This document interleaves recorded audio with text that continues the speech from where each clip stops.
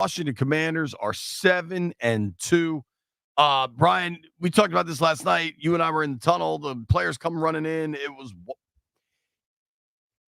Nothing's ever easy in the NFL. I don't want to say something was easy. It was a one-score game late, but the Washington was firmly in control. Totally. 85% of that game. Yep. It was 21-7 at halftime. Late in the game, like 5 minutes left in the fourth, it was 27-16. They were able to get the late touchdown.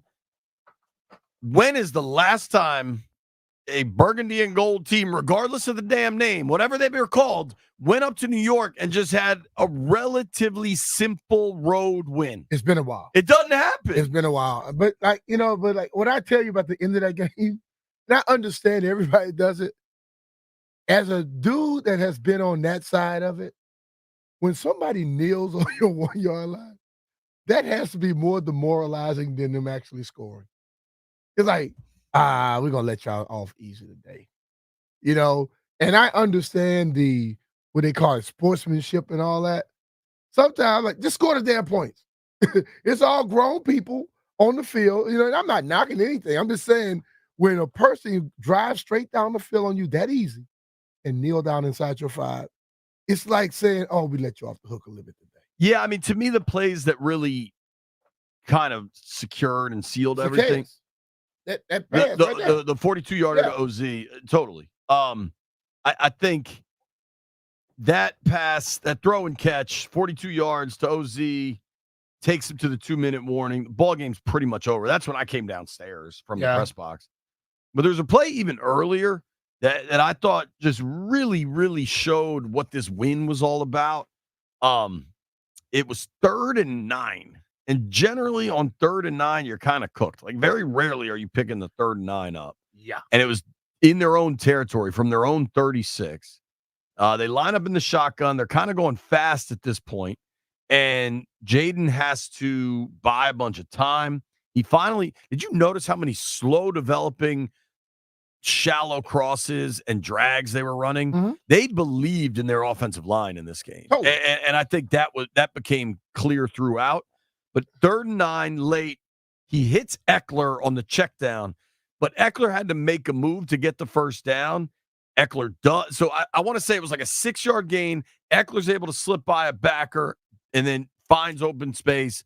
28-yard gain. That, to me, was really the game. Yeah. Because then you end up with 1st and 10 on the Giants' half of the field. And it just, they went on to kick the field goal. They got down to the 5 or 3-yard line, weren't able to punch it in. But I think every time they needed to, they responded. They did. Every time. But I also go to a play, and I don't know if anybody really caught it. I don't know what the lady referee was looking at, but he didn't get the first down. The neighbor's spot. I was with you then. Neighbors caught his hand. He caught the ball here. Which was screaming challenge that before neighbors tackle. It was a yard short. He caught the ball a yard short, never gained any more yards, and she tried to rush it in. If they would have challenged it, you would have seen the ball never crossed the line. Never got to the line. It ended up not mattering. Yeah. I think with what Washington has now, 7-2, first time since 96. The Eagles are right there. The Eagles aren't going away. Yeah. They seem to have kind of Saquon outrun the storm. Saquon looks great. The next 2 games now, dude, the Battle of Pennsylvania over these next 2 weeks, hosting the Steelers and then going to Philly on a short week. Mm-hmm. Like, these are 2 no-joke games. You're not lying about that. But, I mean, Detroit has kind of cemented itself as the best team in the NFC, I think both record-wise and just eye test-wise. Detroit has a plus 110 point differential, which is quite good. Washington at 7-2 has the next best record. They also have the next best point differential. So to me, this ain't fluky. There's no accidents happening here. I thought we would talk. The coaching matters, and I was talking with Tanner yesterday. You look at this overall team; everything has gotten better. It's not just one person, and I don't think anyone. We're not trying to present that. That was the haters think we're trying to present. But the ultimate thing is, every aspect of this team has gotten better. The way they adjust, the way they respond, the offense, the defense, special teams, everything seems better. And I think you have to give a lot of credit to Dan. You give credit to Adam first, Dan, and then coaches leading the way. The old coordinator, D coordinator, and Cliff, and also and Joe. Every one of those guys, and I watched those guys coming off the field. The coaches that, you got assistant coaches, you got the assistants to the assistants. All the way down to that. Those dudes are super proud when their schemes and the things they work on all week when they go out there and it works. They're putting the work in, man. I totally agree. I think there's a assistant coach that deserves a lot of credit from yesterday. And I saw him walking around pregame, and I don't know that for most coaches, their life is pretty volatile. Like most assistant coaches only last 3 years, 5 years in one location, and you move around a lot.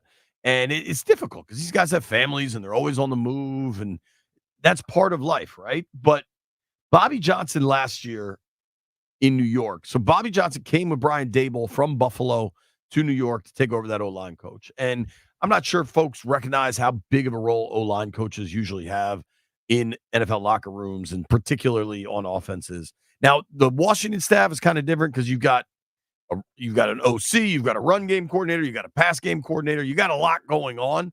In previous iterations, kind of your O-line coach was also your run game coordinator. Anthony Lynn has that role. But regardless, so Bobby Johnson gets run out of New York last year. The Giants' offensive line was bad, but they had an incredible amount of injuries. Yeah. They were just really, really beat up the whole season.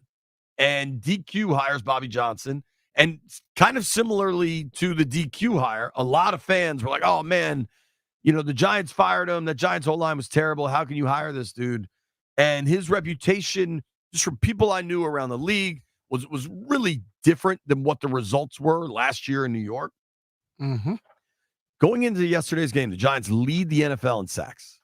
Yep. Number one team in sacks. Dexter Lawrence leads the NFL individually in sacks. Yeah. Washington went up there, allowed 0 sacks the entire game. Yeah. And ran for about 150 rush yards with Brian Robinson hurt. Yeah. The offensive line balled out. At one point, Nick Allegretti had to pop Brandon Coleman's pinky finger back in. Yeah, I was watching that. and Coleman going up against Brian Burns for much of the game, a rookie coming off a concussion, was nails. He was really good. Hey, bro, Coleman can play, dog.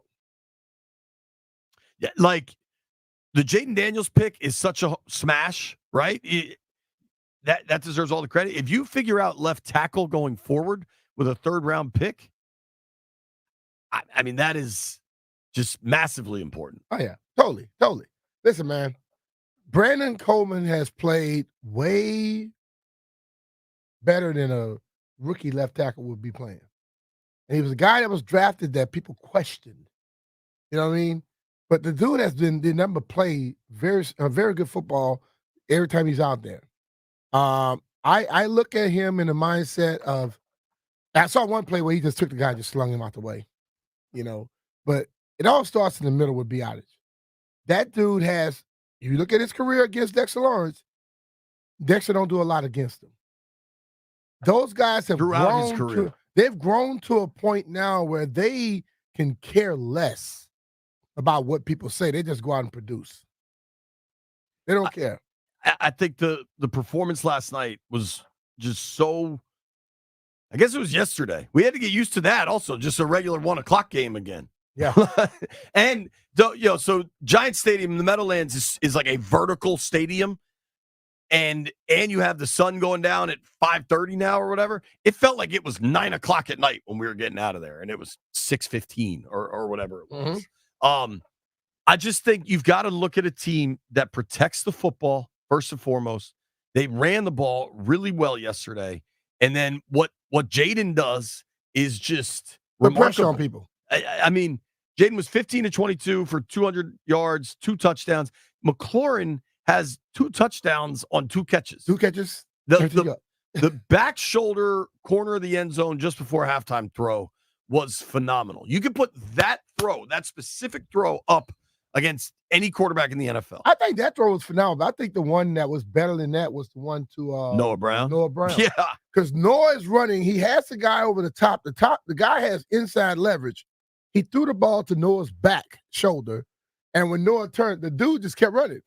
It's like the placement of his balls have been terrific, and that is something that most young guys don't understand. You remember when Howell, I kept saying he throws to a person, not to a spot. Sure. And Jaden throws to spots, not necessarily to the people. Totally. The ball that Terry caught, the guy never saw the ball. I guarantee you he heard it because it went right by his ear.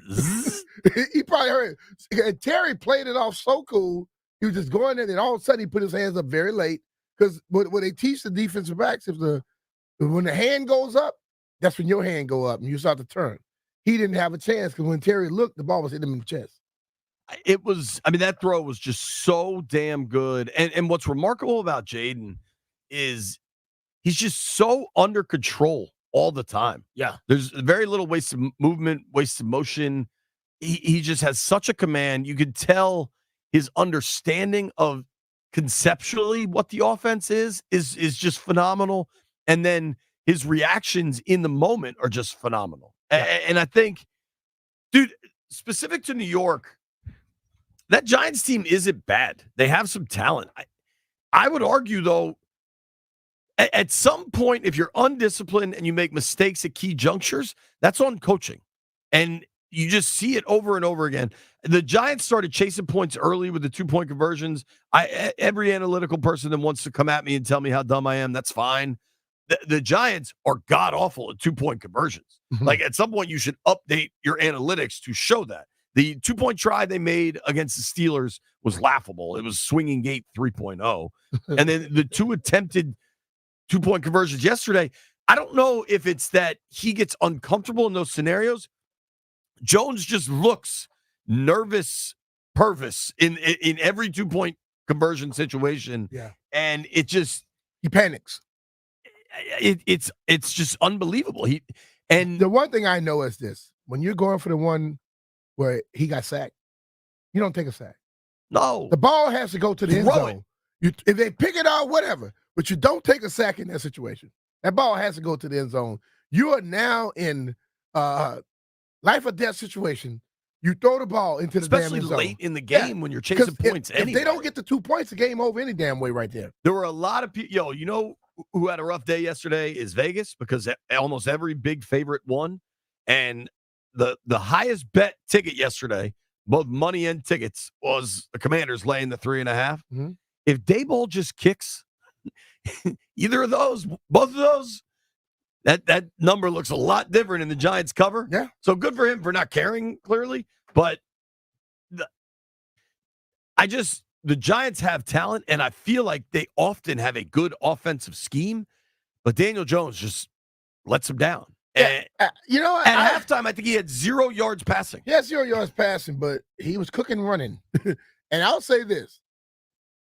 They were running the ball very effectively. Totally. Their whole scheme is flawed. And they have players on their team who plays, they have front runners. Like, when you want to build a team, if your guys are the type of guy where I'm going to give you what I have no matter if we're winning or losing, you can win a lot of games. But if you have guys that shut it down once it's not happening, you're not going to win a lot. And that's why I think the Giants have a lot of those. Listen, I like Malik Neighbors. But all of a sudden, they just start throwing him dump-off passes. Dump. Tyrone Tracy. Yeah, Tyrone Tracy can play. But the thing of it is, they wanted to make sure that they satisfied Malik and started throwing him multiple passes. If I'm a defense and we're leading, you can keep throwing him 4 and 5 yard passes. We're going to just keep tackling his ass. Right. You know? And that's what I saw. They stopped trying to go down the field and do stuff until they were forced to do it. Their first half game plan was so run heavy that you can argue they saw some sort of flaw in Washington's run defense, or just that they fear Daniel Jones having to win for them, so they just wanted to run the ball. It was, I mean, the pace, dude, we hit the 2-minute warning in the 1 o'clock hour. Like, I just happen to be noticing those kinds of things. And of their playlist, I maybe I'll try to find the game book, but at halftime, Jones maybe had, 7 passes? Not a lot. He did have the touchdown throw. It was, I think that was about their problems at left tackle, because as soon The first drive, they were cooking. And then they try to play action pass. Fowler gets home, strip sack, forced fumble. That was a touchdown. My man Bobby Wagner had him a touchdown. The referee screwed it up. That whole situation sucked because there were Giants players that just stopped going after the ball, too. That's their fault. I don't know how you ruled that an incomplete pass. They in say real time. play to the end of the whistle. They scored anyway. Like, if they don't get if Jaden doesn't connect with Terry there for the score, I just want Bobby to get it. Right. I like old dudes having success. I get that. I thought Jeremy Chin yesterday was unbelievable. And if you go back in time for him, he was when in 2020, when there was a lot of talk about Chase Young, who eventually won the NFL Defensive Rookie of the Year. He was Chin, I believe, came in second. Yeah. He was fantastic. And I believe in Carolina, like, he got Carolina'd, and things just went so weird and sideways with that organization. Chin has a lot of talent, and for his size and speed, that is hard to figure out. Something they did yesterday, and we watched them working on it before in pregame. They were working on that tackling one-on-one with guys in space on the edge, because that's where Malik Neighbors got him with in the last game. And Sam Still, Igbenogany, those guys were coming up tackling one-on-one. Chin, they were coming up making those tackles. Most impressive tackle and yesterday. Nullifying them. Malik Neighbors all alone on the edge on another one of those little dump offs, and it's Chin in space having to come up strong to force the edge, and he's able to get him down, open space. Yes. I mean, he shows the speed, he shows the tackling ability. I mean, damn impressive. On one of the most elusive, hard to bring down guys in the NFL. Yeah. I was really impressed with Chin. I thought Wagner played well. Dante Fowler, we need to have a conversation about. Getting whenever Fowler gets one-on-one on somebody, if it's a suspect tackle for sure, he's beating them. But he's giving people hell on the edges. So Fowler's best NFL season came in 2019 for the Rams. It's his only double-digit sack season. He had 11.5 sacks, 58 tackles, forced 2 fumbles that year.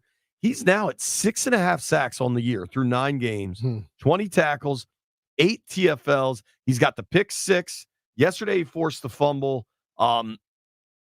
It's funny, throughout the kind of roster process, training camp and everything, you and I talked about it at various times. Like, weird they list him as a linebacker. He's a DN. He is a little bit more than a DN. Like, he can give you a little bit of coverage help, but all this talk of where will the production come from, it's remarkable. You lose John Allen a couple of weeks ago. You lose Brian Robinson in this game, and the ball just keeps rolling. Yeah. You got to credit. That's an organizational They thing. have a next man up mentality, and that's going to always work for you. And they coach 1 to 53. Too. That's something you've always discussed. It's pretty damn interesting what's going on with this football team. And we can back off discussions, but, they're playing really well. And at some point, it's a very legitimate conversation about what they can be. And these next 2 games are going to go a long, long way. Yeah. This is fun, man. It was fun being in that locker room. Yep. I mean, dude, Jeremy Reeves is shouting you out on Twitter, just saying how proud he is. I'm going to read it. Reeves last night, no lie, ending these games and dapping up, seeing how happy Santana, Fletch, and B. Mitch are is so dope. The OGs are proud. Like, that's got to mean something for you. Hell yeah. It's like, it's been a long time where it was always they pit the veteran or former players against the current players. That is no longer. Sure. Everybody's in this thing together. And you have a chance to talk with them and, break bread in a sense. And also, you show them how happy you are. And, I think that's how you build legacies. Well, on Saturday night, we kind of saw some guys at dinner. That works, baby. Works. Everybody's in it together for the burgundy and gold. And you know what else is in it together? warm days, and chilly nights. That's what happens this time of year where the sun comes out in the afternoon, but it's cold when you wake up. You know what that means? It's time to schedule a $99 heating and cooling check with the 5-star experts at Crop Metcalf. Yep, for just $99, an expert Crop Metcalf 5-star technician will check both your home's heating and cooling system for one low price. Do what I did. Call today for peace of mind no matter what tomorrow's weather brings. Call 1-800-GO-CROP or visit cropmetcalf.com. And remember, Crop Metcalf is the one with 5 stars.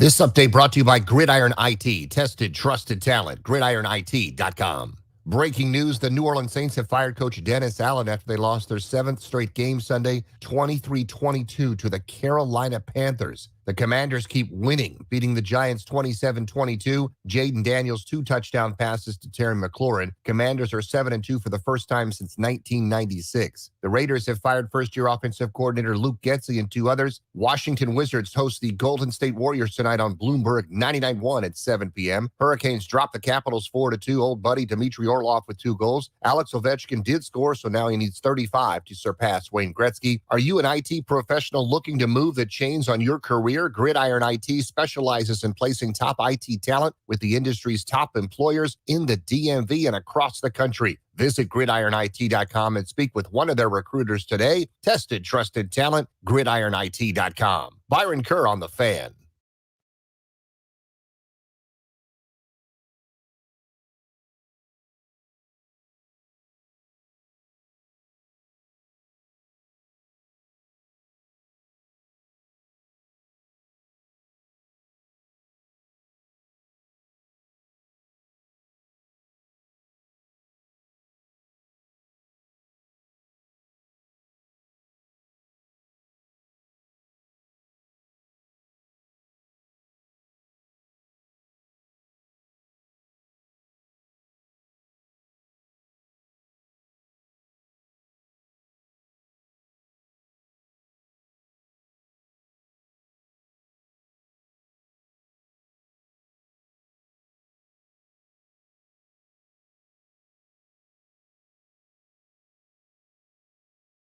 Woo! A lot going on in the NFL. While we're playing cool in the gang, chilling on a victory Monday, wondering where the pizza's coming from. Not so easy in the Big Easy. Saints fire head coach Dennis Allen. They should. That guy sucks. He never should have gotten the job. That actually might be an example of white privilege for that dude to get that job. But regardless, now Saints just fired their head coach. And Michael Thomas was lighting them up yesterday. Trade deadline is tomorrow afternoon. Sell. Like, why wouldn't you sell if you're New Orleans? I just see this per Schefter. With New Orleans firing Dennis Allen, questions remain about what the Saints will do before the 4 p.m. Eastern trade deadline tomorrow as the team holds a 2-7 record. Pro Bowl cornerback Marshawn Lattimore is among the players teams have inquired about. I don't know. Like, maybe tomorrow we go hard on the trade deadline because who knows what will happen tomorrow afternoon. I do think Washington, they have an obligation to be active in conversations, but nothing more than that. And I'm fully aware that football seasons are very finite resources, and this team is quite good. But I think if you talk to Peters and Quinn and Harris and Kingsbury and Joe Witt, like, they don't think this is some fluke that they have to absolutely press the gas on right now because it might all fall apart. Yeah, I think this they understand that they're getting out of these players what they want to get out of the players. And I think Joe has mentioned it almost every week about people learning exactly what they want, and then it start to look good for you. That's what you're seeing right now. And I think what you're seeing right now, yesterday, the rush defense, they got attacked early on in that game. The Giants clearly had a plan, and they just ran the absolute hell out of the football. And it largely worked early on, but they weren't kind of able to convert it to points. And then with Jaden's quick strike ability and how good that offense was, Le'Veon writes the questions, right? And I'll present this fairly. Giants ran the ball well early in this game. They really did. Is that a cause for concern, Brian? I would say no, because they ran the ball, they got down, and they got a field goal. They hunkered down. As the game went on, and I think they got that one touchdown early on. The situation of the game changed, where they had to start throwing the ball, and their runs wasn't being as effective late as they were early. So they made an adjustment. That's what I said earlier about creating the turnover really changed a lot. There. So what happens is a lot of times they were in position to make the play. I will just say this here to every defensive player out there. You cannot play a whole football game without going to the ground. So every player tries to throw a forearm or shoulder or the elbow like, or they want to just, as a guy's falling, they push him down, wrap up, and take your ass to the ground too. That's how you make tackles in the NFL. Because you're not going to tackle too many guys just bumping them. At halftime of that game, the Giants had rushed for 142 yards. Yeah. That's pretty significant. But they finished the game at 164 yards. Yeah. So there was some weird schizophrenic situations with the Giants offense, but a lot of that was created by the Washington offense. Yeah. Well, it looked discombobulated. Cliff, Jaden, DQ, the whole operation, Dave Gardy deserves some credit. Like, their operation at end of halves has been really smooth. They've gotten a lot of points. They are 2 minute aggressive. drill. Right. They're aggressive and they run it clean. Without looking like they're out of control. Right. You know, they have like when you see things that are chaotic, you look like you don't know what the hell you're doing, but they're aggressive and they're very calm with it. And I think that kind of throws off the team you're going against. Yesterday, right before halftime, Allegretti had the holding call, brought back a big gainer. They looked discombobulated. And the one thing that I think in the first segment, we did a really good job of talking about Jeremy Chin and Dante Fowler, OZ, Austin Eckler, Noah Brown, Terry McLaurin. But you know what else this team has? I think all of a sudden you've got a well-coached team with some good depth, with playmakers all over the roster. And you're not only relying on 2 or 3 people whose jerseys are for sale in the team store. There's a lot of people involved. Yeah. And you got to give everybody credit. We've been on the air for 37 minutes now. But Jaden Daniels is that freaking dude. Oh, yeah. And, like, sometimes the bad penalty happens and the coaches seem confused. You got to burn timeouts. And, like, things just aren't going right. And then he makes 2 perfect throws and it's 21-7 at halftime. Yeah. Like, when you have what seems to be a really well-built operation and then you have that freaking dude at quarterback, That's a recipe for we don't know how far this can go. What I like about the offensive scheme and what I like about this team, they do what they need to do to win their games. They don't ever get into a point where late in the game they're just chucking it so they can have certain numbers.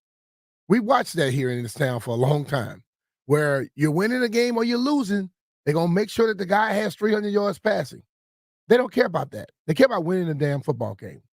And it says a lot about Dan, Cliff, and even Jaden, to where, dude, man, we winning the game. I don't care about that. And I've seen too many times where we are down and we're chucking it around so we can say, well, he passed for 300. We've heard coaches in this town go, well, he's passing for over 300 yards a game. Yeah, but you're losing every damn game. So what difference does it make? Last year, you know, like probably by this time last year, past the halfway point, people realized that the passing yardage was kind of hollow with Howell because of the way they ran their offense. And there were a lot of things, but like you could talk yourself into whatever stats you want.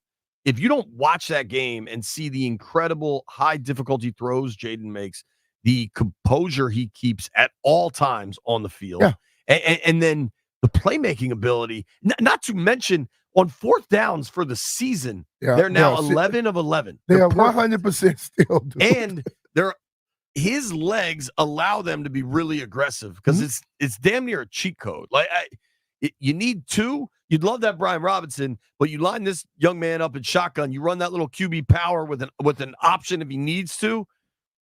It's pretty difficult. It is. It's pretty difficult to defend. And every time he's on the edge, and you have defensive backs back there, linebackers with the 2 to 3 receivers that he's coming at, you don't know what to do. You drop back too far, he runs it. If you come up, he pops it right across the top. So, I mean, listen, every coach is supposed to find out what talent they have and use that talent and use plays to allow them to go out there and play to the best of their abilities. I believe offensively they have done that with everybody. C-Rod hadn't gotten the chance much this year.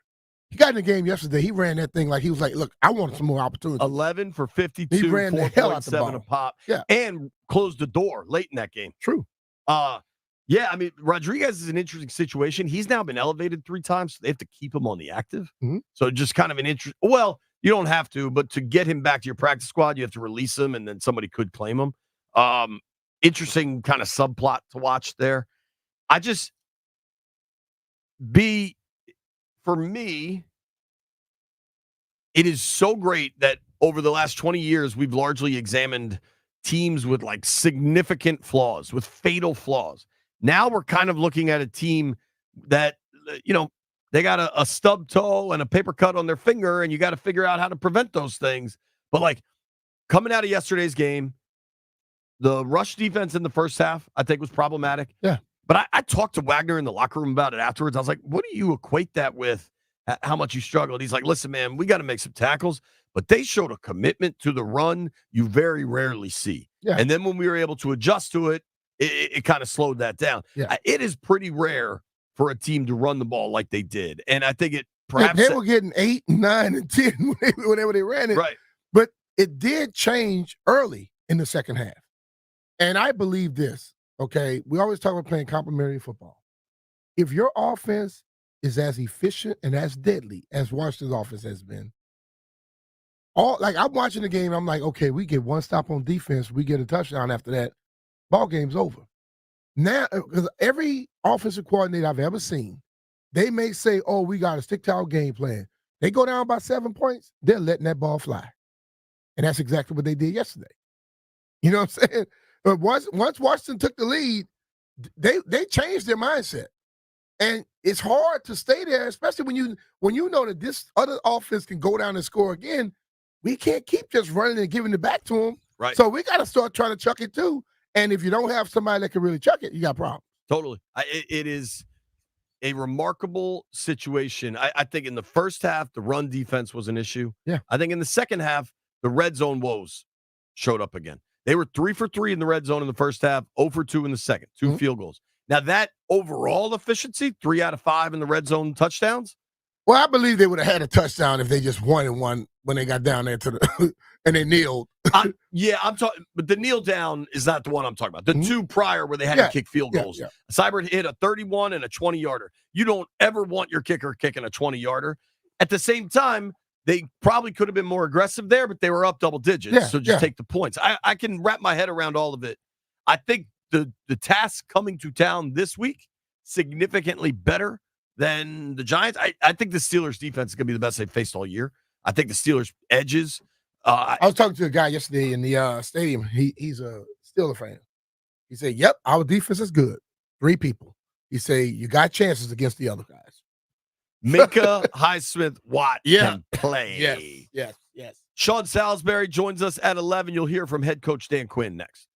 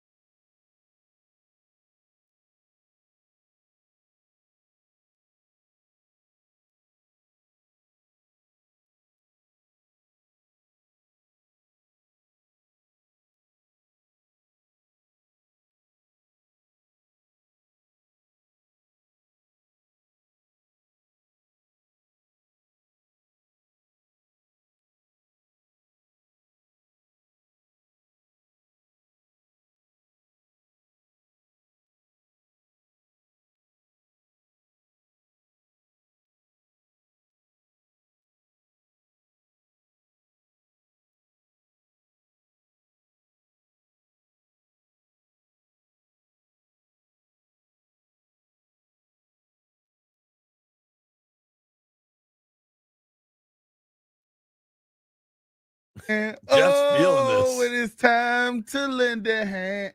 Why you turn my mic on?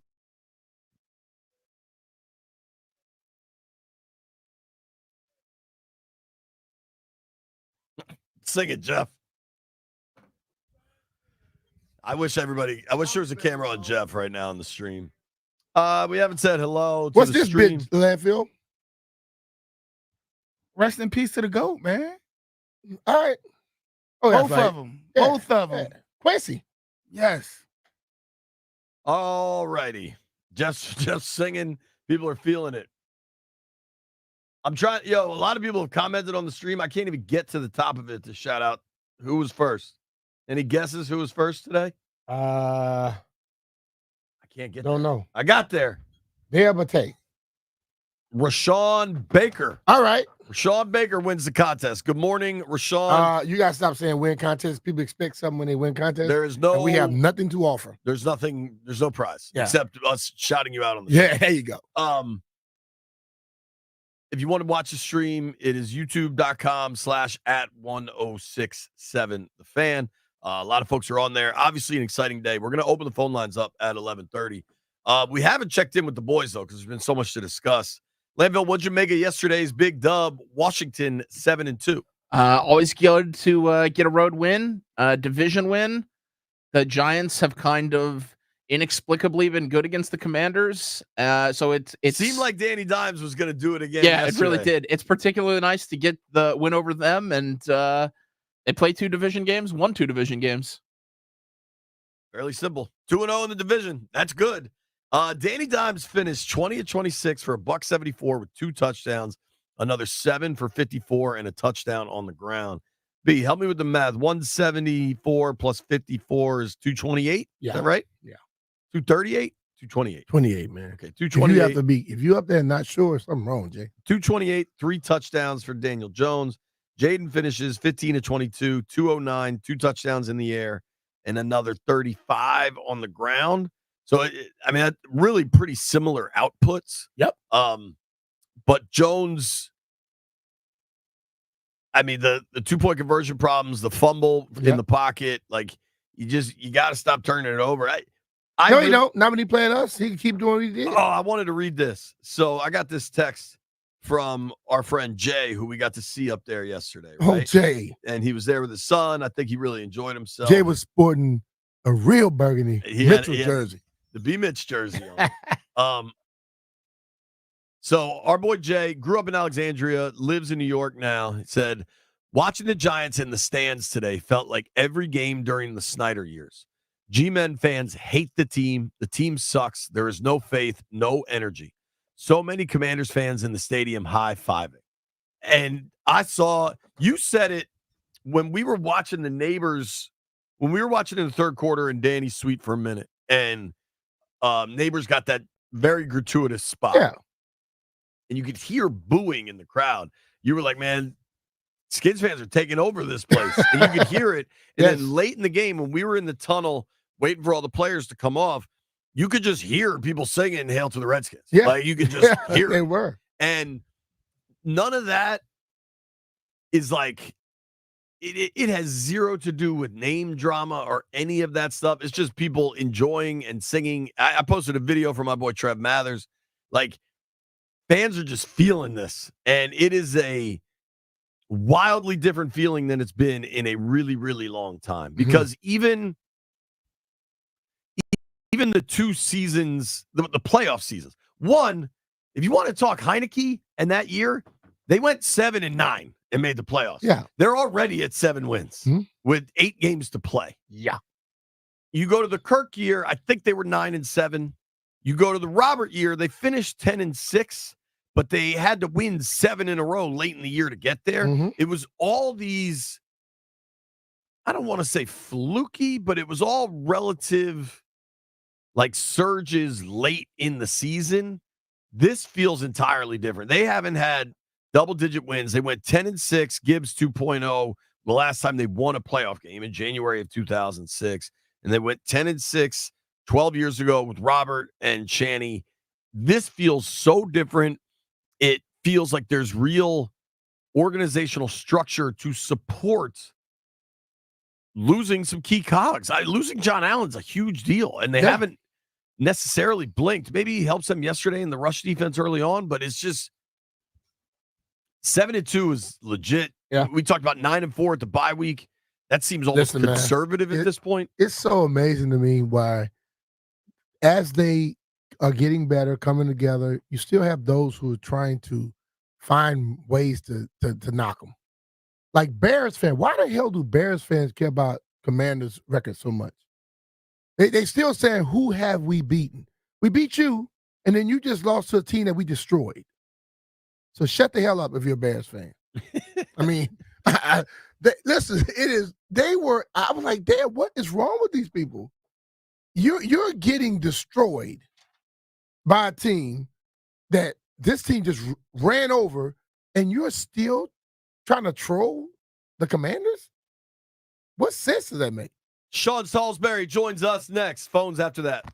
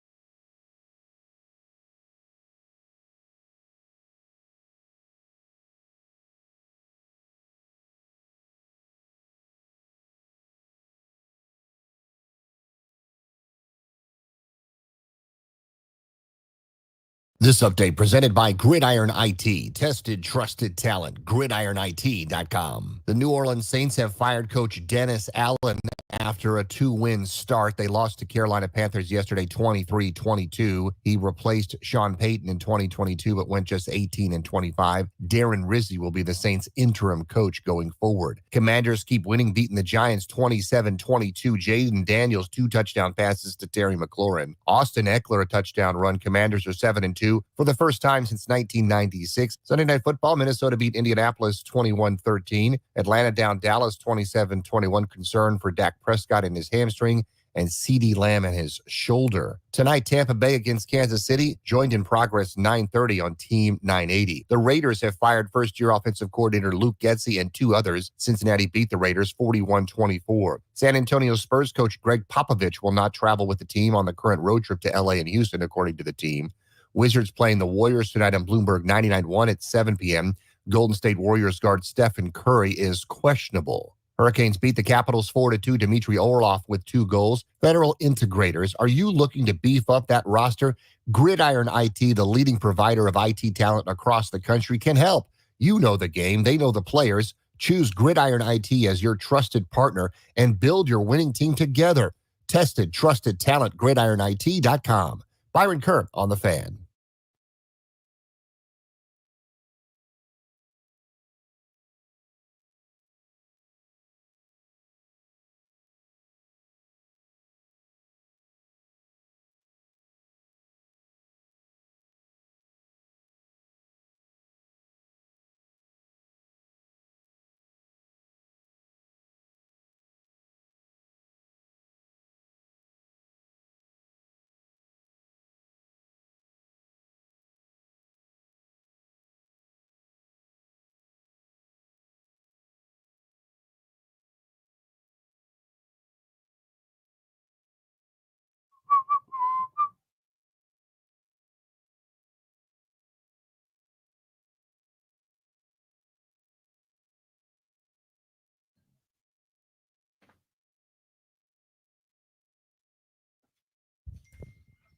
B. Mitch and Finley, 1067 The Fan. We're going to open the phone lines up in about a half hour, 11:30. You want to get on early? You can. Call now. Joined by Sean Salisbury in just a moment here. I do briefly want to look at the NFC standings, B. Mm-hmm. Like, we're after Halloween. Halloween's always my cutoff to when you know a team is real or not, right? Mm-hmm. They're 7-2. Haven't had their bye week. Some teams have. Their bye week comes late. In a sense, you could care less about that bye week, right? In some ways, you're like, all right, well, they got it. Yeah, hell with it. Let's keep it going, man. Hell with the bye week. Detroit's at first. Detroit's really good. If you watch them go to Green Bay and just really beat down the Packers, the Lions are legit. Made it to the NFC Championship last year. Like, there's no surprises there for me. None whatsoever. The way they are physical and run the ball, and Goff is dealing. Let me ask you a question, though. What? Any chance this game gets flexed? Steelers? Yeah. I highly doubt it. I'm not going to say no, but if you look at the procedures involved, Sunday Night Football is Texans-Lions, which is a really good game. NBC's not going to waste an ask. You sure? And then the 4:00 game is Eagles-Cowboys, which is a massive game. Yeah. And then it's too early in the year to flex a Monday nighter. It could be a snoozer, too. It could, but it'll be – what do they care about? Money and eyeballs, and Eagles-Cowboys will give you that. Right now, though, we are going to the BetQL guest line to talk to our friend, Mr. Sean Salisbury. Sean, what's up, man? Thanks for making time with us. Great to be on with you guys, man. What an honor to be at this show, and you actually bring a mere minion like me on. I appreciate it, man. Oh, man, stop that. Mitch, good to talk to you, too, brother. How are you guys doing? We're doing good, man. You been golfing lately? Come on, man. Once I'm done with you guys, I'm doing the same thing today. I got to get a handicap where I can at least compete with somebody like you. So, yeah, I'm practicing. Sean, B and I played this weekend, and we lost to London Fletcher and CJ. So it wasn't that much fun. We're going to get them back. Well, we got to fix that. Are you let a linebacker handle you guys? Come on now, Mitch. I know. Now, we got this guy that says he's a 7, but he plays more like a scratch. Yeah, but Fletch did get hot on the back. Oh, so what a shock. He milks the system. Yeah. Oh, I'm a 7. Then he shoots 68. Yeah, my kind of guy, right?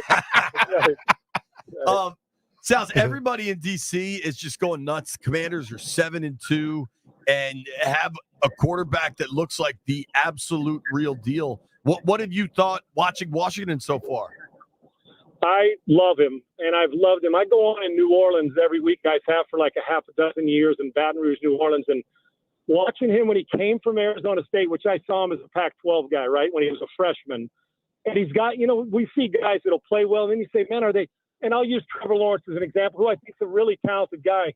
But the inconsistency, has he gotten better? You know what I'm saying? That we see sometimes. And I watched him when he got there with Brian Kelly the first year. He was, he did some good things, but was not taking shots, was very protective of the football, played a lot of horizontal football, and didn't push the ball down the field. I'm talking about Jaden. And then he spent time in the offseason. They came back the next year. And he became one of the best deep ball throwers the next year, his Heisman year, that we had in the country. And it's continued.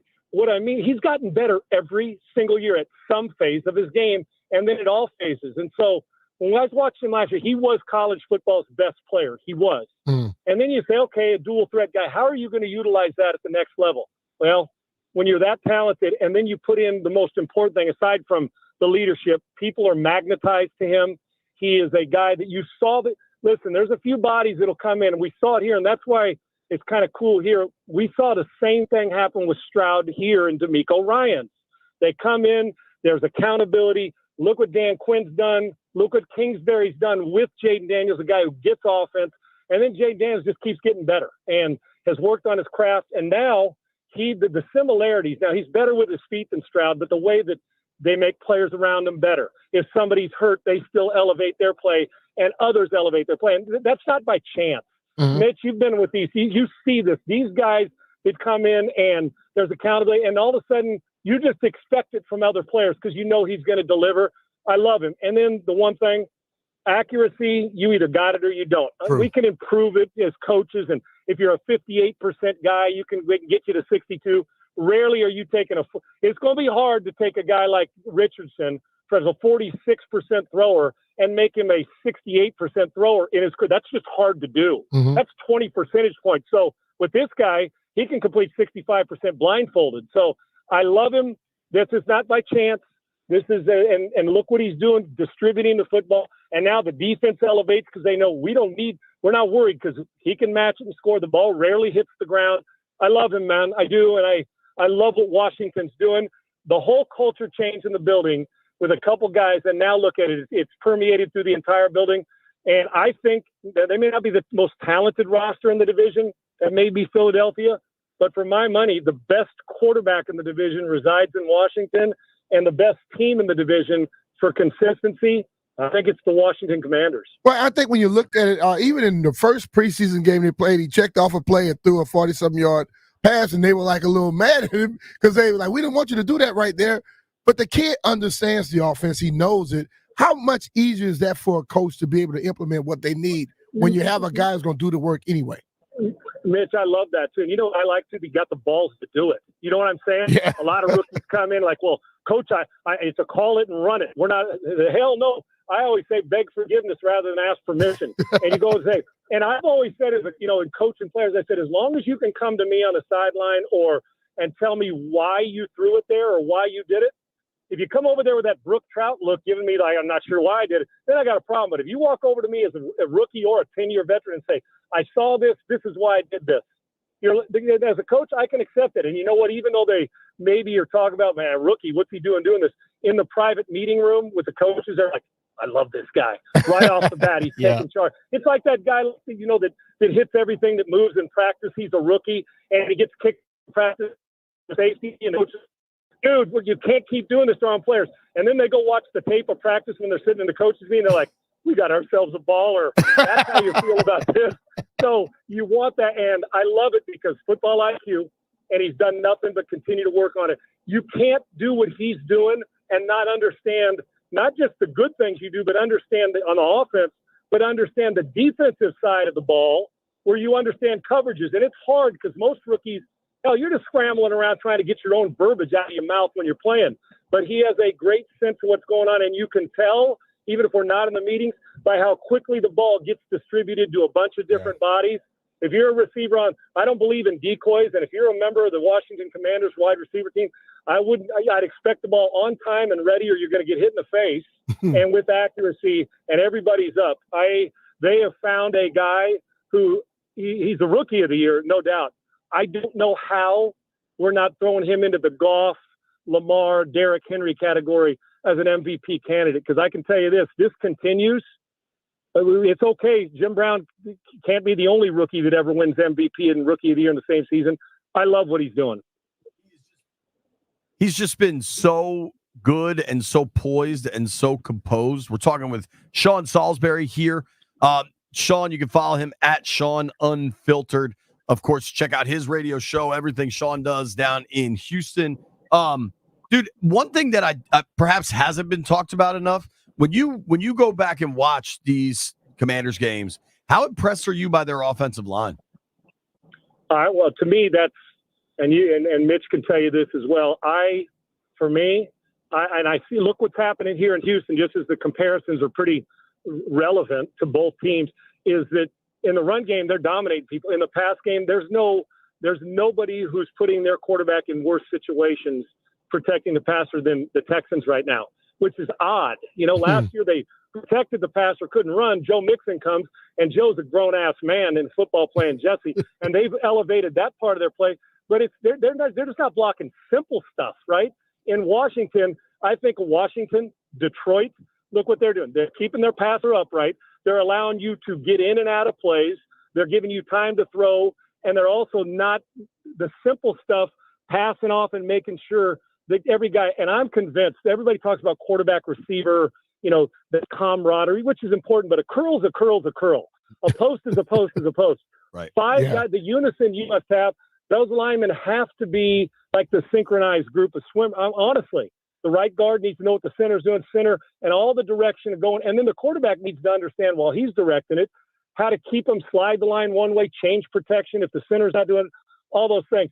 I think aside from the quarterback's accuracy and the culture change, I think the biggest reason in the building that's happening, you want dogs and you want guys that are nasty and mean and angry up front on the field. Nicest guy, offensive lineman, you feed them a hot meal, pay them and tell them how great they are if you're the offensive coach.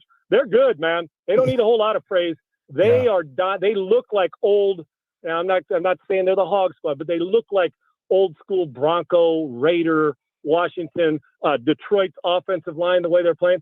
And I'm going to tell you, regardless of how good the quarterback is, if that guy's not upright, things change, and they can run it, they can play action it, and they seem to have a pretty good idea of what the defense is trying to do and how to combat it. You got to find the conflict, and once you know the conflict, the rest is easy. They're playing about as well as you can play in the NFC, and that will be what sustains them offensively. I already know the quarterback can play. Yeah. That offensive line staying healthy, the Washington Commanders, and it's not just getting to the playoffs, which I know everybody, man, what are we doing here? Washington's a historic franchise. They expect to win. And now with this quarterback, just like they did here last year, the turnaround, once you get in, it's not just one and done. They want to have a chance to extend this. And right now, I know we're a ways away from that, but sitting where they are right now, we could have expected better team this year. None of us thought 7-2 with a rookie quarterback, and and a new head coach and a new coordinator.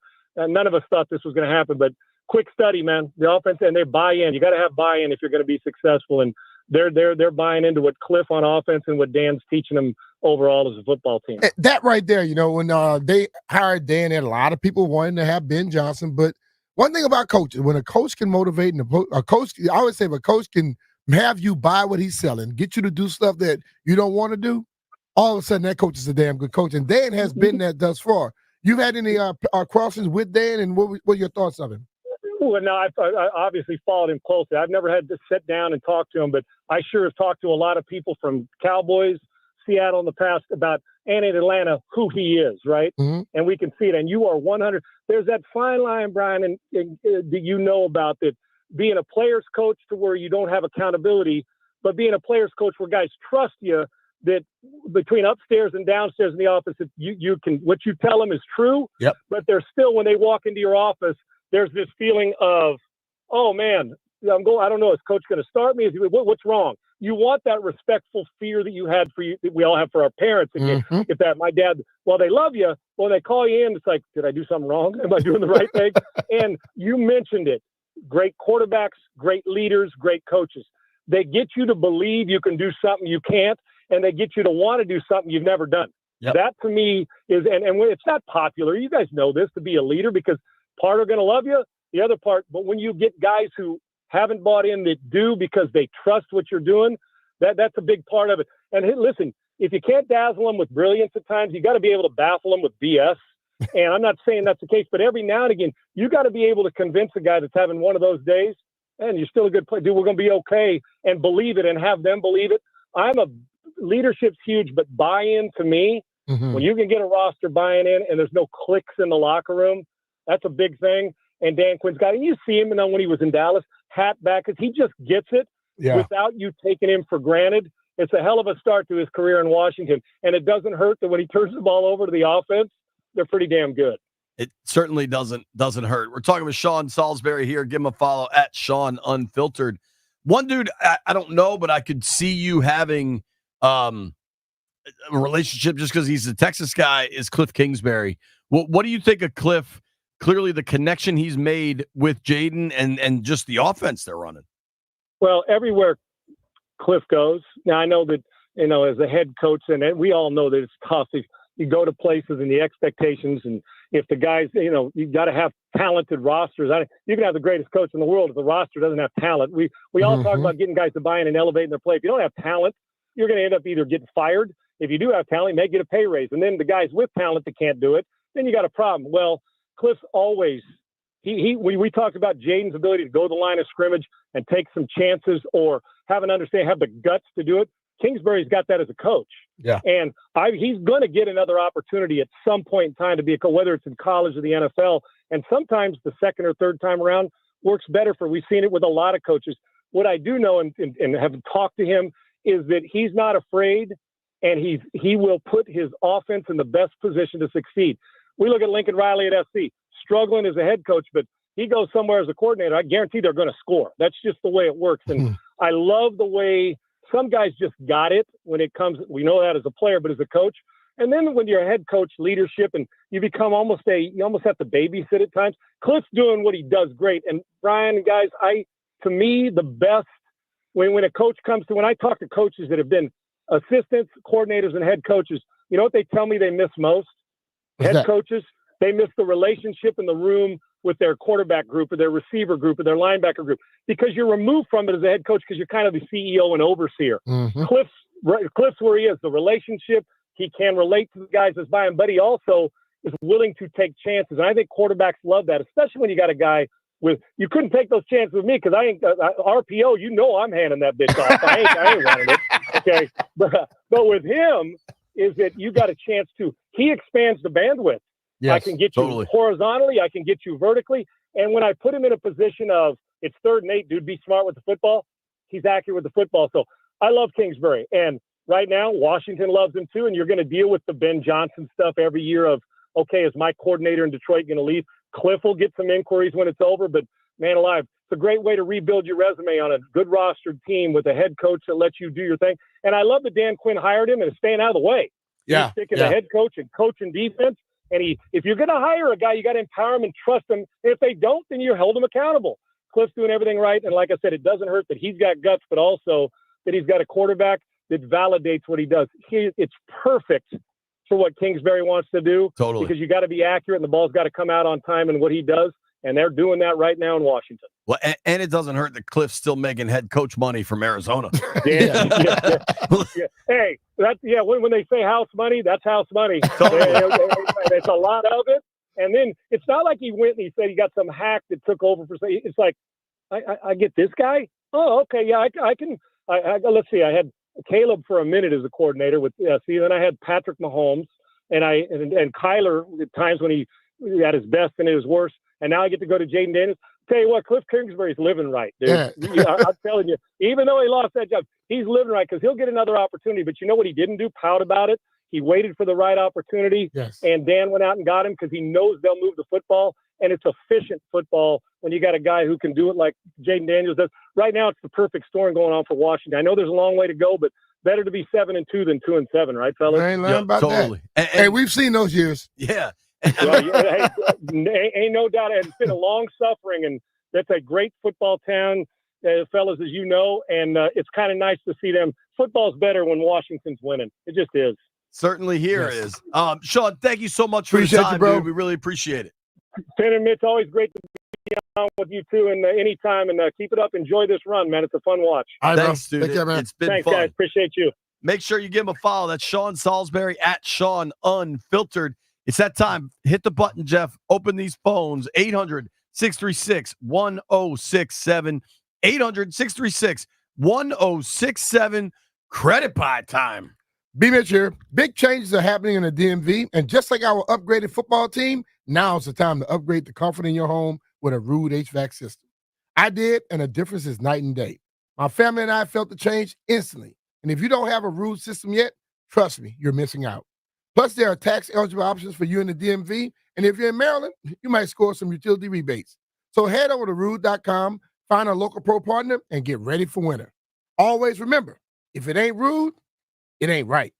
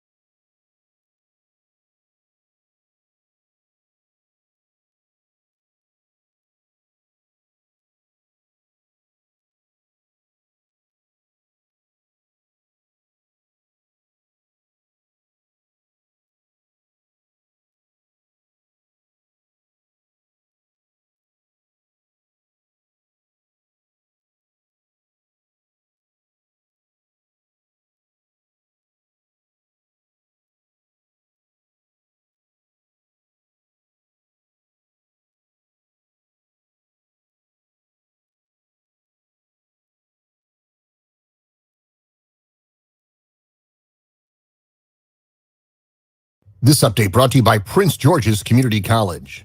The New Orleans Saints have fired head coach Dennis Allen after a 2-7 start. The Saints won their first 2 games this season, but haven't won since. Darren Rizzi is the interim coach for the Saints. Commanders beat the Giants 27-22. Jaden Daniels, 2 touchdown passes to Terry McLaurin. Greg Popovich will not travel with the Spurs on their trip to LA and Houston, according to the team. Steph Curry has been upgraded to questionable for Golden State tonight against the Washington Wizards. You can hear the live play-by-play at 7 p.m. on Bloomberg 99.1. National second baseman Luis Garcia Jr., a finalist for the Silver Slugger Award. Winners will be announced November 12th. Looking to get ahead and save money? Winter registration at Prince George's Community College starts October 28th. 4-week fast-track online courses starting December 16th. Perfect to fit your busy schedule. Give yourself the gift of education at pgcc.edu. Byron Kerr on the Fan.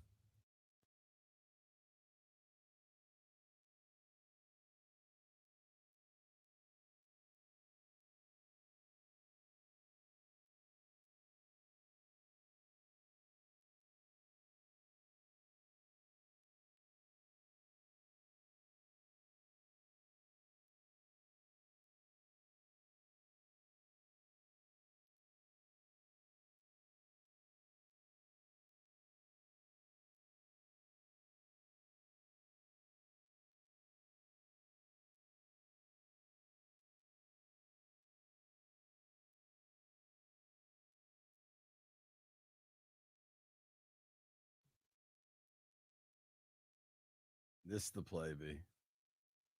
Hmm? The play you were talking about where Burns thinks he's got Jaden.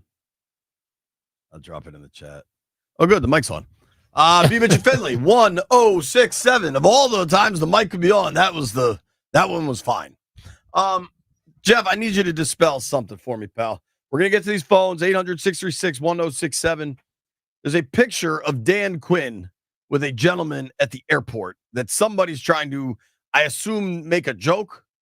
Yes, he's trolling. Let's dispel some stuff. That is 2 Chainz. There's a picture of Dan Quinn with the rapper 2 Chainz at the airport that somebody tweeted out. Yo, look, it's Dan Quinn with Marshawn Lattimore. They're getting this trade done. So if you are seeing that tweet go around, Yeah. and you realize, they need to just make it to where when you put some BS on social media and people start going for it, they can sue your ass. You'll stop that stupidity. My guy Matt Carnage asked me on Twitter, I see rumors of Dan Quinn meeting up with Lattimore. Any word? No. Yeah, he met up with 2 Chainz. Listen, I don't know. If he was going for a basketball team, I might believe it. It's crazy because I literally quote tweeted the dude who posted it. I said, "Hey, you dead wrong," with a laughing emoji, because he know people hopes are up for Washington going for a cornerback, specifically Lattimore, and for him to put 2 Chainz, that is hilarious. Because even when I see it, I was like, "That's 2 Chainz." He might not know. Plenty of corners out there. Lattimore's not the only one. If he's available now, it becomes a little more interesting. Keep in mind though, I think he's missed a game this year. Strings. He missed a lot of time over the last 3 seasons. Prior to that, he's been really durable, but I think a lot of options out there. Don't think it's all eggs in one basket. Albert Breer, I was reading something this morning from Breer on SI just about maybe Cleveland's an option. Maybe that means Newsom's an option. Maybe New England has a veteran corner available. So we're just going to wait and see here, man. That's what I'm going to do. I think the guy that makes those decisions, I think he's done a great job. Breer says it would take an outrageous Herschel Walker type trade to move Myles Garrett, but it doesn't mean he couldn't be moved. Zadarius Smith and Greg Newsome, far more realistic options. Azeez Ojulari has been really good for the Giants as an edge rusher. I would think the Giants don't want to make a trade to Washington in season, but you never know. I mean, things happen. Washington and Philly just did it. Washington won that one. Yeah, Jahan made a good play yesterday. But yes, Washington won that one. Yeah, I mean, a lot left to right there, but yeah, I agree with you. Tre'Davious White's another name to keep an eye out, but we're watching, we're paying attention. As of now, we're just not quite sure how it's all going to shake out. Don't want to be too early on this stuff. What I do want to be early on phone calls, credit pies. As always, on a Victory Monday, our guy Jupe starts us off. What up, Jupe? What's going on, fellas? Time to get the brooms out because we got a sweep on our hands. Timothy Daniels done did it again. Hey, mama, there goes that man. Hey, listen, we got to give a shout out to Rodriguez because there's a lot of question marks on him. Brown has really been stepping it up this year. And Allegretti, man, for popping Coleman's finger back in and for Coleman still stepping it up, playing big, holding it down on the left tackle. Big shout out to those big fellas, man. So you already know what time it is. Time for the victory ritual. That's all due to Ric Flair. Woo! I love it. Thank you, Jupe. Appreciate you, buddy. Fellas. For a bit, I thought Jupe had forgotten we're going to do the victory. I know. You got into all his analysis first. Professor Landini, do you have a credit pie you would like to give out? Look, I was telling Jeff earlier, I think the credit, a huge share of it has to go to whoever calls the plays for the Giants. Because when they started throwing the ball, that's when we won the game. Yeah. They were running the ball. I mean, it seemed like every play they were just breaking off 8 yards, 10 yards here and there, controlling the ball, killing the clock. Especially early on. Dominating time of possession. And then inexplicably, they said, let's throw it. And Daniel Jones isn't good at that. Yep. Jeffrey, how about you, bud? How you feeling? I'm good, man. I'm good. What would I say? I'm gonna go offense. I'm gonna give the offense a good 60% because they essentially kept us in the game. And with that offense, I'm gonna say offense and Cliff because he did a good job with the game plan yesterday. I gotta give 20% to the defense because, dude, they made that one. Daniel Jones ran over, who was it, Dante Fowler and Sarah Steele at the goal line. That's why I say wrap up and go to the ground. Stop just bumping people. Daniel's 6'7", 230, 6'5", 230 something. Yeah, I just couldn't. I was not impressed by the defense, and although it was a win, I'm glad we swept the Giants. That was one of the most nerve-wracking wins I've watched this season. Because I mean, we ain't gonna say the Hail Mary. I thought at one point we might have been in a different pair of shoes if they didn't march. If our offense didn't march down the field, I think we would have been on the back half of a Malik. I hate to say it, a Malik Neighbors touchdown catch. If we was not moving on offense late in that game, yes, it was really scary. And the last 20%, I'm gonna give to the coaching staff. I think from here on out, the wins gotta go to the coach. They gotta get some credit in all of my credit pies all the time because we have never seen. Well, I have never seen a team that has bought into their coach's system like this in Washington.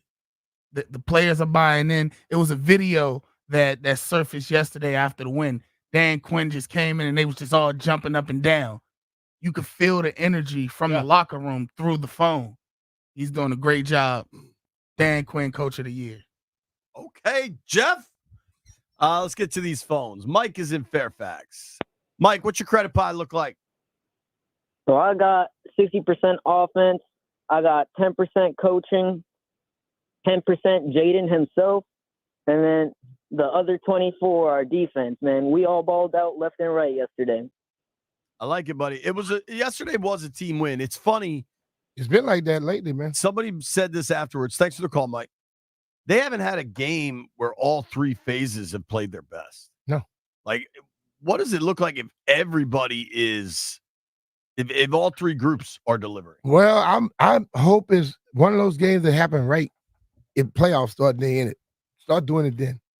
Sure. I think they played well enough in two phases to where they've proven how good a team they are. And if it happens that they play all phases great one time, that may be what we've been waiting on for the longest, man. Because I've been in some games where 45-0, everybody played well. 41-10, everybody played well. You got to find a way to get to that, and I think they're building towards it. I agree with you. I agree with you. I think defensively, they've made some real improvements, some real strides. Mhm. Offensively, they're legit. I mean, they're a top 5 NFL offense. Yep. Defensively, they're kind of rounding into shape around inside the top half of the league, but probably outside of the top 10, somewhere in there. And I think there could be more defensive improvement. I'm fascinated if in the next 36 hours or so we see a move to boost this defense, but I don't think they feel obligated to make any sort of move because of a theory that, their window could close. I think the window just got cleaned. Like it's not only open, it just got open. So I don't think they feel a sense of urgency that I know some fans feel. But that's the thing about it. The fans can feel what they want. They should. The person making the decision, he ain't worried about that. Right. If it's something that presents itself where he knows it'll be a great move, he'll do it. If not, he'll move on. I'm not, whatever shakes out specific to the trade deadline over the next 2 days, there's no outcome that I think I will be frustrated with. If they decide to push in and say you get Max Crosby for 2 1s, I'm talking total hypothetical. Hell yeah, because he's awesome, and you're going to be drafted 27th. You have no idea what these draft picks can become. I don't expect that. But say that you also get through the trade deadline and they don't do anything, I'm okay with that too. Mm-hmm. Why? Because they're 7-2 already. They're winning games lots of different ways. Yeah. There's no definitive right answer except don't go anywhere. We'll be right back.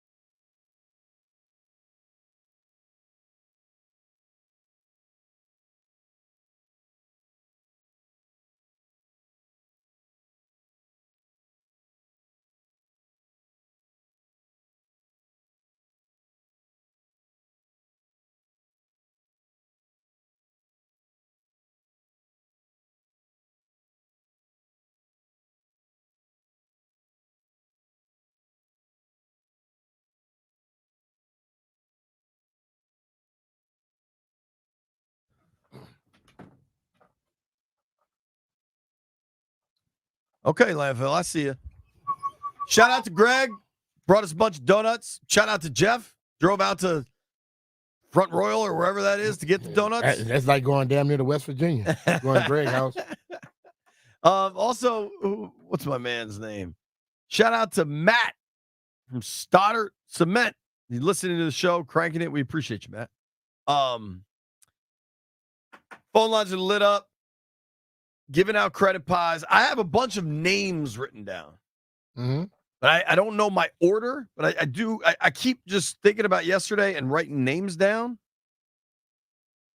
I got Jaden, Chin, Fowler, Terry, Cliff, DQ, Eck for sure. I think that 3rd and 9 was huge. OZ iced the game away. Noah Brown was the leading receiver. Yo, have you talked to Noah Brown at all, B? Yep. We talked. He is quiet. We talk so much about how Jaden is calm and composed and poised. Noah Brown, like, I don't know what the scenario is that dude gets excited. He was pretty calm after the Hail Mary catch. Oh, he just chill, man. That dude is the definition of chill. Like, just very, very laid back. Low key. Yeah, for sure.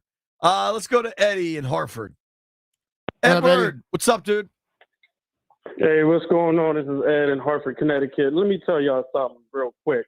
Do you know how many Commanders jerseys I've been seeing up here in Hartford, Connecticut, in New England? Really? They're repping the entire United States of America. I mean, there was like one Giants fan walked in yesterday into this bar, and like 7 Commanders fans walked in right behind her. Like, it is epic to be just winning, but it's really great to see people walking on the streets of Connecticut and Washington Commanders hats, jerseys, keychains are jingling everywhere. You see the flags waving on cars. I'm liking it. Jaden Daniels has changed this team to the point where we're all over. All right. Now, here's my credit pie. My credit pie has to be 25% to Dan Quinn, the overall head coach. Whatever he is doing, whatever we're not seeing behind the scenes as even fans, the way that locker room is coming together every time they win, it's insane. It's great to see. They're hyping each other up. They're dancing. I have never seen this a day in my life. In the 20-something years Dan's not owned that team. The other 25%, it goes to the offense, okay? The offense has turned things around in 1 year. And B-Mitch, you said this during the offseason. Why not us? Nobody can answer that question. Why not us? Well, we're seeing it is us. The other 25% I give to the defense. Now, they got gashed in the first half. I was pissed at it. I wasn't liking it, giving up 140 yards rushing, but they made halftime adjustments. And that's why they still get 25% from me.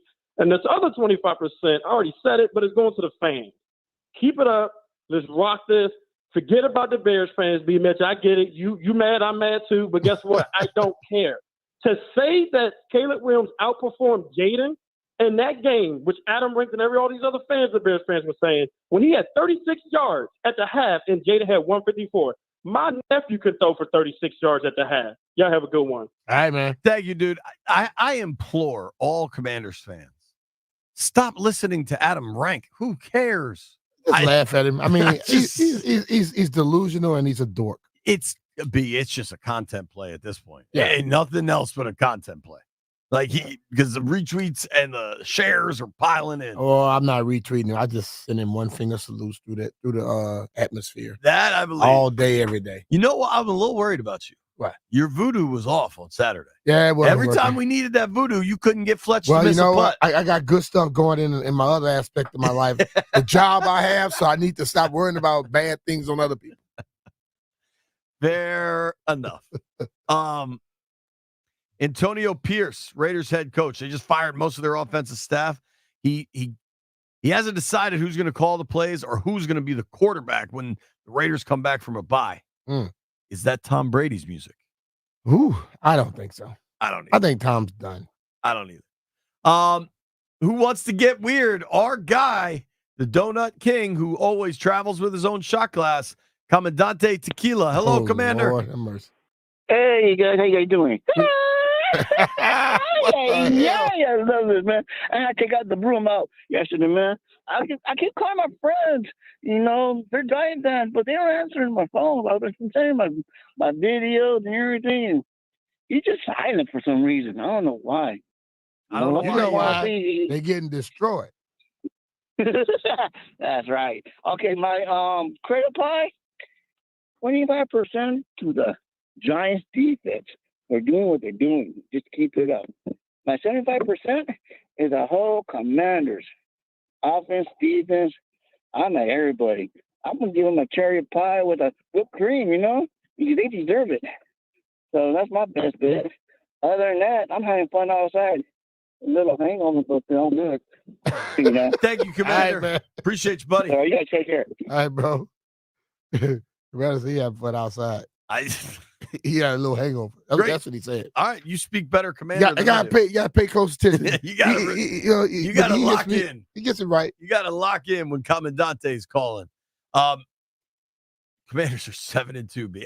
The amount of texts I shared with people last night, I had somebody text me from the team playing, dude, 7-2. Mhm.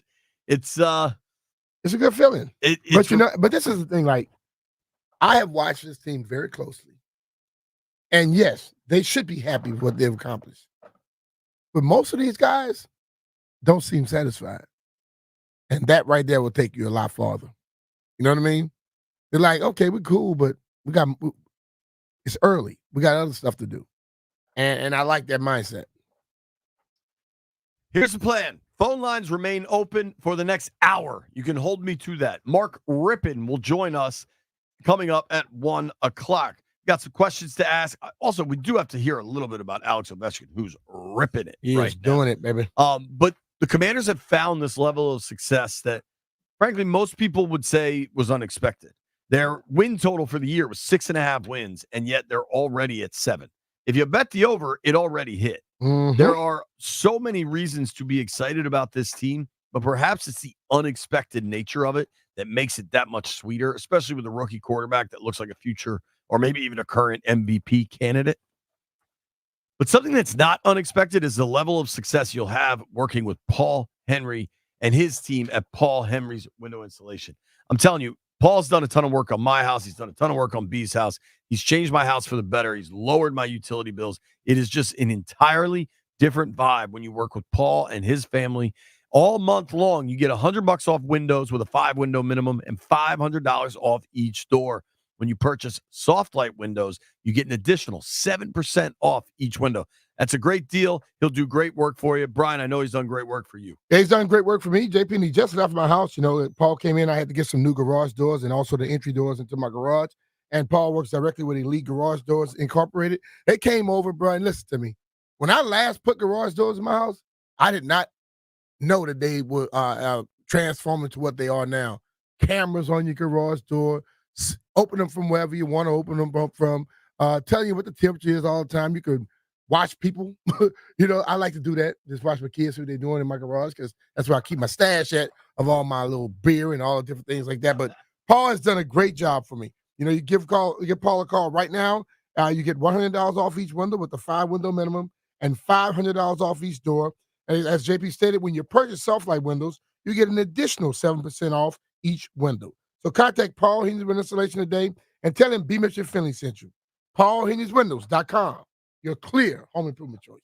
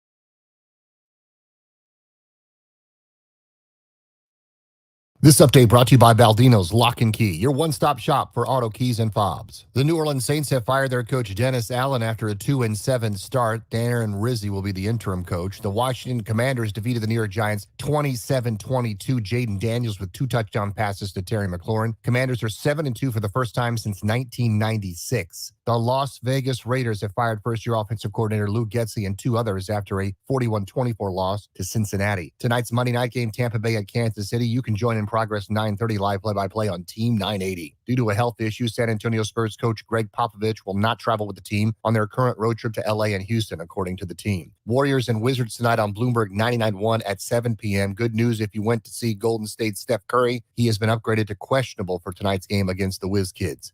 Hurricanes drop the Capitals 4-2. Old buddy Dmitry Orlov, 2 goals. And Ovechkin gets goal number 860, so he's 35 away from surpassing Wayne Gretzky. Nationals second baseman Luis Garcia Jr. is a finalist for the Silver Slugger Award. The winners will be announced November 12th. Tonight in men's college basketball, Maryland welcomes Manhattan 6:30 on Team 980. Virginia Tech versus Delaware State 7:30 on The Fan. George Washington against Mercyhurst at 8 p.m. This update presented by Baldino's Lock and Key. They make car key problems look obsolete with 9 area locations throughout Virginia and Maryland. Stop by one near you today, or for more information, visit baldinos.com. Byron Kerr on The Fan.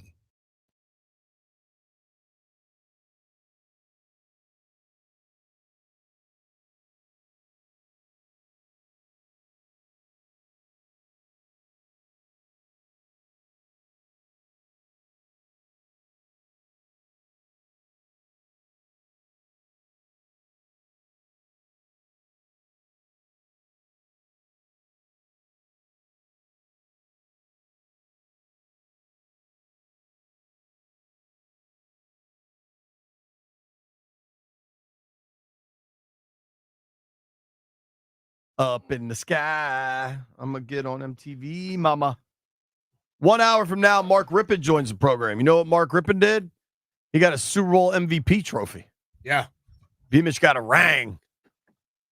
Yep. It's funny. When we were up in Jersey on Saturday, B had the ring out and about. Oh, yeah. Got to make sure. You got to let him know. Yeah, let him know, bro. Earl Forsey just tweeted something. At this point, we go around the room. I'm going to come to the phones. Phones remain open all hours. You don't have to worry about not getting on. You're going to get on. 7-2, and I'm aware of what happened in 96 when they finished outside of the playoffs, right? But that was very different. The playoffs, seriously, the playoffs have since been expanded also, which is worth pointing out. I'm kind of over the percentage chance to make the playoff discussion. Are you kind of over it? I've been over it. Like they're gonna make it. And now I think it's like 94%. So I'm more focused on staying ahead of Philly, who all of a sudden has won a few in a row, and is all of a sudden playing pretty good football. I think the NFC East race is pretty compelling right now. The Cowboys are, I think, shot, but the Eagles are on a 4-game win streak. The issues, questions, whatever was going on with Sirianni seems to at least have quieted. Mm-hmm. Although yesterday, dude, they had a big lead. Jacksonville comes storming back. And if Nakobe Dean doesn't make, you see that interception he made? Nah. Bro, it was a fantastic play for a safety, let alone a linebacker. Uh-huh. So Jacksonville probably, I don't know where they were on the field, but I'd say they were, if they weren't in the red zone, they were damn close. So I'm sure Philly still has its own quirks and kind of issues to work through, but they got a lot of talent on that roster. I think that helps a lot. Yeah, so they were at the 13-yard line, down 5 when he threw the pick. So they were really in scoring position to maybe take the lead. But just on a personal level, I'm kind of done with what are the Commanders' chances to make the playoffs? I think they're making the playoffs. And I think the conversation now isn't about it. We're in uncharted territory. I said this on NBC4 last night. Mm-hmm. We have to rewire our brains. And maybe you don't, Brian, because you played for them when they were winners like this. But for Landfill, who's younger than I am, Like, we have to rewire our brains to accept, this team is good, and the conversations are different now. Right? And Landini, is it weird for you to accept? It has been tough. Like you kind of mentioned earlier in the show too. They've had a couple pretty, successful by the standards of Washington seasons over the last 25 years, but all of those were Straight sugar somehow, highs. 5-6, 12 weeks into the season, and they go on a crazy winning streak at the end. The only time other than this that I remember the team just actually being good, kind of at the beginning and the midpoint of the season, was in 1999.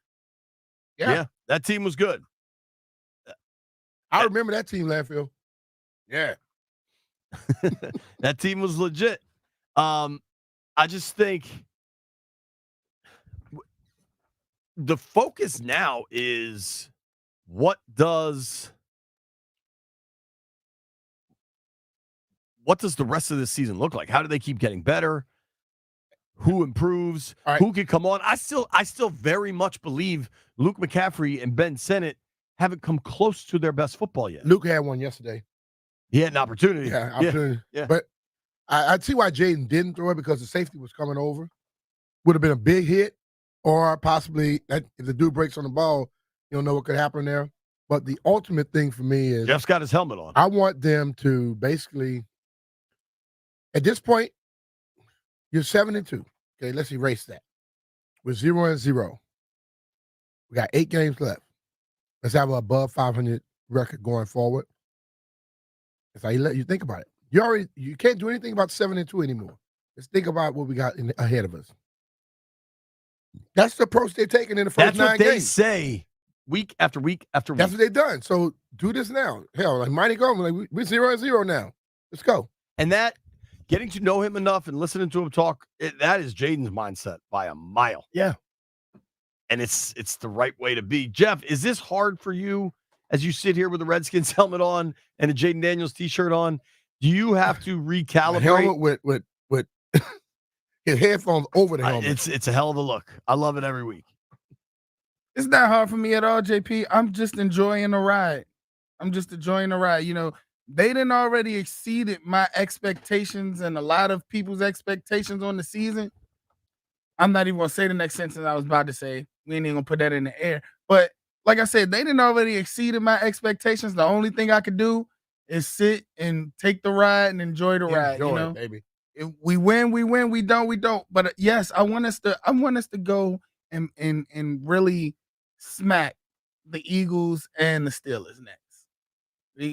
It'll just be two big games. Listen, two man, big games back to back. There's a lot of talk about Pennsylvania and the importance Pennsylvania carries in our nation and how hard it is to get immediate results out of Pennsylvania. Washington got the Battle of Pennsylvania coming. The next 2 games. In the next 11 days, I got 2 games against the Eagles and the Steelers. There you go, bro. And if you can get through these, I even think it's like silly to try to put like what the numbers need to be, right? Because you get to the bye week, each game's its own entity. The Steelers ball club, I think, presents a lot of challenges. Highsmith and Watt off the edges are going to be something they haven't seen. Minka is a different dude. This is a serious challenge, and I think it's going to be just an awesome game. Oh, yeah. Let me get some calls here. Jeff, I'm not even doing a bit. Line 2, is that supposed to be Reese or is that Reese? What do we got on line 2? Reese's. That was Landfill's doing. It's Reese. Reese. From St. Mary's County. Yeah. With the IES. Yeah, there's a lot going on here. Hello, Reese. What up? Hey, what's up, buddy? How y'all doing? We're good, great. man. How What's are you? happening? All right. Hey, can I go on script real quick? I got a question. Fire away, dude. All right. Now, you know how Jaden Daniels, his best friend, is number 1 on the Giants, right? Yeah. I just got a question. Would you trade Allen, Forbes, and the 3rd round pick to get him from the Giants? Or was that too much? You think the Giants are going to get rid of the guy they just drafted this year? With all we giving them, yes. I think we go off all that. We crazy. For one person? Nah. That's a little nuts. But thank you for the call, Reese. Appreciate you. All right, buddy. Take care. Can you imagine sitting on hold for 45 minutes to ask that question? Kurt is in Ashburn. What up, Kurt? Well, gents, I'm really happy about this. I've been a fan of the Washington team since 64. I'm older than amino acids. Wow. But I'll tell you, this is one of the best we've seen. And as far as a percentage, I'll go with Yogi, that 90% is mental and the other half is physical. No, seriously. 40, and 20, offense, defense, special teams. All right. But I I like gotta say, it's so. I went to the Super Bowl in 1983 with my best friend because we figured, we may never make it here again. We better go now. And it was great. Appreciate it, That's all I man. got to say. All right, bro. Appreciate you. Great call. Thanks, dude. Folks are excited, understandably, man. Dom is in D.C. What's up, Dom? JP, B. Mitch, what's up, guys? What's up, brother? First, let me say, B. Mitch, in my heart, you are a legend, my all-time favorite Washington player. Thank you, man. And JP, you are just on my Mount Rushmore Washington sportscast. Thanks, dude. I appreciate that. B. Mitch, I got to apologize to you because when that whole rebrand thing went down and you said when they start winning, people ain't going to care what the name is. I said, man, B. Mitch tripping. Now, I don't care what the name is. We're finally winning. I feel like most of the credit should go to Adam Peters because he went out and he got guys that were culture changers. But in that game yesterday, I would have to say that 50% to the offense, 50% to the defense. We are finding ways to win close games. And as you guys know, these are games we would have lost in the past. Yeah. The way the Giants played yesterday was very reminiscent of how Washington has played in the past, where it's like they have a good game plan early, a couple turnovers screw them up. They're trying to climb their way back in late. A couple things go wrong, and you're just short, right? Like, oh man! But if they got that 2-point conversion, or they didn't, if they just kicked the field goal there, when you start playing the what if game, and what Jaden has done, what Washington has done, what the staff has done, is you stop playing the what if game. It's just what actually happened. There you go. And it's pretty rewarding, man. Thank you, Dom. Appreciate the call, dude. Go ahead. My pleasure. You guys have a good one. All right, Dom. Take care, man. Thanks, buddy. Lot of fun going on the internets, just surrounding it. And for the folks that care, I'm not one, but I'm going to point this out. Caleb Williams in the last 2 games completing 49% of his passes, averaging about $125 a game, no touchdowns, either on the ground or through the air. Been sacked 9 times, and the Bears are 0-2 in their last 2 games. All right. I don't feel the need to drag Caleb to celebrate Jaden. I imagine Jaden wouldn't either. You can just talk about since Jaden. The Bears fans, I guess, keep chirping at people. They are trying to drag the guy that's playing well, which makes no sense to me. Caleb might have also, I think he kind of hurt his ankle yesterday, late in that game. The Bears, honestly, are pretty irrelevant to me. Yeah. If you want to focus on a team in the NFC North, focus on the Lions, because that's who Washington's chasing. This may sound absurd to discuss, but for the 1 seed and the bye week in the conference, the only team that's ahead of Washington is Detroit. Yeah. Like that's we have to rewire our brains, man. Like I'm not rewiring dude on mine Twitter. because I don't think about it anyway. I'm not saying you, but our listeners, a lot of people that care about this team, that's how they're convinced. Like, oh man, going up to the Meadowlands. I thought that was going to be a tough, close game. And in a lot of ways it was, but they were in control.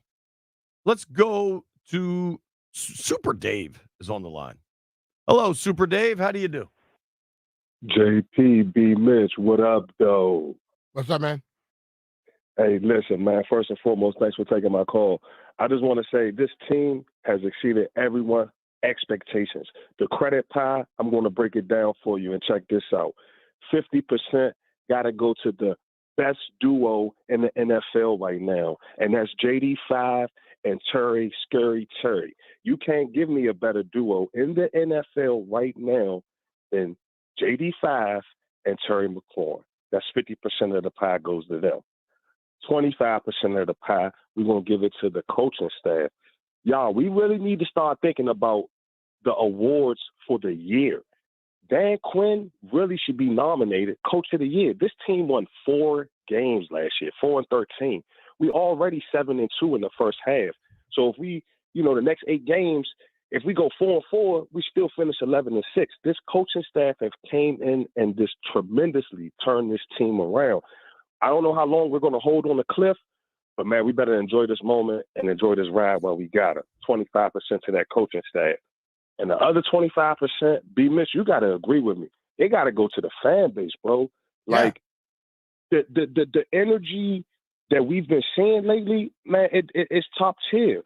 And I wanted to ask you a question, B-Mitch. I know it's kind of hard to compare that Super Bowl team to what we got going on right now, but, bro, just the energy in the city. Can't you tell and feel it? Can you compare it to, like, when you played with the Hogs and in the good years we had? Do you feel the energy is back in the city again? I feel the energy has started to come back. It'd be hard for me to say anything was like that, though. Yeah, I tell you what, I feel extreme energy coming back because, believe me, it had left.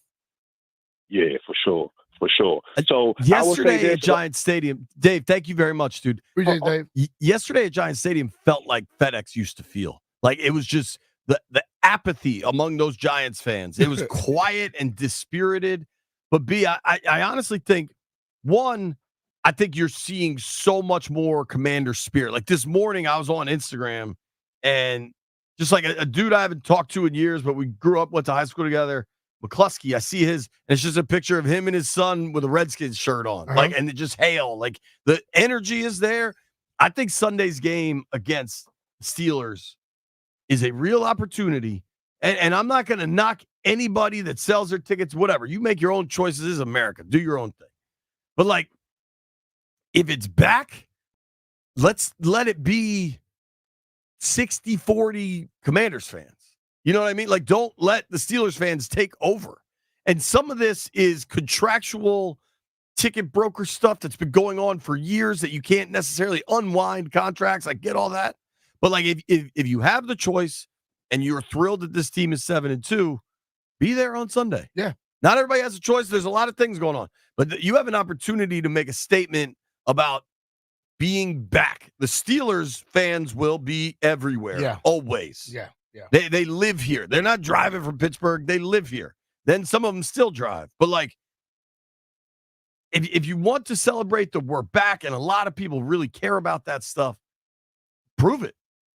All right, phone lines are lit up. We're taking all calls until 1 o'clock. Nobody be concerned. Stay right where you are. It's B. Mitch and Finley.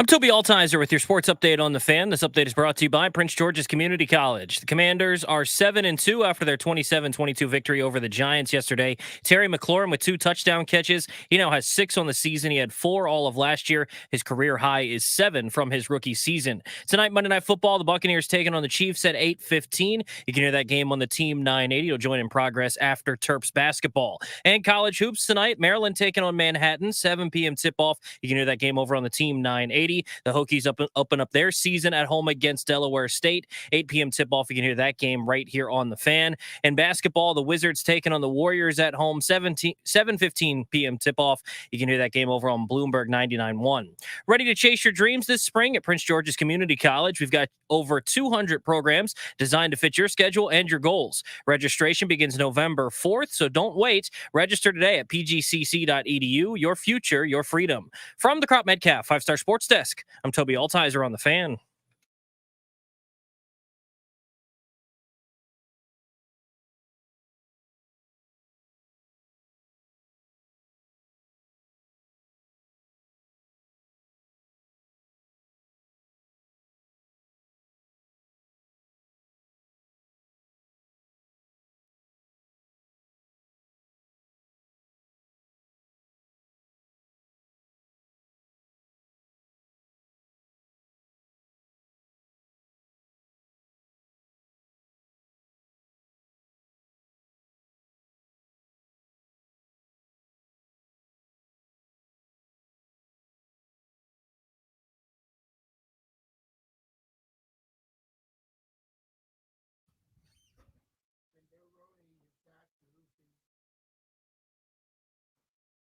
It's a banger right here, Lambo. Don't you know now is the perfect time.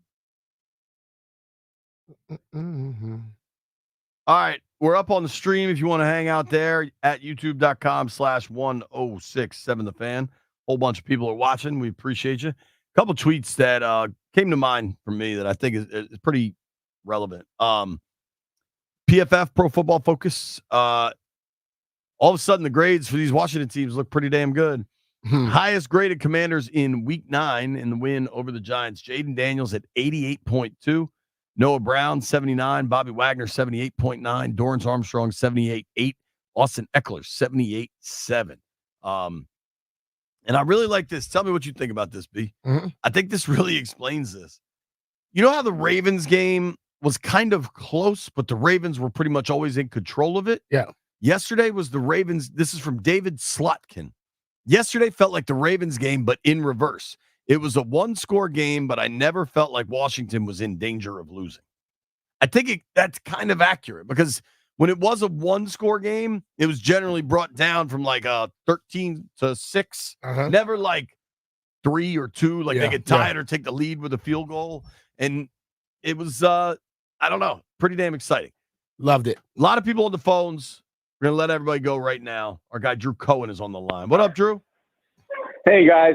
Hey, great win. And, I think the whole team gets a credit pie, but I do want to shout out your Bobby Johnson and Tyler Badass, for going in there and shutting down that pass rush. That was the key to that victory, and it was fun to watch. But something that you guys both said earlier, JP, you about, not worrying about if we're getting into the playoffs, but kind of how we're getting in.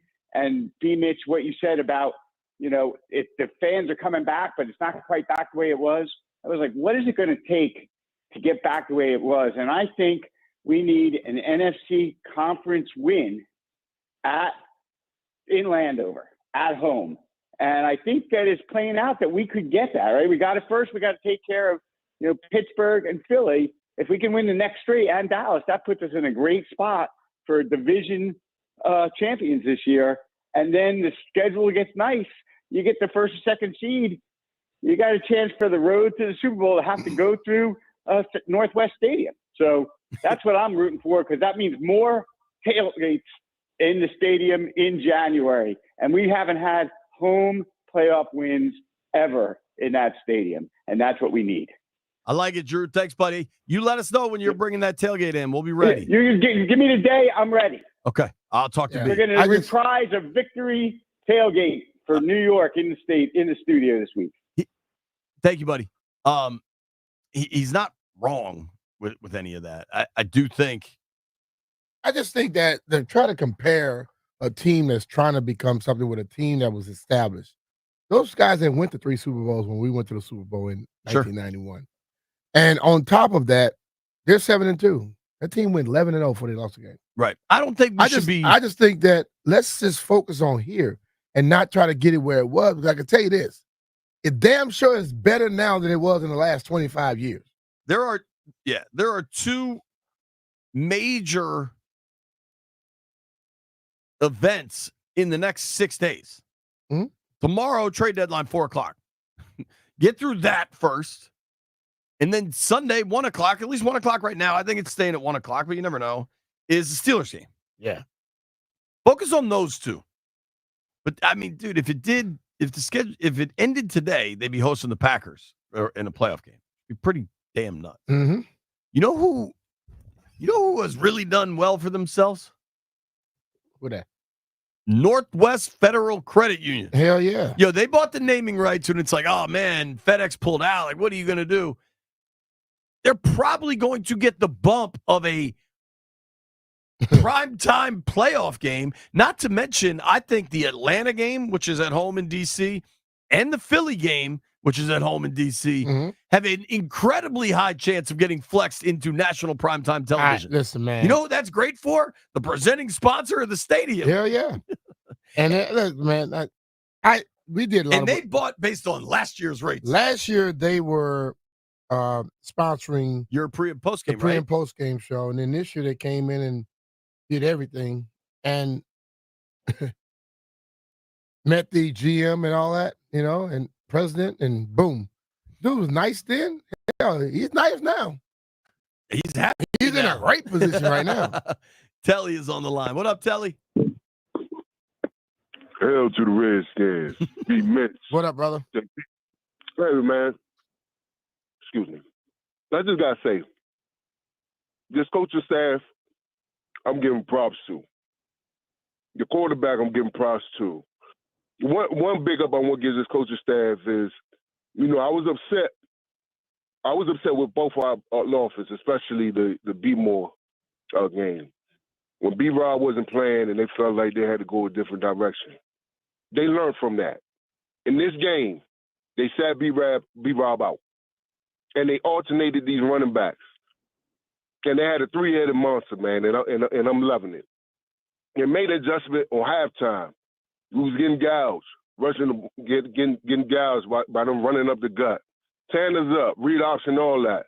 So what they did, they start bringing in that safety, having blitzes coming from different directions. We're seeing a progression. I know people want the defense to be number one right away, but as I recall, when Jaden got drafted, I heard people talking about, it's going to be a 3-year process. It's going to take time, da-da-da-da. They were now wrong. Time is now. And just like the offense, the defense, they're gelling. As long as you see them gelling and they're improving week by week by week, they're getting it together. Calm, relax, enjoy the moment. Hell to the Redskins, y'all be. All right, bro. Thanks, Telly. Good call, bud. It's a pretty fascinating situation where let's say Philly beats them head-to-head 10 days from now or whenever that is, and then all of a sudden they're in first in the NFC East. Mm-hmm. Washington would still be 3 games clear of a wild card spot. like there's a big jumble of teams with 6 or 7 wins, and then there's the Bucks at 4-4, the Bears at 4-4. The Bucks at 4-4 now. It's going to be interesting to see what happens with the NFC West. The NFC West still kind of a mess. I don't. Did you see the end of that? You might have been in the air. The end of that Rams Seahawks game. Did not see it. I mean, the dude on the Rams had a hell of a one-handed catch to score. The Cardinals are in first place out there, though. This is bizarre. The NFC West. The Cardinals 5-4. They're the only team above 500. 40 to what? It was a big number. Yeah, it was a big number. Let's go to Dante's in DC. Dante, hey, what's up, buddy? JP? What's up? I just want to call. I got 50% going to Terry, Jaden, and Noah Brown. I think Noah had like 60 yards yesterday. I didn't even see that coming. 30% to the coaching staff. And then the last 20% probably to the commander team that traveled up there yesterday. I know I was with Road Warriors, man. It was a good time, man. But we held it down. Fox 5 came up there with us, man. And they was leaving. Look, I'm only 31, so I got a lot of times when we leaving the stadiums early and stuff down here.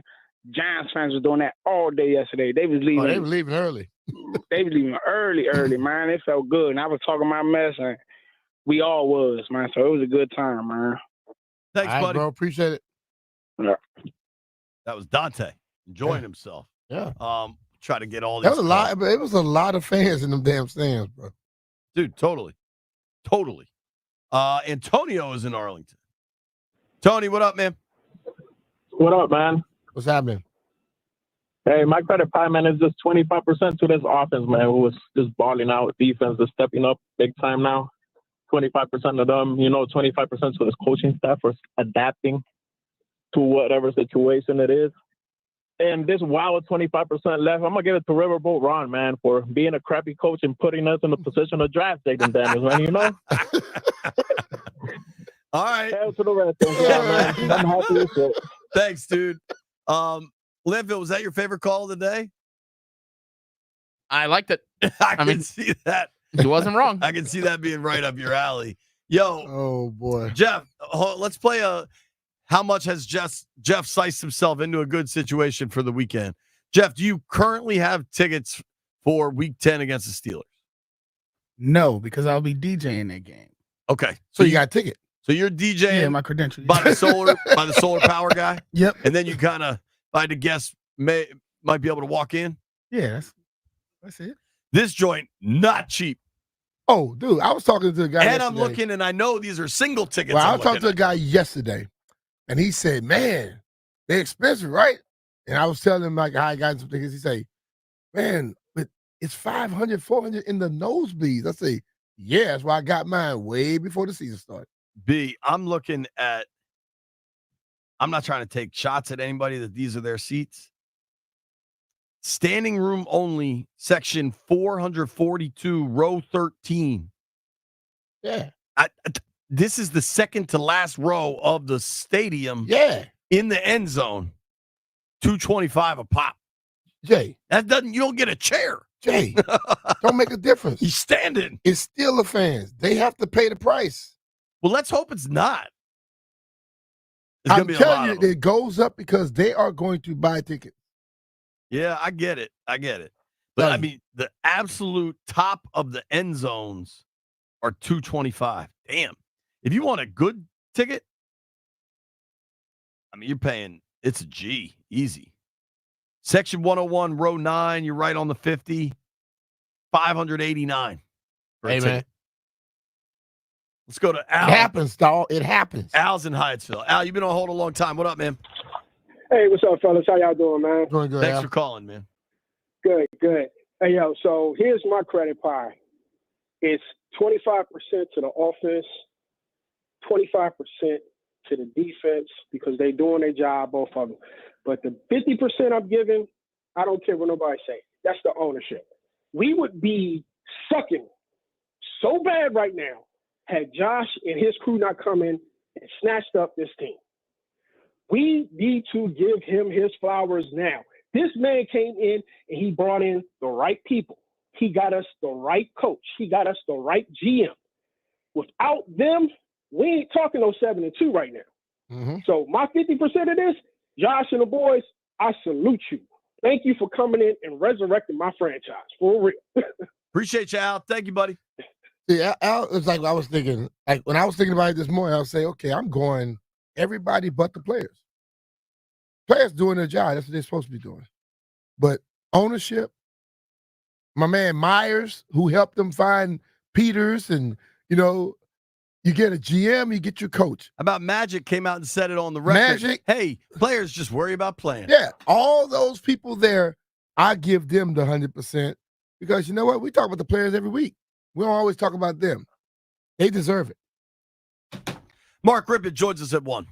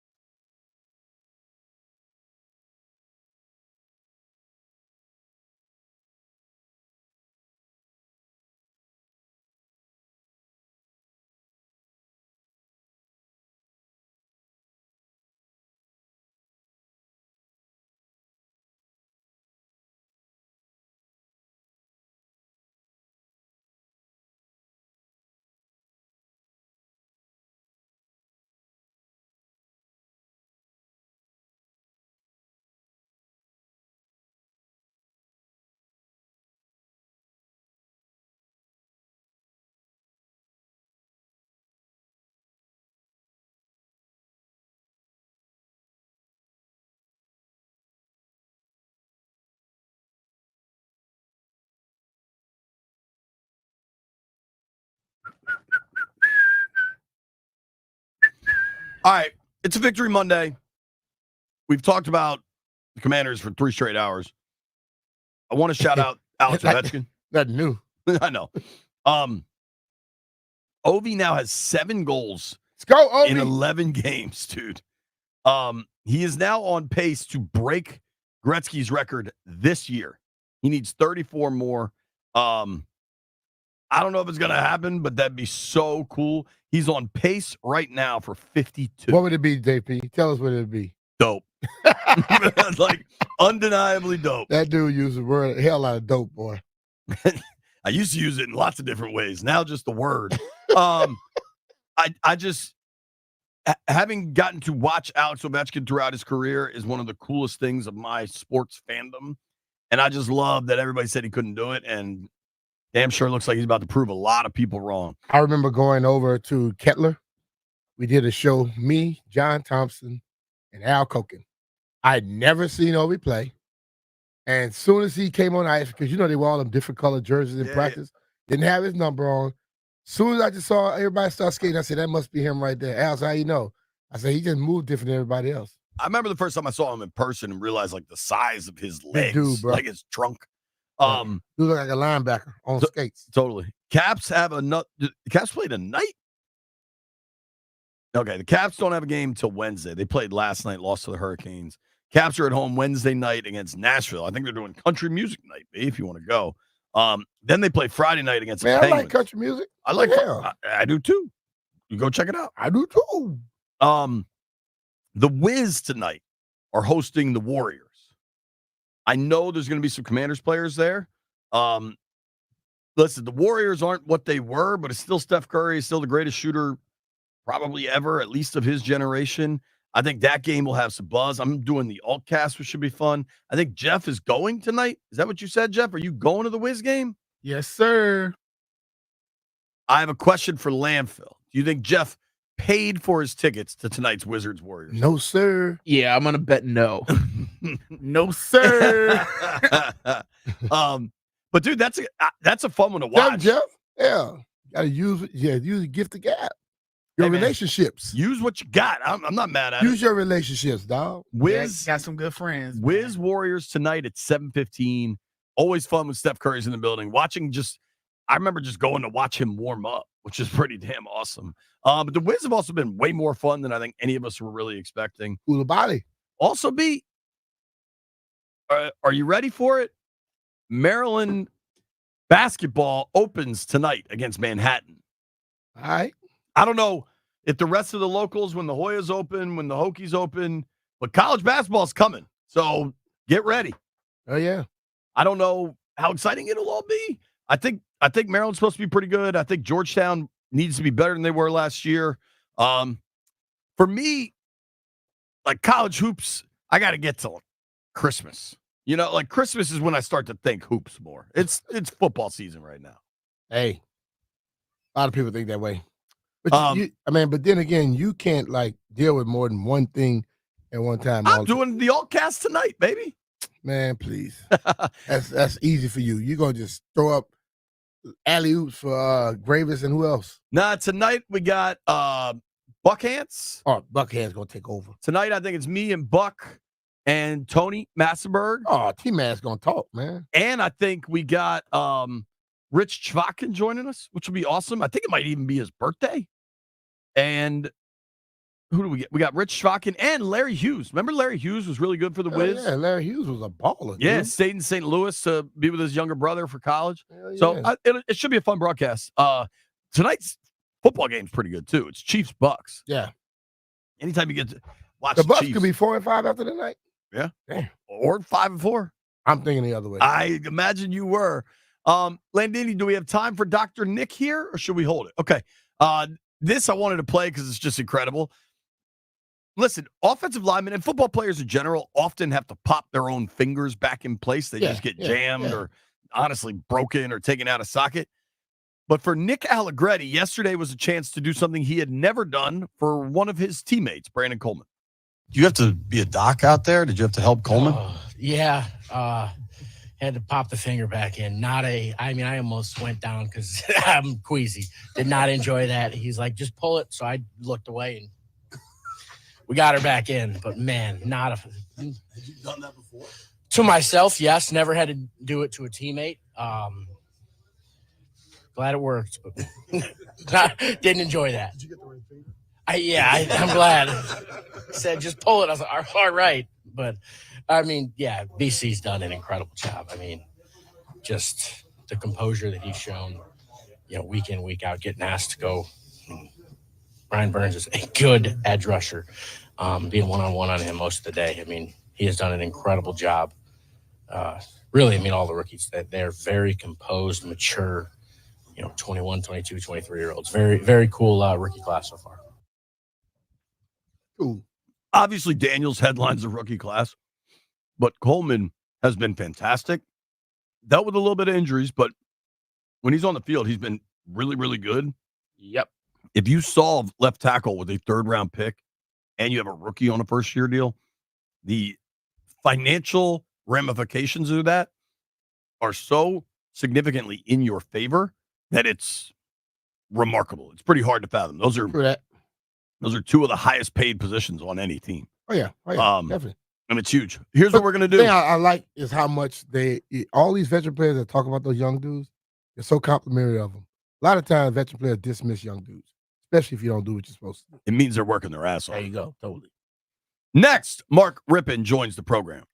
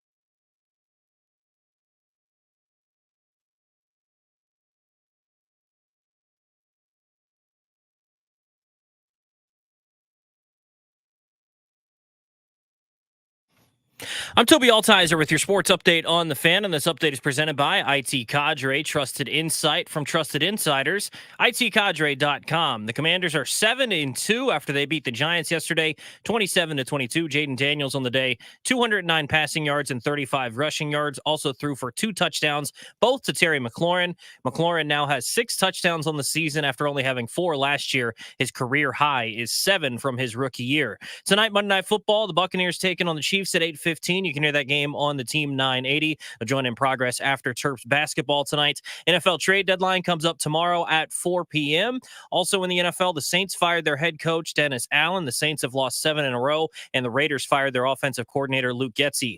College hoops tonight, Maryland taking on Manhattan at home, 7 p.m. tip-off. You can hear that game over on the Team 980. And the Hokies open their season against Delaware State, 8 p.m. tip-off. You can hear the game right here on the Fan. Basketball, the Wizards taking on the Warriors at Capital One Arena tonight, 7:15 tip-off. You can hear that game over on Bloomberg 99.1. And over the weekend, the Capitals fell to the Hurricanes 4-2. Alex Ovechkin, though, scoring his 7th goal of the season, goal number 859. They're back in action on Wednesday against the Predators at Capital One Arena. IT Cadre's trusted insight, helping leaders of the nation's most important organizations understand complexity, align efforts, and make the best data-driven decisions to achieve success. IT Cadre, your vision, our purpose. To learn more, visit itcadre.com. That's itcadre.com. From the Crop Metcalf 5-Star Sports Desk, I'm Toby Altizer on the Fan.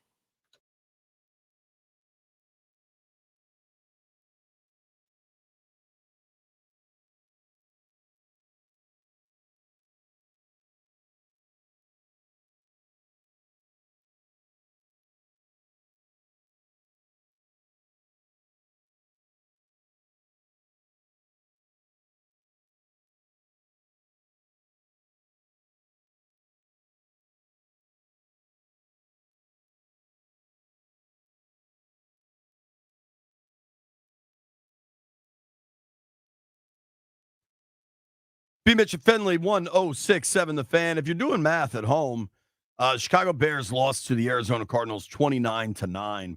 Washington beat the Arizona Cardinals 42-14. That's on top of the head-to-head victory Washington had against the Bears. So if you need that information, use it as you wish. Joining us now is our friend, Mr. Mark Rippen. Rip, what's up, dude? How are you? JP, Mitch, good morning. How's it going there? Well, it's afternoon. You're where you're at, isn't it? It's good, man. It's a weird time of the year, Mark. It's gonna start getting dark around 5 o'clock, and I don't like this time of the year, bro. Because you can't play golf. Yeah. Can't play golf, and I get tired real quick when it gets dark. Yeah, you can't sneak out and get 9 holes in after work, can you? Nope. Hey, Rip, this team is 7-2, and some of these numbers they're piling up are starting to get back to when this team was really, really good. When you were playing, winning Super Bowls, B was playing. What do you make of Washington's start this season? How much have you been enjoying watching it? Well, I didn't get to see him this week. Obviously, the week before that, the Hail Mary was talked about throughout the world, never mind just here in Washington. But when you look at what they're doing, and I'll speak specifically on the offensive side of the ball, I mean, they're first in the NFL. I mean, they average 42 yards per possession. That's incredible. That means they're keeping their defense fresh. They're doing things. Jaden's playing at an unbelievable efficiency. And to do it this past week, without his 2 main guns, Zach Ertz and Terry McLaurin, they caught 3 balls. I mean, 2 big balls for Terry for touchdowns were incredible. But they're doing it with other guys. Brian Robinson was hurt. Chris Rodriguez came in and did an incredible job spelling him. We all know the versatility of Austin Eckler and what he means to this team, and so I think there's just a great chemistry that they have on the offensive side, and it's actually doing some wonders for the defense too. It's keeping them fresh, and I think the defense is playing at a very high level now, along with the offense, and obviously special teams has been one of their strengths, over the years, and so it's been fun to watch and to do it. Noah Brown got in the mix, a local kid there. Olamide Zacchaeus got a couple big catches, and so they're doing it with players that you maybe think weren't going to be a big part of this team this year are filling in roles and making plays and doing things kind of like, when we had guys go down, we had others to come in and ready to play. And that's what you want in a football team. I think so. The efficiency that they playing with, being able to run the ball and pass the ball, it keeps the defense completely off balance. 100%, Mitch. And that's one of those, what was our main strength, was being able to run the football. And doing so, you're getting safeties up on the line of scrimmage and making big plays in the passing game. And, Jaden would prefer to sit back in the pocket and make throws, but, he's also incredibly gifted escapability and making plays with his legs too. And it's just been fun to watch him play. I mean, and anyone that knows anything about, football can see the level of command that he has, the maturity that he has for such a young guy. I mean, I wish I had those goggles or whatever that I could have seen things differently, that he's used, and just playing an amazing level and fun to watch. Now, obviously, he is a part of the run game, which kind of makes it a little different. But like when you were playing quarterback and you knew how effective the offensive line and the run game were for your offense, how much does that free you up as a passer and just as a cog in the machine? I just think teams have a difficulty game planning this Commanders team as they did with us. I mean, we're fortunate, and Brian will tell you, we had an extra 5 seconds on the play clock. So, we could do shifts and jumps and motions and all these pops and all the things that we did. And what it enabled defenses to basically do is go very generic. And I think that's kind of what you have to do, because you're fearful of bringing the house and playing zero coverage against this team, because you know that Terry's going to go up and against anyone and make a play. And and also Zach Ertz. And I mean, you got guys that are the playmakers now that are, you got to be very, very generic, and being generic, it gives you an opportunity to run the ball. So you're not putting a lot of guys in the box. You're not coming up there, creeping up the line of scrimmage and bringing the house, So you got to be able to be very, game plan this team, and also keep, Jaden in the pocket. But it doesn't matter. I mean, he's in the pocket. He's just as good, if not better, than anyone in the league right now from there.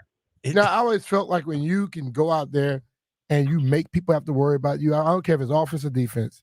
If people are reacting to what you're doing, you got the advantage. And I think their offense right now has a full advantage over all these other defenses. Not only reacting, I think they're dictating what they're.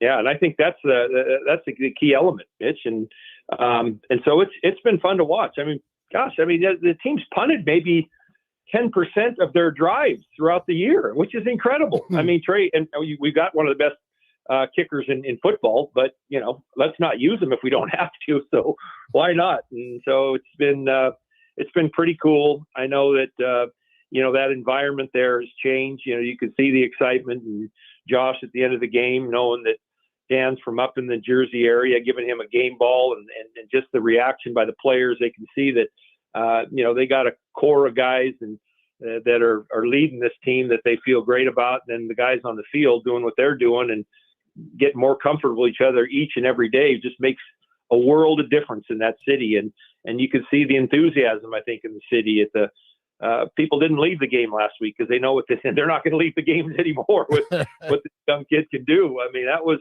in itself one of the neatest things when that Hail Mary was, brought this team maybe even closer. The excitement that they had was real. The fan base is starting to come back, and Josh and his group are leading that charge, and it's just it's good to see that. Did you ever hit a Hail Mary in your playing career? Nope, never did. I'm trying to think, even back in college. I did once in high school, but I think it was basically I scrambled people. For one, they didn't even know I could get outside the pocket, and threw one down. The guy was way down far enough where I think the defender said he's not going to be able to throw it that far, and I did. But it's pretty surreal, and I think it's definitely what he did to enable that throw is he bought time, and even Jim Nance and Tony Romo were like, oh, he's way back. He's buying more time. Oh, he's stepping into it. You just kind of said that something was going to happen. And obviously, the best part of that, unfortunately for that poor kid, was he was taunting the fan was the one that actually tipped the ball to Noah, which, I feel bad for the kid because he's a good football player, but you got to be in the moment each time, and that'll be a learning lesson for him and also for our guys to know that, hey, we can do that too. We got guys that go up there, tip it, and get it to us in a crucial situation. 13 seconds. He scrambled around before he let that ball go. That's crazy. That's just the athleticism he has, and when other thing too is I think there's going to be a lot of teams now that are going to send probably 6 in that situation next time, and so you got to be able to do some hook and ladders because they're not going to let him do that and give you at least a chance to throw it that far. You throw a blitz break off and guys will tackle you, and that's it. But you bring more than you can block. They're probably going to get to him, but you never know with this guy. He's capable and he's so fun to watch, and he's just a nice kid too, and very, very, very grateful for the guys around him and the opportunity. Yeah, it's been remarkable. I don't know, talking with Mark Rippen, Super Bowl MVP, of course, back with the Redskins. Mark, have you gotten a chance to chat or get to know Jaden at all? I know you're on the other side of the country, but I also know you're back frequently, and times are, I'm sure your times are always limited, but I was just curious if you guys have sat down at all. I got to go through walkthrough 3 weeks ago when we were there for the alumni week and got to say hi. It was just kind of nice to, I didn't get an opportunity to pick his brain because he obviously knows more about football than I do at this point in time. But just would love to, have a chance to not sit down with him, just to tell him, hey, I just think, one, I'm proud of you for the values you bring to this organization. 2, I think your mindset and what you're doing physically on the football field far exceed anything that people are doing now, and just really, truly just proud of who you are and what you're doing, and continue doing what you're doing. I don't want you to change anything in any way, and I don't think you will, because he's got a very great mindset and expectations of him individually, and then the group collectively, that it's just great to see come to fruition. Yeah, Mark, he's very even keel like I was as a rookie, right? Oh, Mitch, I tell you what, I don't think there's anyone at even keel as you. Let's put it this way: there's no one like you, Mitch. That, I think the latter statement was definitely true. I don't know about the earlier one. Oh boy! Talking with Mark Rippen in the 1991 season, he threw 28 touchdowns before being named Super Bowl MVP in the Redskins' triumph over the Buffalo Bills in Minneapolis. Mark, as you watch kind of this Commanders team now, what do you think of their offense? What do you think of what Cliff Kingsbury is dialing up, and how well it's all going? Well, I think it's just an incredible belief that they have in Cliff, what he's doing, utilizing different packages, whether it's Austin Eckler or Brian Robinson or Rodriguez or Jeremy McNichol, and 2 tights, 3 wides, 4 wides. Everything they're doing is they're believing in what they're doing, and that's the mindset you have to have. And I can recall just going out there on a Wednesday, Mitch. We used to have those Wednesday walkthroughs that put a game plan in, and how efficient our guys up front were with all the packages and all the different things we had. And you're only as good as the guys up front, and I think that's one of the things that we've just got to keep knocking on wood, that our guys stay healthy up front. They're doing a heck of a job. I think that is where the game is won and lost. Obviously, you have to have skilled players make plays, but and a great quarterback to when things do break down, that is making plays. So, but when in essence, when you look at it, they're really buying into what Cliff is bringing to the table. I think he's a great offensive mind. There's several of them in the league. The guy in Detroit's another one, and the guy in Minnesota is another one. There's just so many of those guys that you get your players to believe in what they're doing.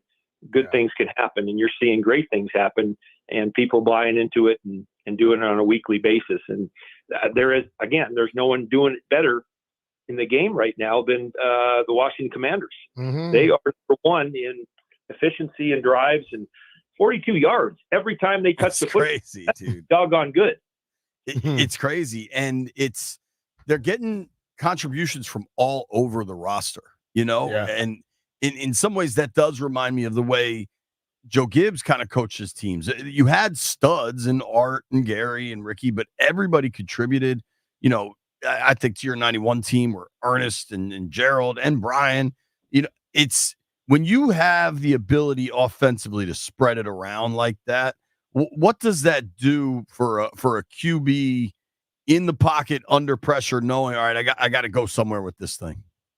Well, he knows right away that they're doubling up on Terry. They're going to probably bring someone linebacker or a nickel back on Zach. So there's got to be other guys that are stepping up, and they are having other guys step up and make plays. And it's just, you can't just force a ball into Terry all the time. I mean, he's such a great talent. And he understands that, hey, you got to go elsewhere. It's not going to get probably as many targets until you start making plays elsewhere. Then when you start doing that and freeing him up, oh my goodness, the sky's the limit. And it's pretty incredible. And I just think but let's talk also defensively. I mean, they got Bobby Wagner that came over and is kind of the leader there and doing a heck of a job. Jeremy Chin is kind of like the Hamilton up in Baltimore, yeah. What he's doing, making tackles and making plays, and then key sacks, Dante Fowler making a couple of huge sacks, when they mattered. So it also is contagious.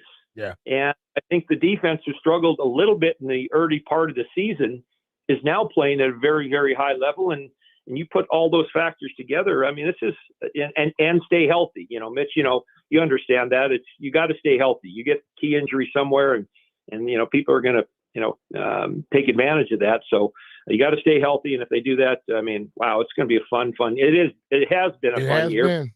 Yeah, let's keep it going. Why not? Right? Totally. And it's really important that you mention the defense, because there have been times where the defense has bailed the offense out. And when you talk about just how much fun it's been, it feels so different, I think. And I think that's one thing fans enjoy the most. Talking with Mark Rippen here, Redskins legend. Rip, I'm curious just because he spent so much time in Seattle and that's your neck of the woods, did you know Dan Quinn at all? I don't know if your paths would cross or what, but I didn't. But I've a couple times we had some appearances here, and Richard Sherman and Bobby Wagner came to Spokane and got a chance to pal around with them for a couple nights. And wonderful guy. I think he's got great ethics, and his work ethics and his values of the team are insurmountable. So I think it's pretty good. But we talked about Dan building that Legion of Boom back in the day, and the success that he had there and in Dallas and even in Atlanta at different times. So he's definitely got an aura about him that I think you could see why Josh picked him to be the guy. He's really is committed to what he's doing from a coaching standpoint, off the field, and the family standpoint, and also he's a huge military guy. He's taken his guys overseas before, and he just finds that camaraderie with players and doing things and building an environment there that I think has been contagious, and you could see it week in and week out. Yeah, he had the Navy SEALs come to him during pre-training camp, and you can look at some of the situations these guys have been put in. I'm sure that mental health work helped them. Absolutely. I mean, it's different. Jerry Glanville taking his guys to the Tomb of the Missing Soldier and what he did when he was in Atlanta. But Dan does it in a very private, very group-oriented, our guys type philosophy, and it seems to work. It's crazy, man. There's a very legitimate chance at this point that Washington would play Detroit in the NFC Championship game. Does that give either of you two some nostalgia?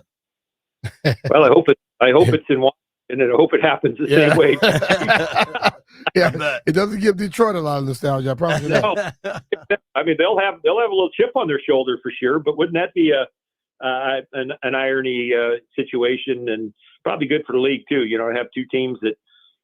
One that's been up and coming the last 2 or 3 years, and then us, to kind of have this resurrection and be on the right path to the days that we were fortunate enough to be a part of, Brian.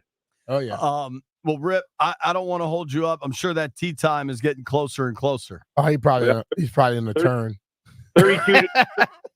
32 degrees and rain in Spokane is not quite the tea time, but we're not today. Not today. up to Arizona, so I'm going to be there this weekend, so it should be fun. Okay. All right, Mark, man. Hey, Mark, thank you, bro. thank you, dude. Appreciate it. All right. Happy holidays, happy Thanksgiving, and HTTC.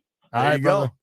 See, when you get Mark Rippen dropping HTTC, people are into the winning. Oh, yeah. That's what it's about. I keep saying it. Totally. You've been the Washington pink tulips. You're gonna be wearing a pink hat. You've been dead on about that. One thing that has broken the right way for me is, remember a couple weeks ago I was telling you about how my dishwasher was all jacked up? Well, I called Better Appliance. They're based in Kensington, Maryland, right around the corner from my house. They came over the next day, tried to fix it. The guy's like, look, you probably need a new one, but we might as well try to fix it first, save you a little cash. The fix didn't hold. The next day after that, they brought a new one over, installed it. The whole process took like 45 minutes. Working with them has been great for me and my family. The new dishwasher's silent. The old one sounded like a damn tank rolling down the street. I have been really encouraged by working with Better Appliance. Check them out, BETTAR. They're a family-owned small business serving Metro DC since 1945. That's 70 years of service on appliance repairs and sales. They'll go above and beyond to help you with almost anything you need, just like they did my family. The first time they came over, it was like 7 o'clock at night. It wasn't exactly business hours, but the guy knew what he was doing, and I've really enjoyed my experience. BETTAR, Better Appliance. Better get better. BetterAppliance.com.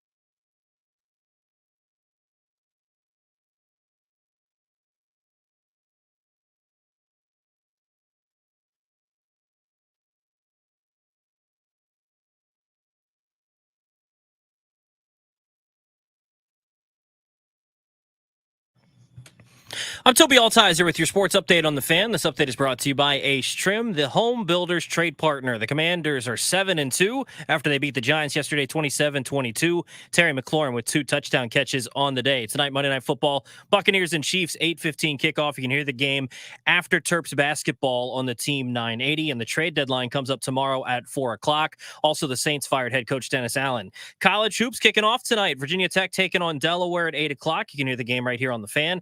And Maryland taking on Manhattan. That'll tip off at 7 o'clock. You can hear the game over on the Team 980. In the NBA, the Wizards taking on the Warriors at Capital One Arena tonight. 7:15 tip-off. You can hear the game over on Bloomberg 99.1.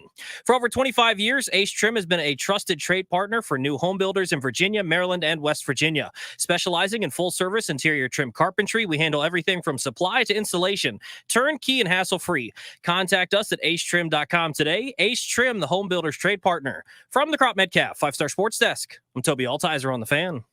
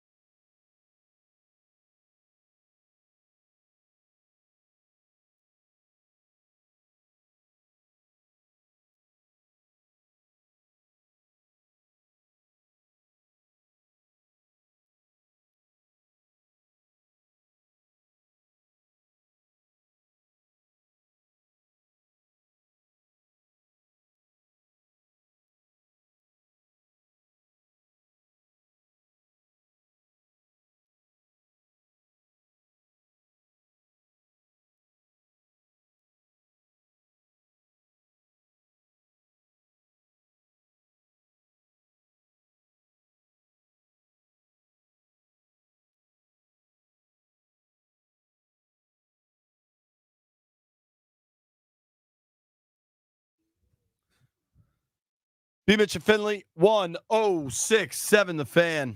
I've been talking a lot about the Commanders. Yeah.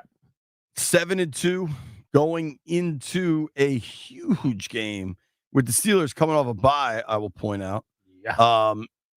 Sunday, 1 o'clock. I'm pretty sure at this point it's just locked into Sunday at 1 o'clock. I think if they were going to flex it, it would come out last week. I'll look to confirm that. Getting a lot of tweets, a lot of excitement. Brandon Coleman was fantastic yesterday, and he did it with a broken finger that got pushed back into place during the game by his teammate. I don't know if I would trust any one of y'all to do anything medical. Did you ever have to pop one of yours in and out like that? Nah. Mm-mm. You really were blessed. Very much. Wasn't your only major injury like sophomore year of high school or something? No, I was in the 7th grade when I broke my kneecap. Yeah. Playing touch football. That's crazy. How'd you do it? I got pushed down and hit this rock. It stuck through my thing and separated a piece of my kneecap. Oof. But I didn't even know his kneecap was separated. Yeah, I pulled a rock out, stopped the bleeding, kept playing ball. Yeah. Running in upward bound right before 10th grade, and my knee locked up. So I called my mom. She had to come pick me up, took me to the doctor. And he's like, when does this happen? They had like a little scar. I told him, he said, well, your kneecap healed. The piece that separated healed at the bottom part, and it got caught with the bone right there. They had to cut a piece of it out. Oof. I did want to just wasn't that bad though, Jay? It was just all right. It sounded like it hurts. I did want to go around the NFL a little bit. I'm just seeing this from Jonathan Jones from CBS. So the Raiders hired their O coordinator and a couple other people on their offensive staff. Old friend Scott Turner, leading candidate to become the play caller out there. Oh. And they're saying, you ready for this one, B? They might bring in Norv to help. I was about to say that. I mean, Norv's a hell of an offensive mind, man. He is that. I got to give that to him. So, I don't know. That'll be interesting to see. As you go further around the But league. if I am a coach and I got an offensive coordinator with his daddy coming in, I'll be worried. Pierce doesn't seem the kind of guy to worry. Okay. But, I mean, honestly, I think if you're Antonio Pierce, you should probably be worried anyway. That team's bad. I kind of think they're, whether they knew it or not, they were kind of set up to be bad. I'm not sure how much talent they had, specifically on the offensive side of the ball. But there's a lot of bad teams. There's a lot of bad football going on around the league, and it has a lot to do with it's also bad coaching. Bad coaching. Yes. Practice rules, like what these teams. It was really interesting. I think it was. I'm trying to remember what offensive lineman was kind of saying this, but how difficult it is to build out your run game plans because you generally don't get to practice the run. Well, I asked this question. What the hell are the Ravens doing there? They got a run game. What are they doing that everybody else not doing? So I would think that if you're not pushing it to the brink, then you're not trying to win on a consistent basis. I mean, Washington has a run game. They have a damn good run game. And they're pushing it way more than they were pushing it before. Right. If you look yesterday, favorites covered in, I mean, hell, I think you can go back Atlanta, Baltimore, Buffalo might not have covered. I don't know what that spread was. Bengals covered. The Chargers covered on the road. The Skins covered on the road. I don't know what the hell the line was. Titans, Patriots. Then you go Cardinals covered. Eagles covered. Maybe the Eagles didn't cover. I don't know what that line finished at. Detroit covered on the road. The Eagles won, what, 20? 28-23 was the final. And it was 5.5? So then they didn't go. But the favorites kind of won out. Did you watch last night at all? Some. Sam Darnold That was had a 3 long picks. day, bro. Yeah, Sam Darnold, he's He resorting had back. 2 picks and a fumble. Yeah, he's pardon me. resorting back to who he really is. They still move the ball pretty well. He's smart enough just to go to Jefferson. I just don't know what that Vikings team is. The way they play defense, though, and the way Brian Flores dials that up, it is at least difficult to watch and deal with. One team I think we might not be talking about enough, Brian. Who's that? I think Atlanta's pretty good. They can move the ball, man. They're now 6-3, first in the NFC South. Kirk's got that offense humming. You got serious weapons in Bijan, Kyle Pitts, Drake London. That's something worth watching. Yep, I'm with it. But the Saints, they were lining. What was they play yesterday? No, they lost to the Saints lost to Carolina. Yeah, that's not good. What do you think Miami wants to do here? I think they're a little confused. They want to try and go all out with Tua, but then they also scared to allow him to do too much. Tua was really good yesterday, 25 of 28, 230, 2 touchdowns. He ran it a couple times, and I think the whole stadium was super nervous. That's what I'm saying. I would not want to be playing a game where I am overly concerned about what can happen, what can transpire. I wonder on a broader scale for the Dolphins if it's like we have approached this situation on this speed. Like we're going to build a track team and just see if we can outrun everybody. And at some point you have to eventually you got to out physical everybody. You got to like identify what it is you're doing and if it's working or not for the long haul and change something. It is still football, people. It's a physical game. And if you think you're going to just outrun everybody, that ain't going to happen. Because if they're more physical than you, you might outrun them, but can you stop them? You know what I mean? That question should be popping up in everybody's head. What do you think of the Saints firing their coach at this point? I'm surprised it took that long. I just don't understand what the point of it is. But I mean, you gotta do something eventually. What, you gonna just hold on to him forever?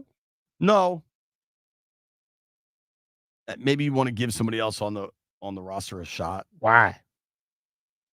They've been there the whole time. Why else you firing him then? Because I'm gonna get rid of him and the whole culture we have there. Yeah, but you're not gonna be able to change the. They ain't gonna change it this year, but you get a jump on next year. I guess. So these dudes are, well, that's a young lady who runs the team now down there. So, but they when you got that much money, sometimes you're not concerned about the stuff that we as regular people are concerned about. They're like, look, I don't want you coaching my team no more because you make it look bad. All right, there are a bunch of There's no more one-win teams. But there's a lot of 2-win teams through 9 weeks. Tell me who's the worst, B. Of the 2-win teams? Yeah, I'm going to give them all to you. Dolphins, Browns, Jaguars, Raiders, Patriots, Panthers, Saints, Giants. You got to be between the Panthers, the Saints, and the Jaguars. I think the Raiders could give you a run for your money. And the Patriots. Hey, man. Patriots lost. Jaguars are I really forgot bad. the Titans. The Raiders didn't give a quarterback $60 million, though, did they? No. The Jaguars did. That's why I'm looking at them as the worst. Dude, the NFC, I think the NFC is pretty top-heavy. I think Chiefs, Bills, Ravens, Texans, Steelers are real AFC, Super man. Bowl contenders. AFC, yeah, sorry. The AFC is really top-heavy. I think Chiefs, tell me if you disagree. Chiefs, Bills, Steelers, Texans, Ravens could all win the Super Bowl. Those are legit Super Bowl teams. Yeah. The rest of this is somewhere between and absolute dreck. The bottom 2 playoff teams right now would be the Chargers and the Broncos. I think the Broncos are total fool's gold with a little bit of decent defense. I think the Chargers are well coached, but probably a year away from mattering. Broncos wasn't very much the defense yesterday. No. The Ravens are really good at exposing frauds, and they did that yesterday. Colts, Bengals, Jets, Titans, Dolphins, Browns, Jags, Raiders, Pats. I mean, that's I forgot the Patriots in there, too. The Patriots were rather bad. Terrible. Yeah. I mean, half of the AFC has 3 wins or fewer. That's bad. I mean, they're losing to a lot of NFC teams. I don't know in the NFC who's a legit Super Bowl contender in the NFC. Detroit, for sure. Washington. I mean, Washington maybe because I mean, at this point now we can't say it's just fault. It's a fluke. Lions, Commanders, Falcons, Vikings, Eagles, Packers. I go with that. The Vikes are 6-2. But I think the longer the body of work goes, watching Darnold run that offense, the harder it gets to really buy into it. Mm-hmm. The Packers, I'm curious, they got trounced by the Lions, but Jordan Love's health, I think, has clearly been a factor. Maybe he's able to get healthy down the stretch here.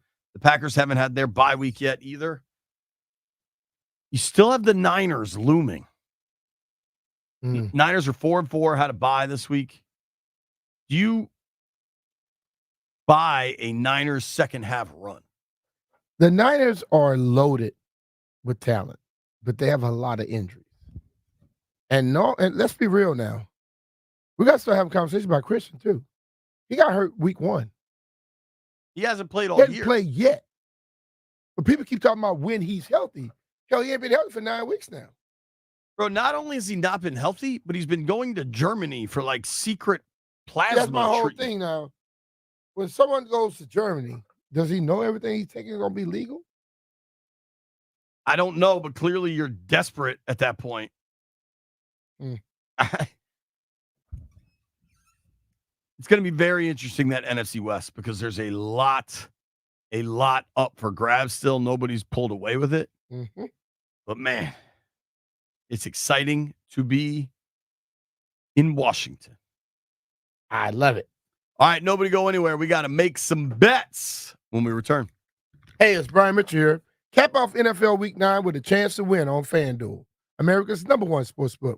New customers can get $150 in bonus bets if your first $5 bet wins on tonight's game. We have the Buccaneers going to Kansas City to take on the Chiefs. And we go Patrick Mahomes over 1.5 passing TDs. Travis Kelce over receiving yards. And how about Cade Otton, anytime touchdown? Just visit FanDuel.com/Brian to make every moment more this season. FanDuel, an official sportsbook partner of the NFL. FanDuel Sportsbook is the official partner of 106.7 The Fan. You have to be 21 years old and present in Virginia. First online real money wager only. $5 first deposit required. Bonus issued as a non-withdrawable bonus bet, which expires 7 days after receipt. Restrictions apply. See terms at sportsbook.fanduel.com. Gambling problem? Call 1-800-GAMBLER.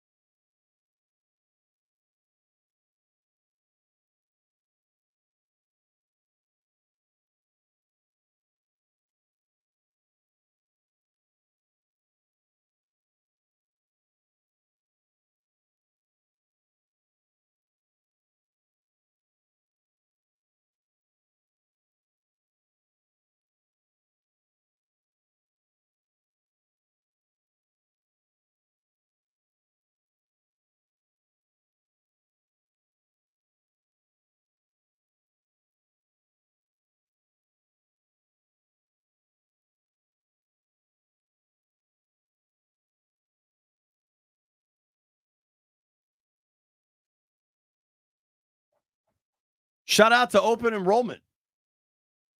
Anybody's out there, you better get your open enrollment. Get in your order. insurance. How about you, Jeff? You get that all squared away? Didn't you have some questions? You talk to the people? I'm working on mine. I'm about to sign up for it. About you, Landini? You all squared away? Sure. You enrolled? I think it's like November 15th. I remember one year, many, many years ago at a different employer, I didn't do it on time. Big mistake. Yeah. Big mistake. Or you know what I think I did? I feel like I didn't call them soon enough when I had a baby. I didn't know That's what it was. I remember. Having a baby would have like a time limit on it. You need to let them know early enough, dog. Let them know. Toby Altizer's here doing updates. You doing overtime tonight, Tobo?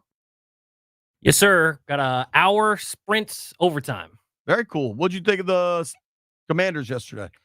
Yeah, it's He funny. liked it so much he came in here full of Hokies gear. It is. You are rocking a lot of Hokies. Well, I'm working Hokies hoops tonight. So okay. Season opener. That's what it is. Who they got?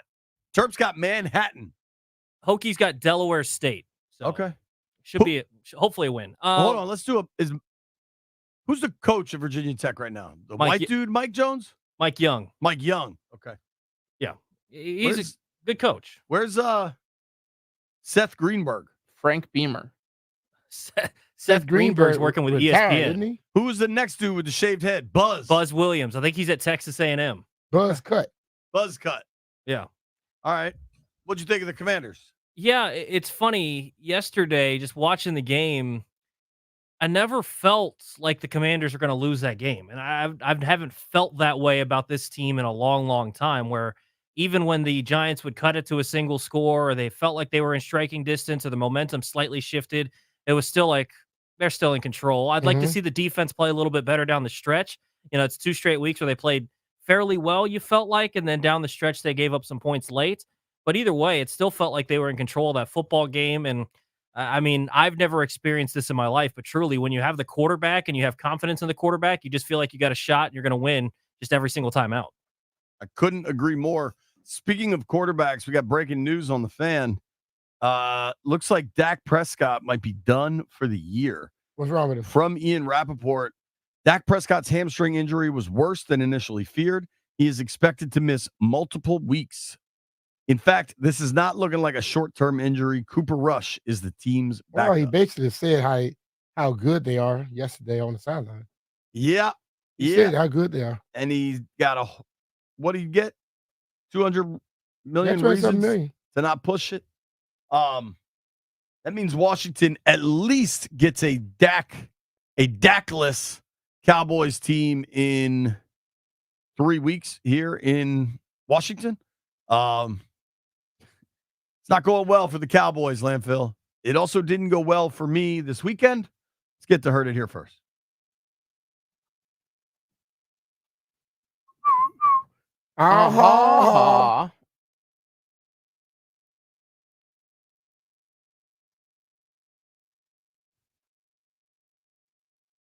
Jeffrey?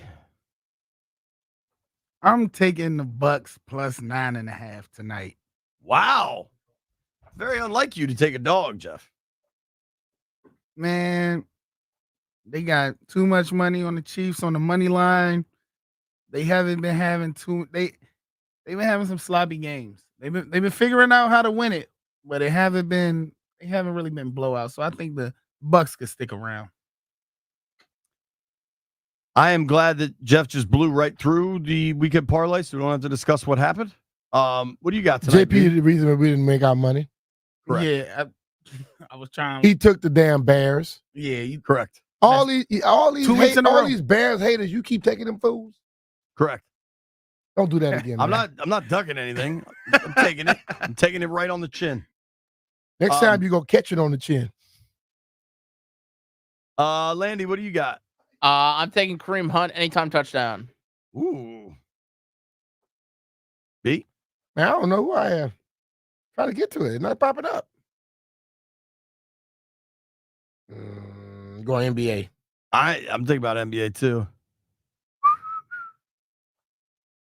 Wiz Warriors tonight. Landy, what you got the Wiz at home? Plus 10?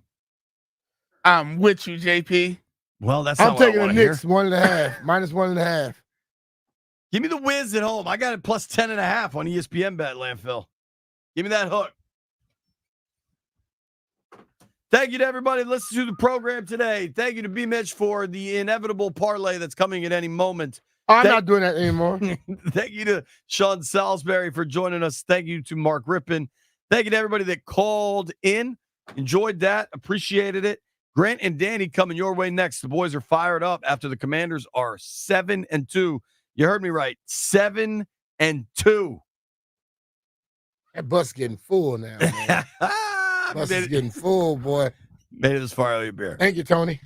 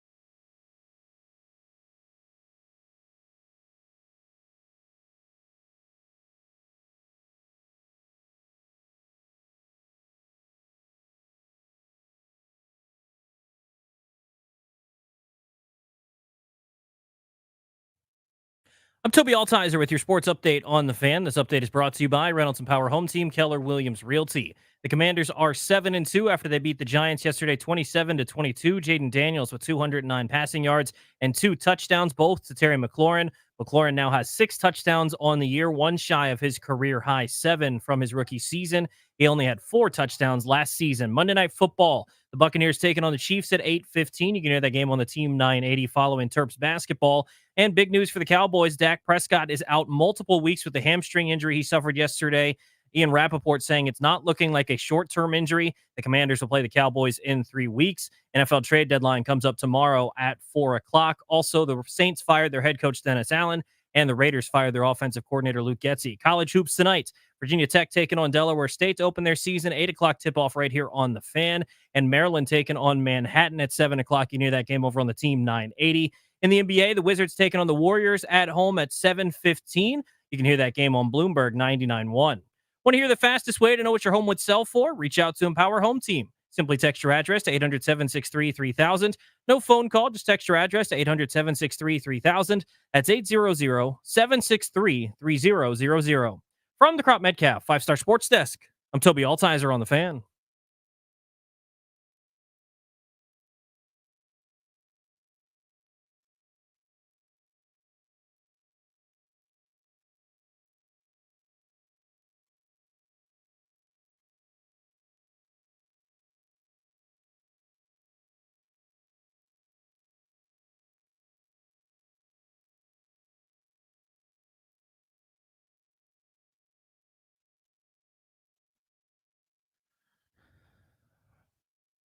Another Victory Monday. Hello and welcome in Grant and Danny on the Fan. Chris Rodriguez, who broke out yesterday, will be on the show with us at 3. Jay Gruden stops by for his normal 5 o'clock appointment.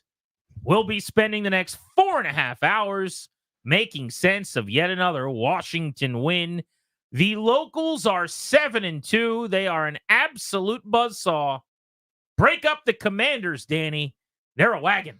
Not a style points game. Was never going to be up there. You and I talked about this a bunch. I mean, maybe some folks expected them to roll, but it's never easy going up to that stupid stadium with the stupid turf against that stupid team that only plays well against Washington.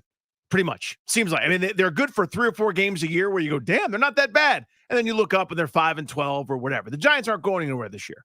But I know that Washington in years past has saved seasons. They've saved coaches' gigs. They've saved quarterbacks, given them reprieves, etc. And the Giants tried, but Washington had more in the tank this year. You go back and look at it, and you go, hey, they won the game by a score, had the ball, could have scored again at the end to make the margin of victory bigger. But there are a bunch of little plays in the game that have never consistently gone Washington's way. And they just do now. And you come to expect it. Of course they got that 4th down. Of course they scored right before the half. Of course. Not of course. I'm not used to of course yet. They're good. Yep. Good teams do good things more often than the bad ones. This was the really good football team beat the not so good football team game. At no point were the Giants at risk of winning this game. I've heard people say, oh, well, it was a close game or they should have beat them by more. First of all, nonsensical way to view the NFL. But secondly, Washington was up 21-7 at the half. Washington was up 24-10 with 9:30 to play in the game. It was a 2-touchdown game. The Giants scored with 9:25 left to make it, at the time, a 1-possession game. Then Washington went right down the field, kicked another field goal. It could have easily been 34-22. Would that have made you feel better? They kneeled on the football on the goal line. That was a will-taking second half. 0 style points. You're right about that. They didn't ask Jaden Daniels in the passing game to really do anything in the second half. They didn't need them to. We're going to turn around, hand the ball off, and just snatch New York's soul 5 yards at a time, slamming the ball between the tackles. Daniels in the second half, 6 of 11 for 96 yards. Washington ran the ball 20 times for 81 yards. Basically a 2-to-1 run-pass ratio in the second half of this game. They didn't have to get cute. Nothing about this performance was sexy. Don't need it to be. What they did on Sunday, Danny, was what they just haven't been able to do for a long, long time. Go on the road in the division and bully the team that you're bigger and badder than. And they did. Pretty calm in that way, right? Again, there are a few plays. A fourth down that Austin Eckler got by a fraction of an inch. I couldn't tell live, couldn't even tell on replay if he got it or not, but he did. So good enough. We keep the drive moving. That early turnover when the Giants were rolling down the field, not being able to stop certain things at various times throughout the game. Early on, it was the run. Later on, it was throwing to open receivers. Didn't matter. They're good enough to overcome less than ideal. A group that came in as the best pass rushing team in the sport, despite, by the way, trailing a bunch where teams are just running it down their throats later on, is held to 0 sacks. It just tells you they've got a plan, they've got ideas, and they're good ones. So there's a couple of storylines I think that need to be celebrated, discussed today. One of them is what you were just talking about, which was pass protection. Brandon Coleman, take a bow. Have a day. You got your left tackle, ladies and gentlemen. Let Adam Peters cook. In the same draft as you get Jaden Daniels at number 2, in the 3rd round, they take Coleman, who a lot of teams thought was a guard. Do you remember when Washington thought differently about players than everybody else did? What that used to mean? What that normally led to? The Commanders looked at Brandon Coleman, who a lot of people said, oh, there's a guard. And they said, no, he's a tackle. And it looks like they've got their future long-term answer at left tackle based on injury and only injury. Cornelius Lucas has been very good. He has been splitting reps with Brandon Coleman. This weird situation that normally doesn't make sense. This is not baseball. You don't platoon at first base at left tackle. That's not really what you do. But Coleman had to go one-on-one throughout much of the game with Brian Burns. Had to take on one of the better pass rushers in the National Football League, who'd had a sack in 4 straight games in 5 of 6, and 27 dropbacks, 0 pressures allowed. Top pass blocking grade on the team. Played on all 62 snaps, many against an elite edge, and he shut him out. What a performance for Brandon Coleman on the road. Not like you're at home and you're getting off on the snap. I'm not saying it was the hardest environment to ever play in at the Meadowlands, but you'd rather be at home than on the road. Easy, yeah. That was really impressive. 2 quarterback hits allowed, according to Pro Football Reference, for the game. PFF had him at 0 pressures. Yeah. No quarterback hits. Not the game. They had him 27 pass blocking snaps, 0 pressures. And the Giants as a team is what I was referencing. Yeah. So the point is, that's the best pass rushing team in the NFL coming into this week. You probably cost them the number 1 ranking because of that. That performance is outstanding. Again, that's a execution by the offensive line. That's just good blocking. That's good Jaden Daniels. That's great Cliff Kingsbury. Everything under the sun. Yeah, they all without Brian Robinson, without that thumper, that gut punch through the middle, time after time after time to soften some of that stuff. Usually that's the best formula. You find a pass rush, you go, fine. Deal with the run game, deal with pulling guards, deal with tight ends, deal with getting chipped, run your butt off, bring my tank of a running back to the ground a bunch of times. Then we'll see how well you pass rush later on. They didn't have access to that. Still didn't matter. That Kingsbury stat, to me, he deserves credit. They all do. But balls coming out, when we want to drop our guy back 5 and 7 steps, I'm going to make sure that I keep extra guys in to hold up and pass pro to help him. So you scheme that up. That's a Jaden Daniels stat as well. Look around at other young quarterbacks and what they're doing. Look at how Caleb Williams operates. He was pressured on a ridiculous amount of snaps, and some of that is the line in front of him, obviously. But he does his little Kyler Murray running circles in the pocket thing, and I'm going to escape this way and escape that way, and I'm going to hold on to the ball. Not Jaden Daniels. Ball's in my hand. I'm planting. I'm anchoring. I'm processing. I'm firing. Ball's out. But we also just got to give credit to this offensive front because they got beat up all offseason. Everyone wanted to talk about how bad they were. And they were new. My point all along was, well, how do we know that they're bad? They have signed a new starting center, $10 million a year, who's awesome. They have signed a new starting left guard in Allegretti, who's been really, really good. They're going to have a new starting left tackle, Brandon Coleman, excellent yesterday. Wiley was probably the most hated on player on the team undeservedly, I thought, in the second half of last year. He's elevated his game. And Cosme's the truth. But this line, the way, as you said, the tight ends are protecting as well, they have been marvelous, Danny. Marvelous. Yep. No other way to describe that. Again, how do I say this the right way? Like, I don't know if I was critical of the front office. I was in certain areas, and I was wrong about that. I've said that a million times. I'll continue to say it. I was dead wrong on a number of fronts. But the question I had, or the way that I felt about it, I would go, I don't know that I have the huevos rancheros to have a rookie quarterback where everything hinges on his success, to go into the season with Andrew Wiley at one tackle and journeyman Jerry, swing tackle, and a third rounder that half the league thought was a guard as my protective options. I just wouldn't be able to do that. I would have gone overboard to make sure that he was well protected. Even if I had to swallow some salary and have Andrew Wiley be one of the most expensive backups in the sport, I would have made sure I was as good as I could possibly be at the tackle spots, just for my own edification, so I could sleep at night. They saw it. They assessed it correctly. They nailed all the pieces involved. This unit is outstanding. They are all on the same page, whether that's a Tyler Biotish as the catalyst situation, whether that's offensive line coaching. Remember, the former Giant offensive line coach was the only question mark kind of on that coaching staff. Take a bow. After that, after this week, everything is humming on that side. Really, really impressive, man. Like, not missing Brian Robinson in a game going up against one of the league's worst rush defenses. You somehow don't miss him. That's incredible to me. Like, it's now become routine. I can't let it yet. I can't let it become just the normal thing that they do. Nothing about this is normal here. The other thing I wanted to call attention to out of the shoot today, and this is mostly about Jaden Daniels, but I will say this about everybody. They do not turn the football over at a historical rate at this point. Yep. I'm sure everybody's seen this from Elias Sports Bureau now. This stat was everywhere last night.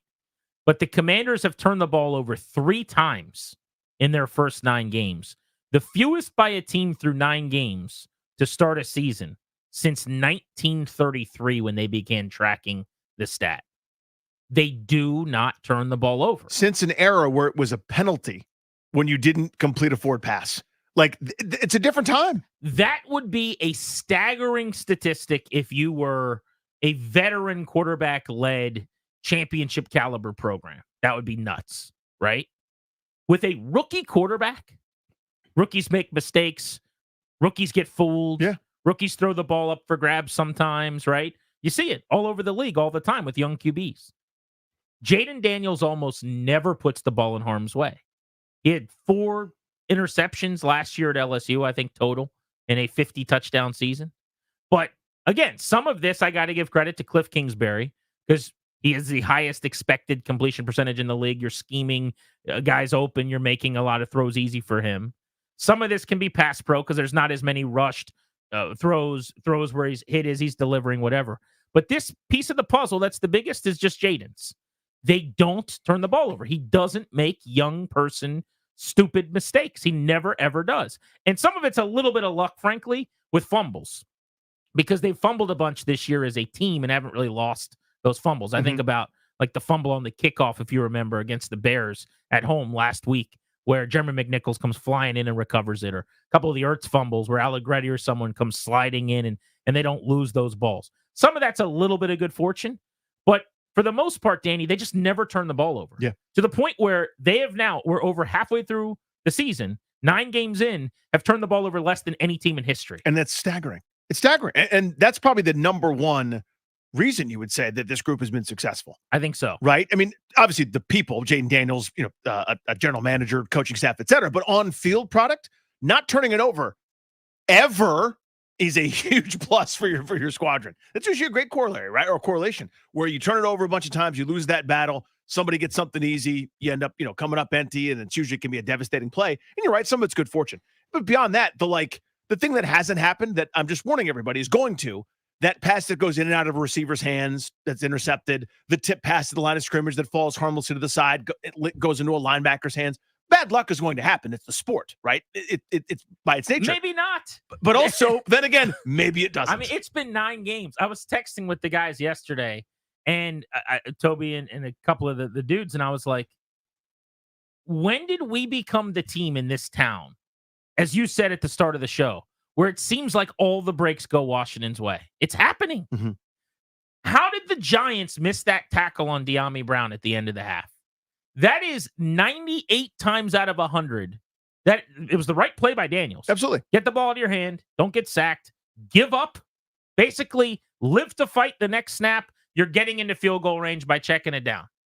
And then the Giants just miss a tackle and he turns it into 25 yards and they get a 1st and 10 with 12 seconds to go. And then the next play, a dime by Daniels. He's like, oh, I guess I'll just throw a dime for a tutty here. I wasn't going to, but I will now. For 20 years, assuming they didn't snap it over someone's head or there wasn't a sack or a fumble or something, you throw that ball and just normal football happens and the Giants make a tackle and now you have a long field goal that you probably miss or something. Mm-hmm. Except this year, they don't make the tackle.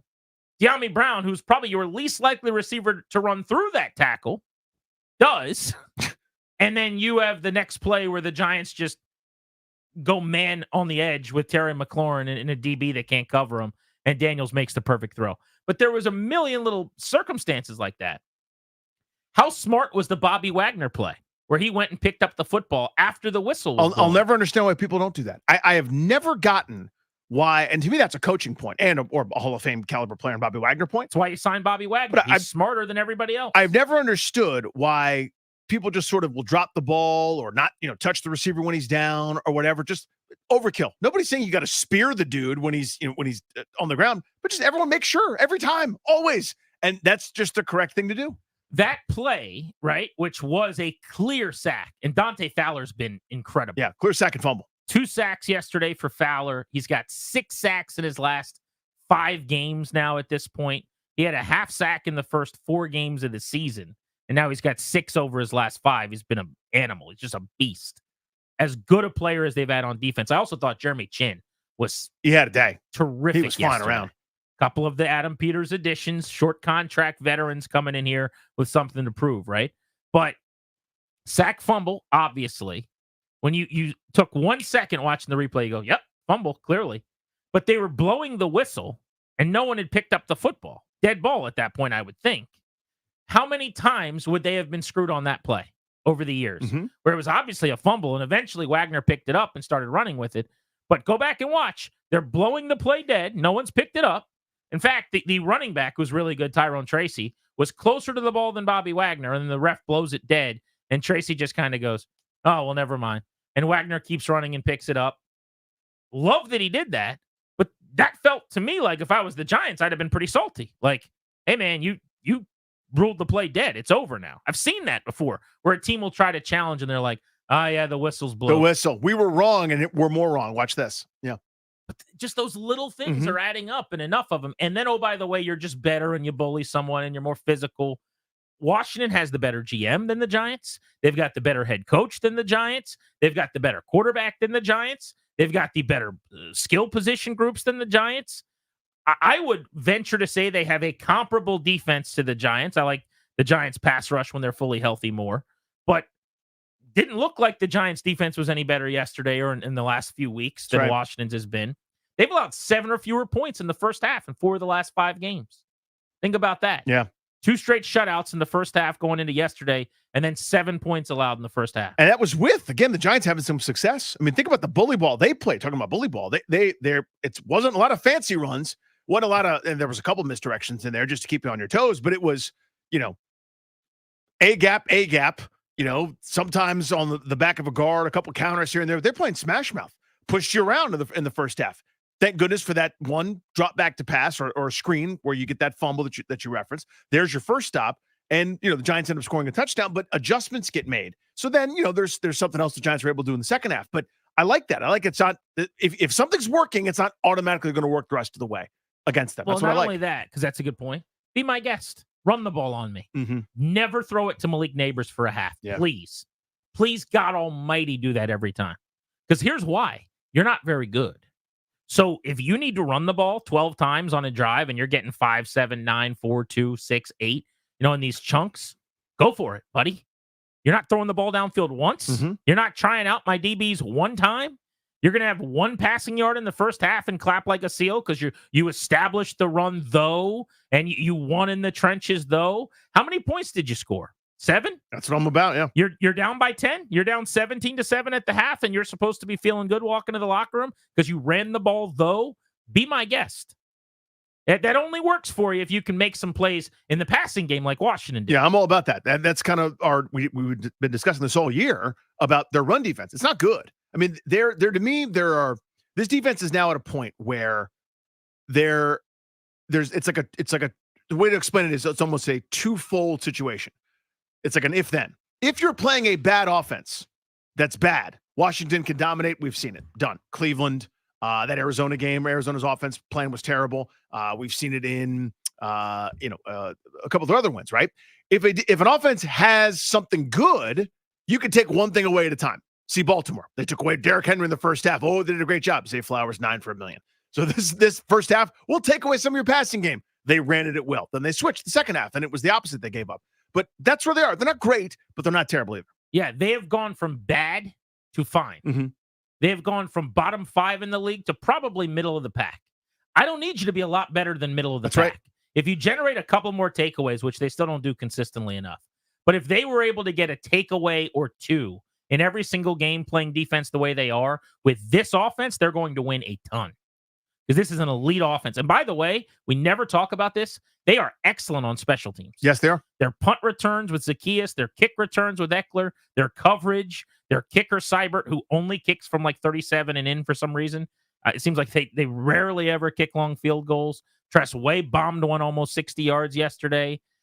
They are really good on teams. They're just a really good team. Just good. They're 7-2, and they're awesome. And I can't wait for Sunday. I cannot wait for the Steelers to come here with a championship-level defense so we can see what that looks like. Let's open up the MGM National Harbor listener lines for you guys. It's another Victory Monday on Grant and Danny. Chris Rodriguez, who was the bell cow in the second half in the backfield, is going to be on the show at 3 o'clock. We've got Jay Gruden at 5 o'clock. We'll go game balls and gassers next to the best and the worst from a 5-point win that was a little more decisive than that yesterday in the Meadowlands. You're listening to The Fan.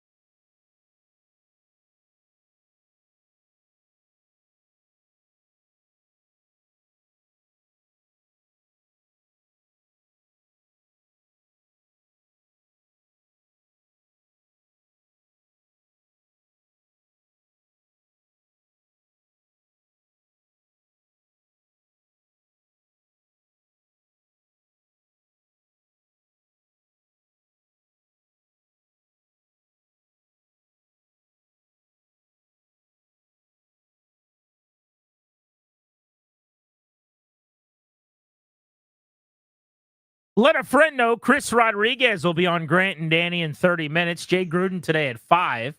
Commanders 27-22 winners over the Giants yesterday. Another super efficient Jaden Daniels outing. How about Terry McLaurin, by the way, Danny? 2 grabs, both touchdowns, 19 yards for him. He has already surpassed last year's touchdown total, I should say. And he is now closing in on a career high in touchdown catches at the midway point of this season. He's got 6 right now.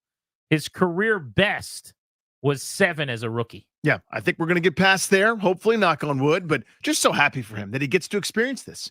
Like, I always used to think about it, right? The guys that didn't do anything wrong, in fact, did a lot right, they just had to toil and explain and say, yeah, we just got to get back to work and just got to try really hard and see if we can overcome. How much fun must this be, having gone through the slop? You know what I mean? Now you're out there, you're meeting Red and Zay Wataneo at the end of Shawshank. Like, you're here, dude. How much fun is this?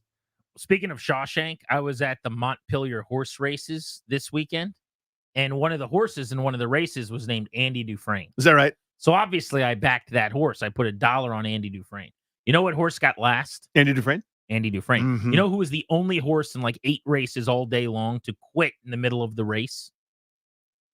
Andy Dufresne? Andy Yeah, Dufresne. Dufresne.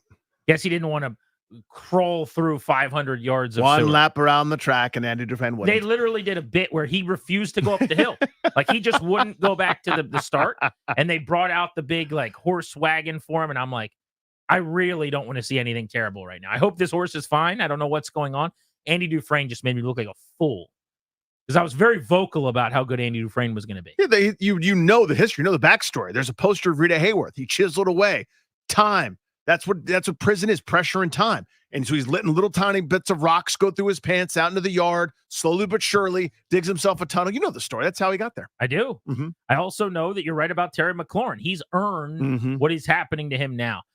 At a position where there are so many divas, at a position where the default setting is to be selfish, and if things aren't going your way, to throw a fit or to demand a trade or to throw your quarterback under the bus, right? All of the types of things that good receivers do.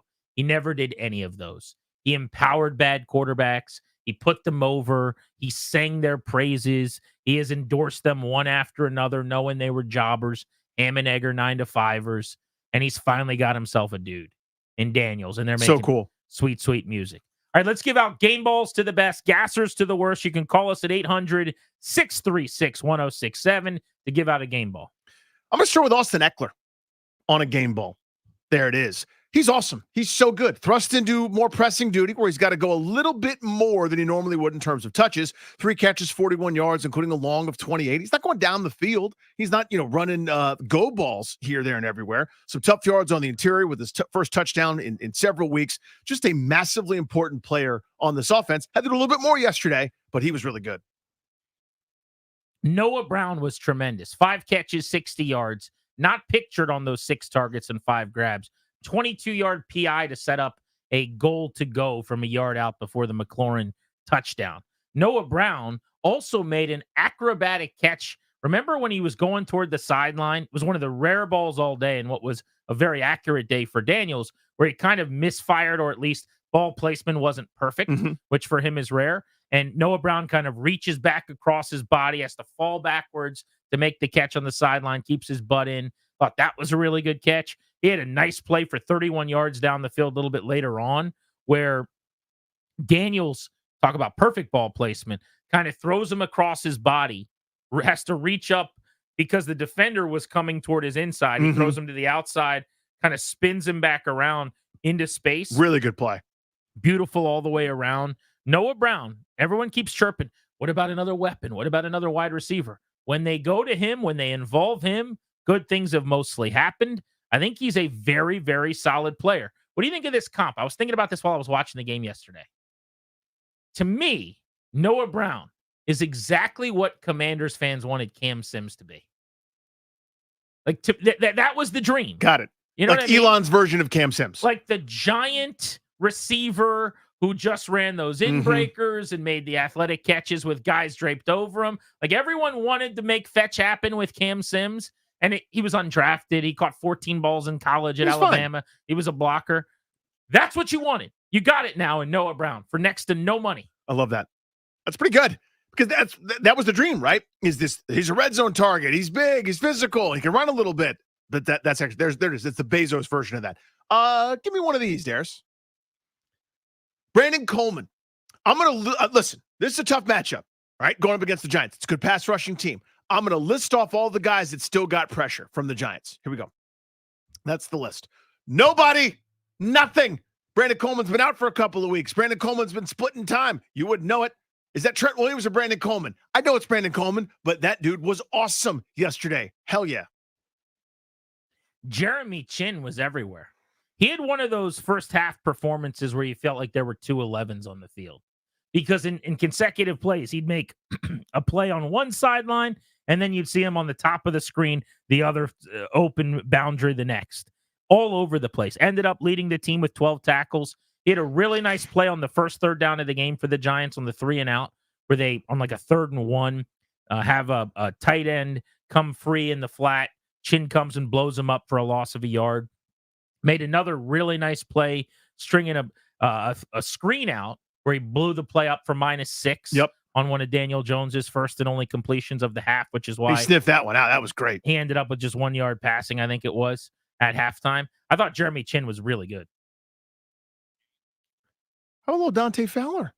Sorry about Dante Fowler. Already 3rd most sacks he's had in a season in his career with 2 more yesterday. 2 tackles for loss, 2 quarterback hits, 2 sacks aforementioned, forced that fumble. Pretty awesome game for Dante Fowler again when they needed it. Chris Rodriguez, who's coming on the show in 25 minutes. He has been completely forgotten. He's the 4th running back in the organization. Robinson's the workhorse. Eckler is the change of pace. McNichols is the backup to both, who gets a little bit of work here and there. And then Rodriguez is the guy who's on the practice squad, who's in the building in anonymity, who's training day in and day out for an opportunity that's probably not going to come. And then they find out, after thinking all week Robinson was trending toward playing, he wasn't going to go. I'm sure you guys saw the video like I did of Dan Quinn and him on the field. Fox kept showing it. This pregame conversation after his workout went worse than they anticipated. And they basically said, nah, let's shut it down. We got enough guys. Chris Rodriguez had already been elevated from the practice squad just in case something happened. Because remember, they played Robinson a few weeks ago after a slow work week, and he didn't play in the second half of the game. Right.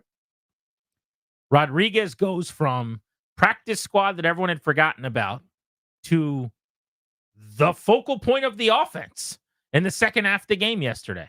And he ran really hard. Ran hard and tough, yeah. 11 carries, 52 yards, 4.7 a pop. Nobody remembers this, but he was the guy that led them in rushing yards per carry last year. A nice blitz pickup, too, as well, I think, on one prominent pass. One more gamer there, Dares. Sorry, I forgot to mention it. The quarterback was 209 yards, couple touchdowns, ran for 35, 128.8 quarterback rating. Ho-hum, just a boring, regular old divisional game, where you go on the road to a place that they never win, and he played well again.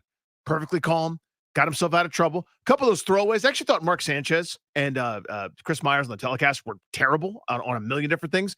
No, most notably spots, as a quick side, where he's short of the first down as the referee's waving the chains forward, pointing first down. He's not making it. He's a yard short. Clearly not yard short. They're already starting the next play. They couldn't figure out which way was up. But I actually thought Sanchez made a really good point about throwaways for Jaden Daniels. Sometimes the play is dead. He knows it's dead, but waits at that extra beat to take a hit that doesn't have to take. That maybe is another sign of growth that I think is on the way. That's not a criticism, just an observation to save your body a little bit. But Daniels was awesome yet again. So there you go. Game balls to the best. We have not given out any gassers yet. We can try to find someone to give a gasser to next, but we'll also hit the phones with you at 800-636-1067. That's 800-636-1067 as the Commanders have won again. That's 7 of their last 8. We're just casually doing Victory Monday shows on G&D. This is what they do in Kansas City and in Buffalo and in Baltimore and in Green Bay and these other places. I think those are the 4 most successful teams in the NFL by way of record over the last 5 years. Just every week you talk about how they won that week. Last week was the Johnny Newton game. This week's the Chris Rodriguez game. You got different guys that pop up and help out. So cool. Your stars, Daniels and McLaurin and Louvu and Wagner, continue to play like stars. G&D on the Fan.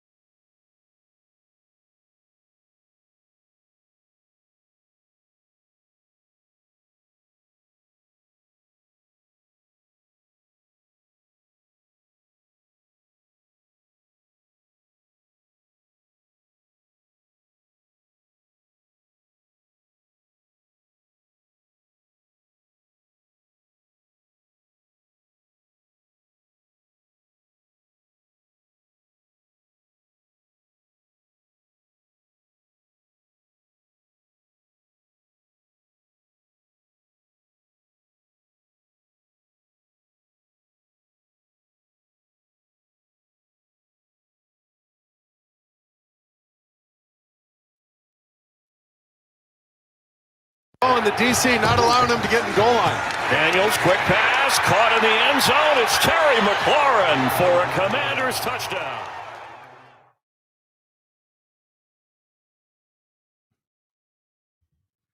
I mean this in a complimentary way.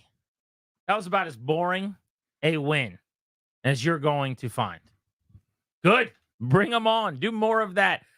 Have we gotten to that point now where they're just so good and it's just so easy when you play a bad team that it's like, pass the salt. Also, they're up by 20.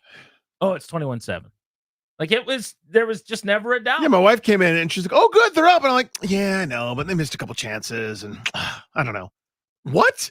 Like, what team is this? Like, what am I doing every week? I'm usually sitting there hate watching. Where like every yard, I'm angry. Every time there's something they screw up, I'm angry. I'm angry at all of it. Just all happy and pleasant. What a time, man. That was the fourth time in 6 weeks watching them that it was pretty obvious the entire time they were going to win the game. The Hail Mary game against the Bears, I'm not putting there, although they led that game the entire time. There was never really a threat. They were up 12-0 or whatever in the second half. But I'm not even going to count that one. And then the Ravens game, obviously, I'm not putting in there. But 4 out of 6 that were a lot like that, where you just kind of take the air out of the ball. Game balls, gassers. Let's go to our buddy Chris in Hyattsville. What's up, Chris? Christopher. What's up, gentlemen? First, I want to say it's all about the offense, right? It's not like our defense magically figured out how to stop the Giants during the game. The offense dictated the pace by getting up 2 touchdowns and took the Giants out of their game plan.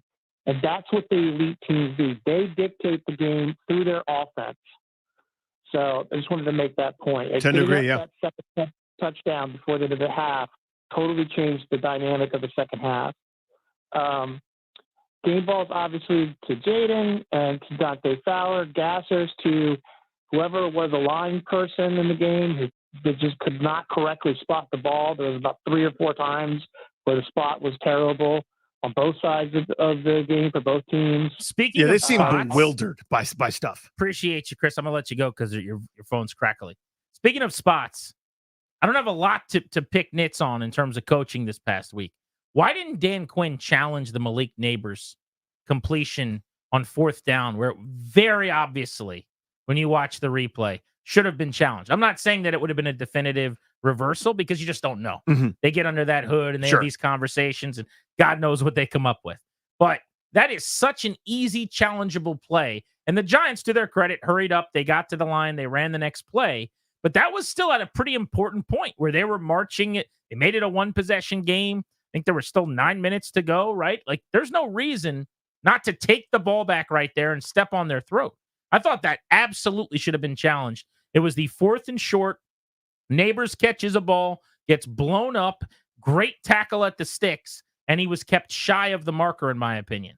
But there was no challenge. It was very strange. Yeah, all throughout the game, to your point, there were spots that just, sometimes they get, and listen, super hard. I'm not saying it's easy. The same way it's hard to, call a 97-mile-an-hour cutter a ball or strike based on, the fact that human eye can only perceive so much. You're trying to watch where the ball is when the knee hits and yada, yada, yada. I'm with you. I thought that was short. Actually, I thought Eckler was short live. Now, we didn't have a great view of it from our side of the field where the camera was. So it's not just something I'm going, oh, it was against Washington, so it was BS. I didn't think they did a really good job spotting throughout the game. A few things were kind of head-scratching. Let's go to Akil, who's on Grant and Danny here on The Fan. Thanks for the call. What's up? Hey, how you guys doing? Good, man. I love your show as always. I have 1 game ball, 1 gasser. Let's the do game it. ball goes to Tressway. He never punts, but he's absolutely flawless when he does. And the gasser goes to absolutely nobody. This team has swept the stinking Giant and put them where they belong, in the trash can. Oh, yeah.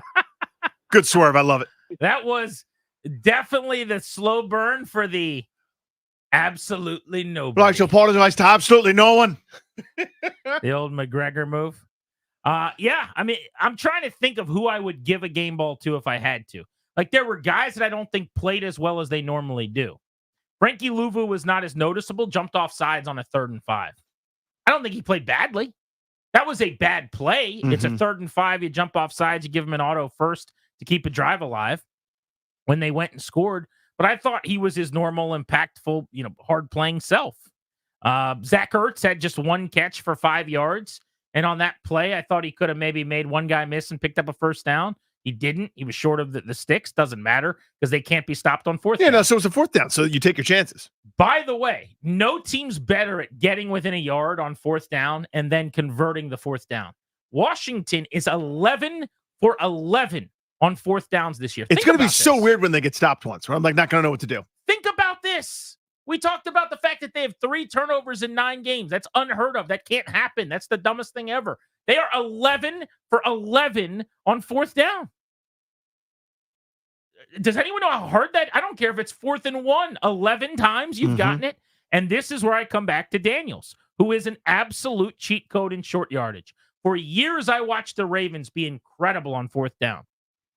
And they never hesitated. How many times watching a primetime Ravens game would Lamar Jackson look over to John Harbaugh and either send the guys coming on the field off the field with his hand or tell him, come on, let's go. John's like, Lamar, you want to go for it? And he's John like, Harbaugh's yes. like, let's do this, kid. And then he does his little read option bit where either you play him and he gives it to some battering ram, Gus Edwards. It could have been Gus Bradley. I don't know, but he would have gotten it too. He'd have gotten it too, The yeah. former defensive coordinator of the Jaguars and head coach there. But yeah, give it to the big back, or just they play him. They get tight up the middle, and you keep it and go around the edge like Daniels did yesterday for the easiest 6 yards ever. He is a cheat code in short yardage on 4th and 1. It's another one of it's one of the. It's not like the first 7 or 8 things you think about, but it's on the list, and there's a big long list of wonderful things that are happening this year. And it's at the core of it, of course, is Daniels. Who gets a gasser? Maybe the defensive tackles. I don't think we need to give anyone a gasser for the first half where they're getting run on, they're getting thumped. I don't know. Maybe. Yeah. I don't have any problem with what they did. They gave up 7 points in that half. Yeah, that's true. 7. Maybe Fidarian Mathis for not catching the ball, but then Bobby Wagner bailed him out. Yeah, Bobby Wagner's got it. Because on that fumble, it kind of went right through his hands. Yeah, let's not even let that get to a review. Let's just have the ball. Let's go to Joshua in Upper Marlboro on G&D. What's up, Josh? Hey, fellas. So game ball for the O-line for sure. You guys have covered that pretty extensively, but it's just so crazy that like this unit that we thought was going to be such a problem or at least mediocre is now just seems to be one of the more competent lines in the league, which is nuts. And we just did not have to worry about them. Gassers for the announcers, man. That was just a real, I don't know if you guys have already talked about it, but it was just a really painful experience listening to Mr. Butt Fumble, like clearly rooting for the Giants the entire time. And it felt very uneven. It felt very slanted. And so, and a slight gasser for my dear friend, Grant Paulson, who tweeted that if the Commanders, who I'm all in a massive glow and warm glow and fuzzy about, and it's the best thing in my life right now when the world is burning down around us, if they don't win a playoff game, we're now setting up for disappointment. Grant, what are you doing to us? No, I didn't say that. That is not what I said at all, Josh. That is most definitely not what I said. Oh, man. And if it came off that way, that was not my intention. I'm going to find my tweet here at Grant H. Paulson. I said the Commanders have not won a playoff game since 2005. At the midway point of the season, Washington is a clear playoff team. If the postseason started today, it would be a disappointment if they didn't win an opening round game. Lots of ball left, but the drought could be ending. I'm not putting like pressure on them that they have to win a playoff game. I'm just saying, you tell me, if they played a playoff game this weekend, you don't think they'd win the thing?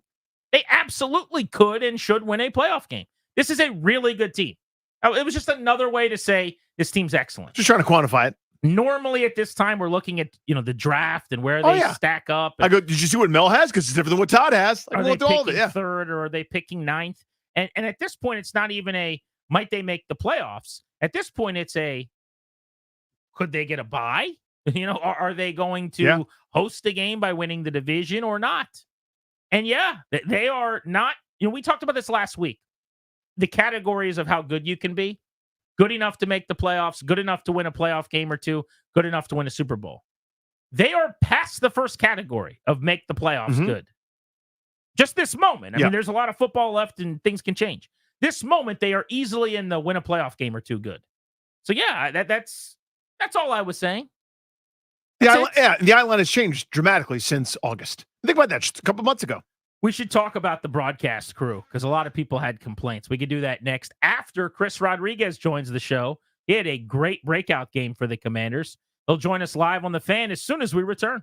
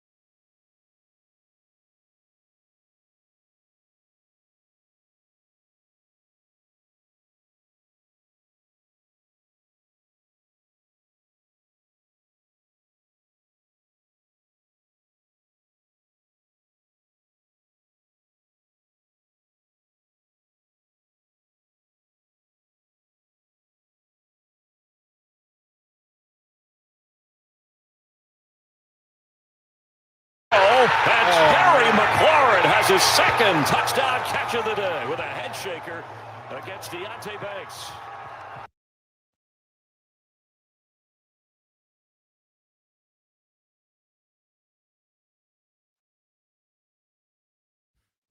Live all over D.C. on 106.7 The Fan, our flagship, and in Richmond for the next 3 hours on AM 910 and FM 105.1. We're Grant and Danny. You can listen to us on the Odyssey app wherever you are coast to coast. You can watch us on the 106.7 The Fan YouTube page in high definition. The football team has a very bright future. It's time for you to plan yours as well. Our exclusive sponsor will help. That's the law firm Kondorian Murat. They'll help you update your last will and testament, set up a trust for you and your family. Schedule a free consultation with their estate planning attorneys today by visiting kmlawyers.com. Tell them we sent you. You'll get a discount. That's kmlawyers.com. We've got tickets you can win today right here on Grant and Danny and all week long at 4 o'clock ahead of the Beltway Blitz to see Iron Maiden. So if you want those tickets, you better be listening in 1 hour. But right now, let's go to the hotline. Welcome onto the show, Chris Rodriguez, who broke out yesterday in his first real opportunity this season.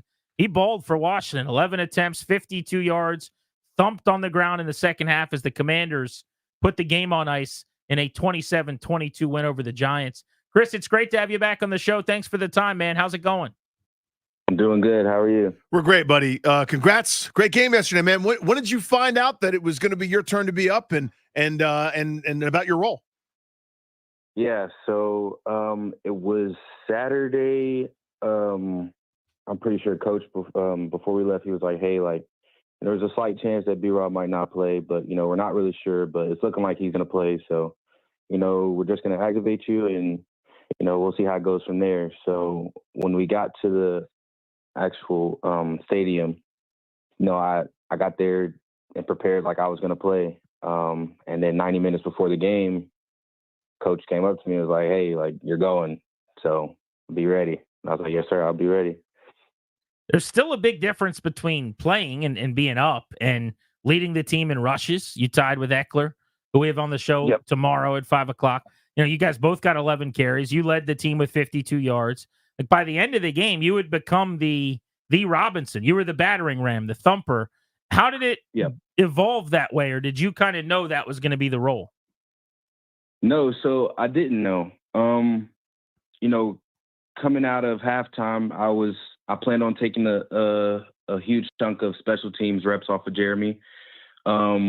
But Coach told me, he was like, hey, like, we're going to put you in, like, expect to get in earlier, in the second half. So I got in, made a couple plays, and, DQ came over to us and was like, hey, just, let him eat. So, it kind of just all fell in my favor. I'm extremely grateful for it.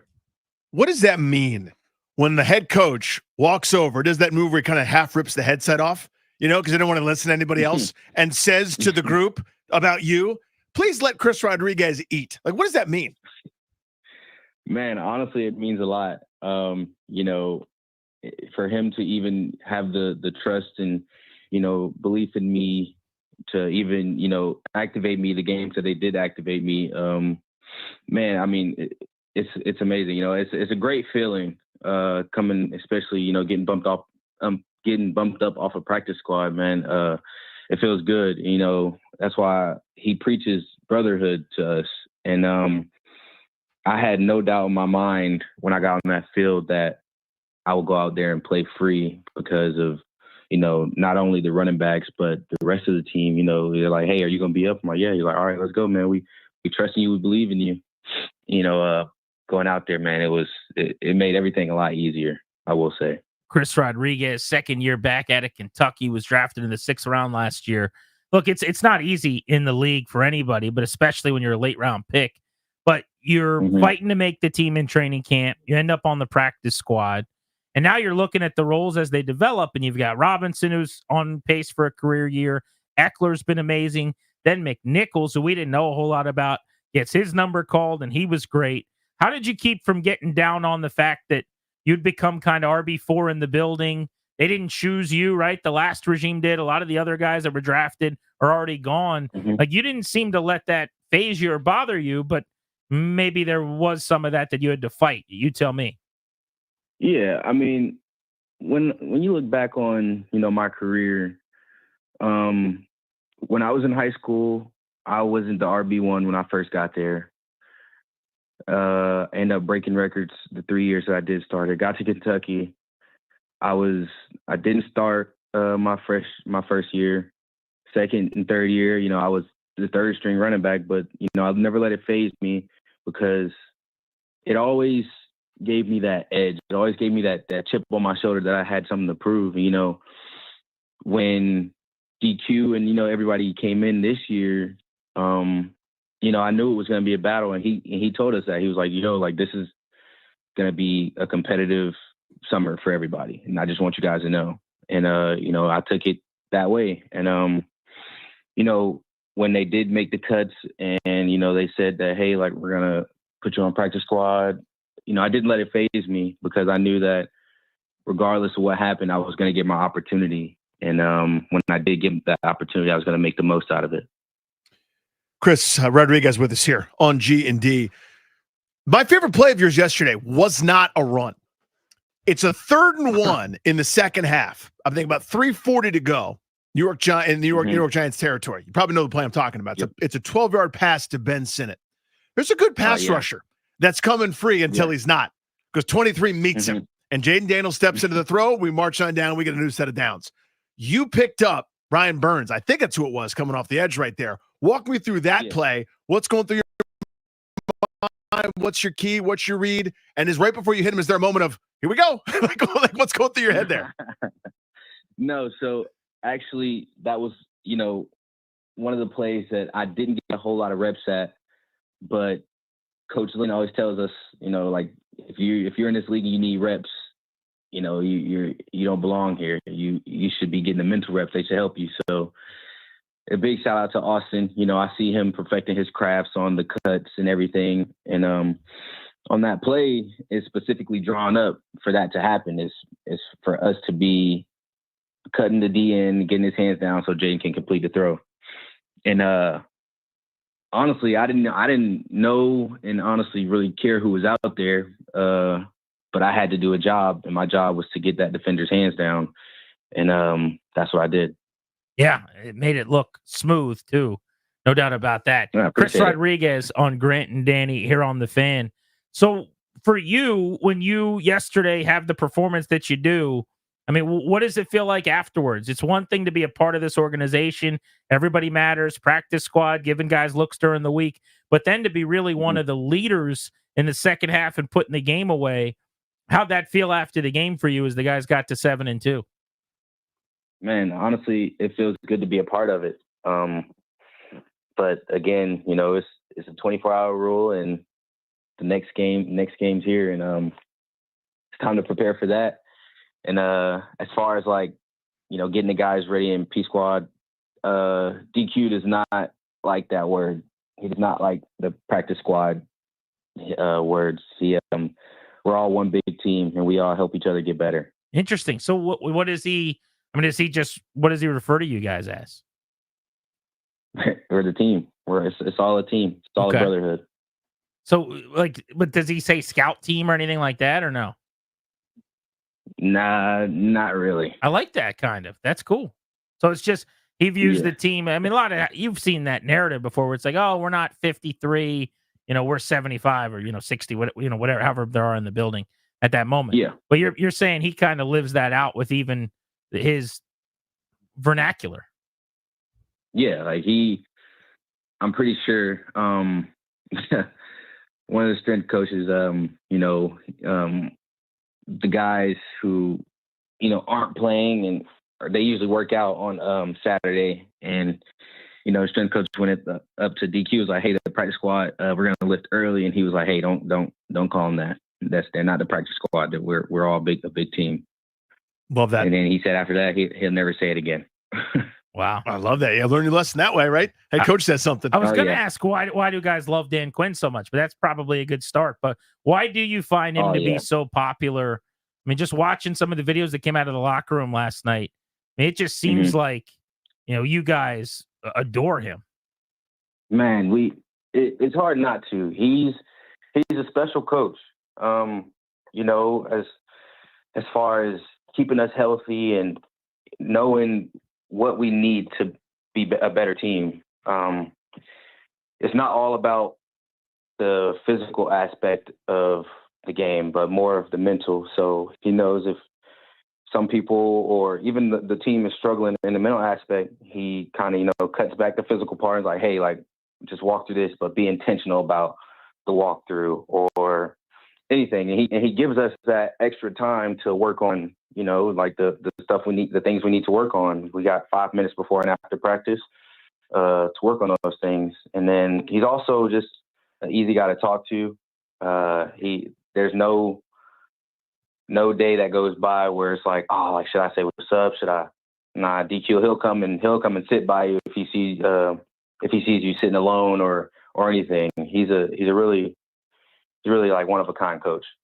Chris, going to Cliff Kingsbury's offense, this running game has been unbelievable this year. Everybody that's carried the rock, yourself included yesterday, has been effective all in different spots. It's been really, really neat to see. What makes that run game so good? Our O-line. I just tell you, like, it's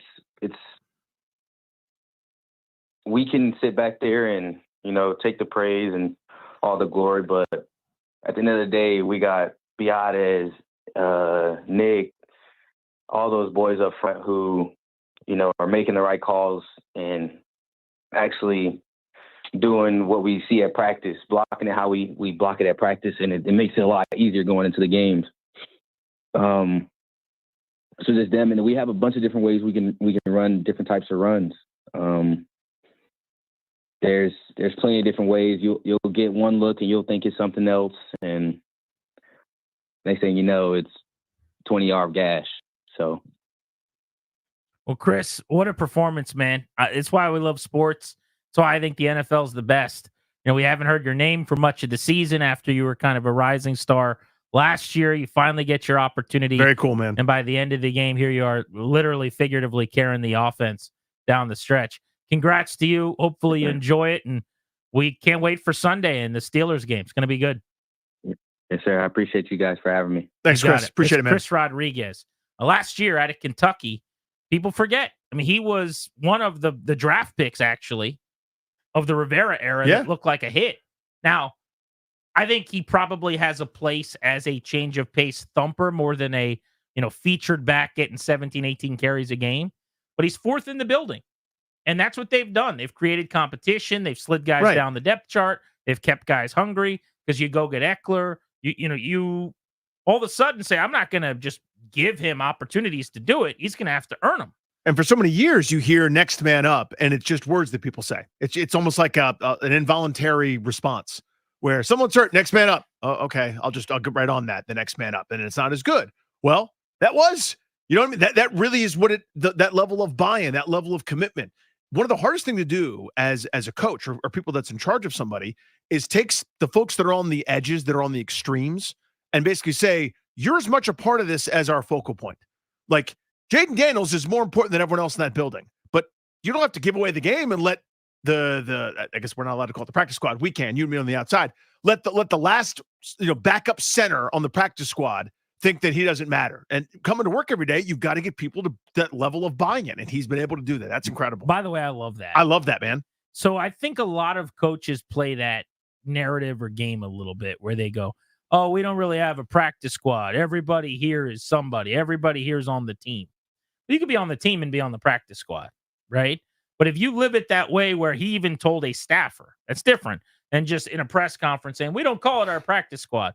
The anecdote that Rodriguez used was one of the guys on the training staff referred to them as the practice squad, and Quinn, in front of it sounds like enough people that Rodriguez heard it, called him out and said, that's not what we call them around here.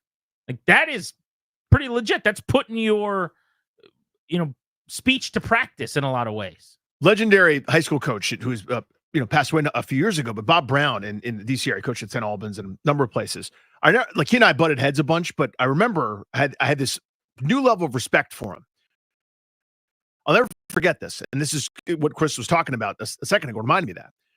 I remember one day after practice, I'd like forgotten something and went back into the gym, and he was sitting there by himself working with a junior who was playing JV basketball, like working him out and running him through every motion like he was, a starter on varsity. And I'm like, that's quite frankly, in probably in the moment, a waste of his time. This guy's never going to be a starter on varsity. He's probably never going to come off the bench. He'll probably never play here at any point in time. And here he is when nobody's watching, working with a junior on JV that was like okay at that point. And I was blown away by that. And that's what it reminds me of, right? Where you're really trying to build something. You can't just chatter about it. You can't do it at the podium once a week and think that you've done it. That culture building, it really takes that kind of thing that you're talking about right there. That was cool to hear. Yeah, it was a good insight from him on Dan Quinn and why they love the guy so much too. He said, hey, you're sitting there by yourself being quiet. He's going to come up and check on you and make sure everything's okay. Grant and Danny on the Fan. I want to look at the two teams in the division outside of the Washington Giants matchup yesterday. The Eagles win a squeaker, almost had a epic meltdown and collapse against Jacksonville. Also, the Cowboys are completely dead in the water now. They had another bad performance against the Falcons, got shredded by Atlanta, and Dak Prescott's out for several weeks. So you can put a fork in them, it would appear. That's next right here on the Fan.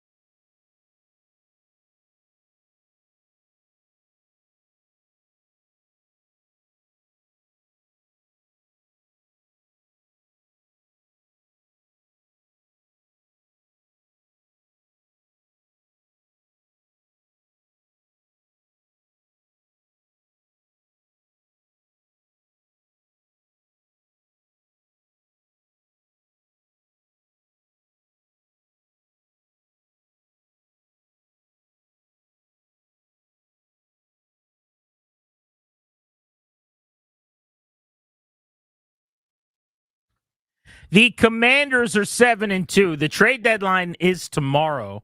I will tell you that we'll have excellent trade deadline coverage for you here on the Fan and on Grant and Danny leading up to tomorrow's deadline. There's nothing else going on tomorrow, luckily, in the country. So there's no reason to navigate away from 106.7 The Fan and Grant and Danny. There's certainly not anything happening in the country that is of interest to anybody else other than the NFL trade deadline. Is it the NFL trade deadline? Yes. There's your focus. Yes. There it is. Yeah. That's it. Then be here. Yep. But we will keep you abreast of what they do or don't do. I don't think they're going to be aggressive or do anything splashy. I think they'll make a small move or two. I do. I think there will be something. It could come down the pike today or tonight. It certainly could happen before we go on tomorrow or ahead of the deadline while we're live. I got to tell you, though, I am in the camp that I do think that they should be pretty aggressive and maybe make a splash, do a cannonball, jump into the deep end. This team is really damn good.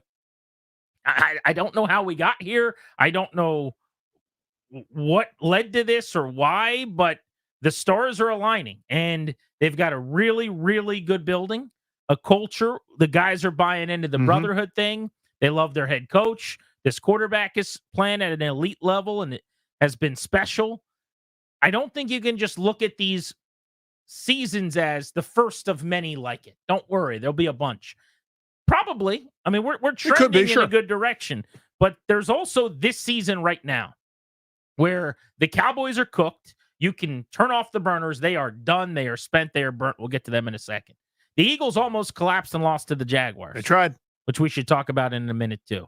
But you're better than Philly right now. You're the best team in the NFC East. You're the best team in the division. In the conference, the Lions are better than you. Nobody else is ahead of you in the standings, and nobody else is better than you right now. Maybe the Vikings, maybe because Brian Flores' defense is really good, but Sam Darnold had a couple of awful turnovers yesterday. It's happening at a very slow snail's pace, but he's starting to make more mistakes. He's doing the Sam Darnold regression. There's a little creakiness there to the Vikings, right? But look at the playoff picture right now. If the season ended today, Washington would be hosting a home playoff game with the 6-3, 7th-seeded Green Bay Packers. And that would be a really tough game. It'd be a pick'em game. The Packers won a playoff game last year. They blew out Dallas in Dallas. Be that matchup, right? Jordan Love is leading the league in interceptions, though. There's a great chance you win that game, but you're certainly not scared of Green Bay, are you? No. And so you look at Atlanta at 6-3. Atlanta's pretty good. Not great. Washington's better. Yeah, I think Washington's better. The Falcons' defense stinks. They're not good. I think that's the summary, right? I mean, so there's nobody outside of Detroit. I think Detroit is maybe the class of the NFL right now, just the way they're playing. Defensively, I don't know if they've got enough. We'll see, TBD, but they were pretty impressive yesterday, I'll say. Let's play the Harbaugh game. Who's got it better than us? Okay? Right now, this moment. This is the Harbaugh game on Grant and Danny. Harbaugh game. Who's got it better than us? Detroit? Yeah. That's one team that's better in the NFC. Would you trade, and I don't mean long term, okay, because Daniels is a rookie. I just mean for the remainder of this season, chance to win a Super Bowl. Would you trade Washington with Atlanta? No, I'm keeping Washington. Yeah, I am too. Definitely not. Washington with Arizona? No. Definitely not. By the way, you bludgeoned them a handful of weeks ago. Washington with Minnesota. Minnesota. Win looks better now, by the way. Washington with Minnesota. No, I'm staying Washington. They got Justin Jefferson. Yeah, they do. They got Brian Flores. Washington can't stop them. I mean, Sam Darnold will have a great day. Justin Jefferson might go for 277, but Washington can play with them. To me, Philadelphia and Washington are closer to eyeball, but still, I'm not necessarily going to swap it wholesale. But you would not trade the Commanders' chance to win this year with the Eagles. No. Even though the odds makers seem to think it's the other way around. The standings right now show Washington as the number 2 team in the NFC, and you agree with that. Yeah. Think about what you're saying, by the way. I know, right? What world is this? What planet? I was walking outside in the Navy Yard, right outside the building, about an hour and a half before the show today. And a guy who works in our building, I see him in the lobby all the time, was walking up to me and stopped me, and he goes, "How many wins do you think the Commanders will have this year?" And I thought about it, and I go, "I'll say 12." And he said, 12? And I said, yeah. Yeah. He goes, "So you've got them going," and he's doing the math in his head. He goes, 5-3. I said, "Yeah, I think that's about right." He goes, "Only 12. And then he goes, "Me and my colleague, we're sitting 13 or 14. I just thought that was a hilarious interaction. Everything about that's hilarious. So I started at 11, which they haven't had since I was 3 years old. I was like, 11 wins means that they go 4-4 the rest of the way, with what I perceive, and I've been beating this drum for a while, to be a very soft schedule. By the way, the Cowboys game, that was going to be really tough, and maybe it still is because it's Dallas. Dak Prescott's not playing in that game anymore, we found out today. He's out for several weeks. Yep. So you've got the Steelers and the Eagles, which will be the ultimate tell as to where you are, what you are, whether you're winning the division or not. I mean, you won't have one. Like if you split those in one way or the other, now you're just the math works in your favor, right? Well, if you split those, like you're a playoff team, obviously. Right? Well, sure. Yeah, I'm talking beyond that. Yeah. But it depends how you split it. If you beat the Eagles, you are very likely a division winning team. Like we have to assume that until something else happens. Mm-hmm. But I guess my point is for this guy and his buddy at work to be saying 12 or 13 wins, I kind of get it. The Steelers game and the 2 Eagles games are pretty difficult. I'll give you the Falcons game, although there's a really good chance, the way the South is going, that they'll have already wrapped up the division when you play them in the penultimate week of the season. The Cowboys game in the final weekend is going to mean nothing for Dallas, probably.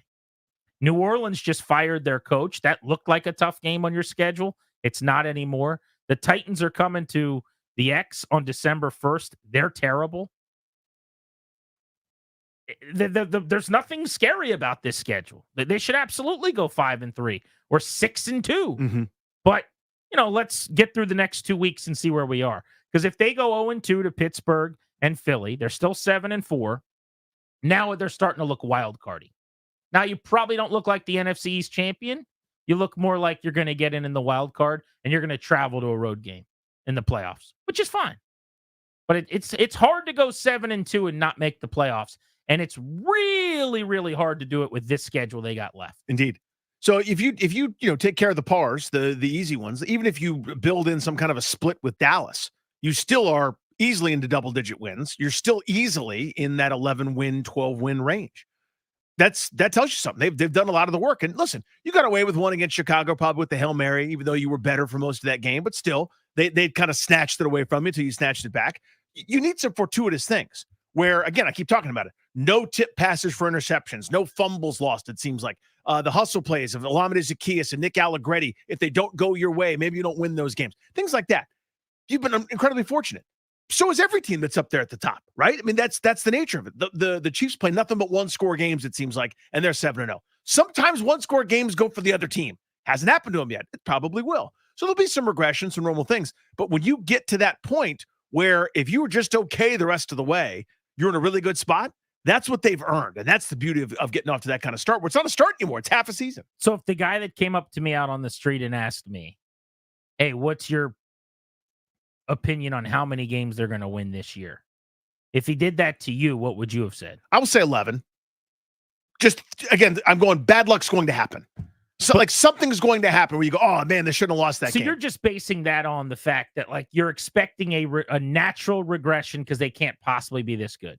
Not based on how they've played necessarily. Right. To me, it's two distinct things. I think you can be as good as they are. I'm now in this is a very good team camp, and still drop a game. See last week against Chicago. Of course. You can be good and go, damn, I can't believe they lost. But Chicago's better than most of the teams they have left on the Absolutely.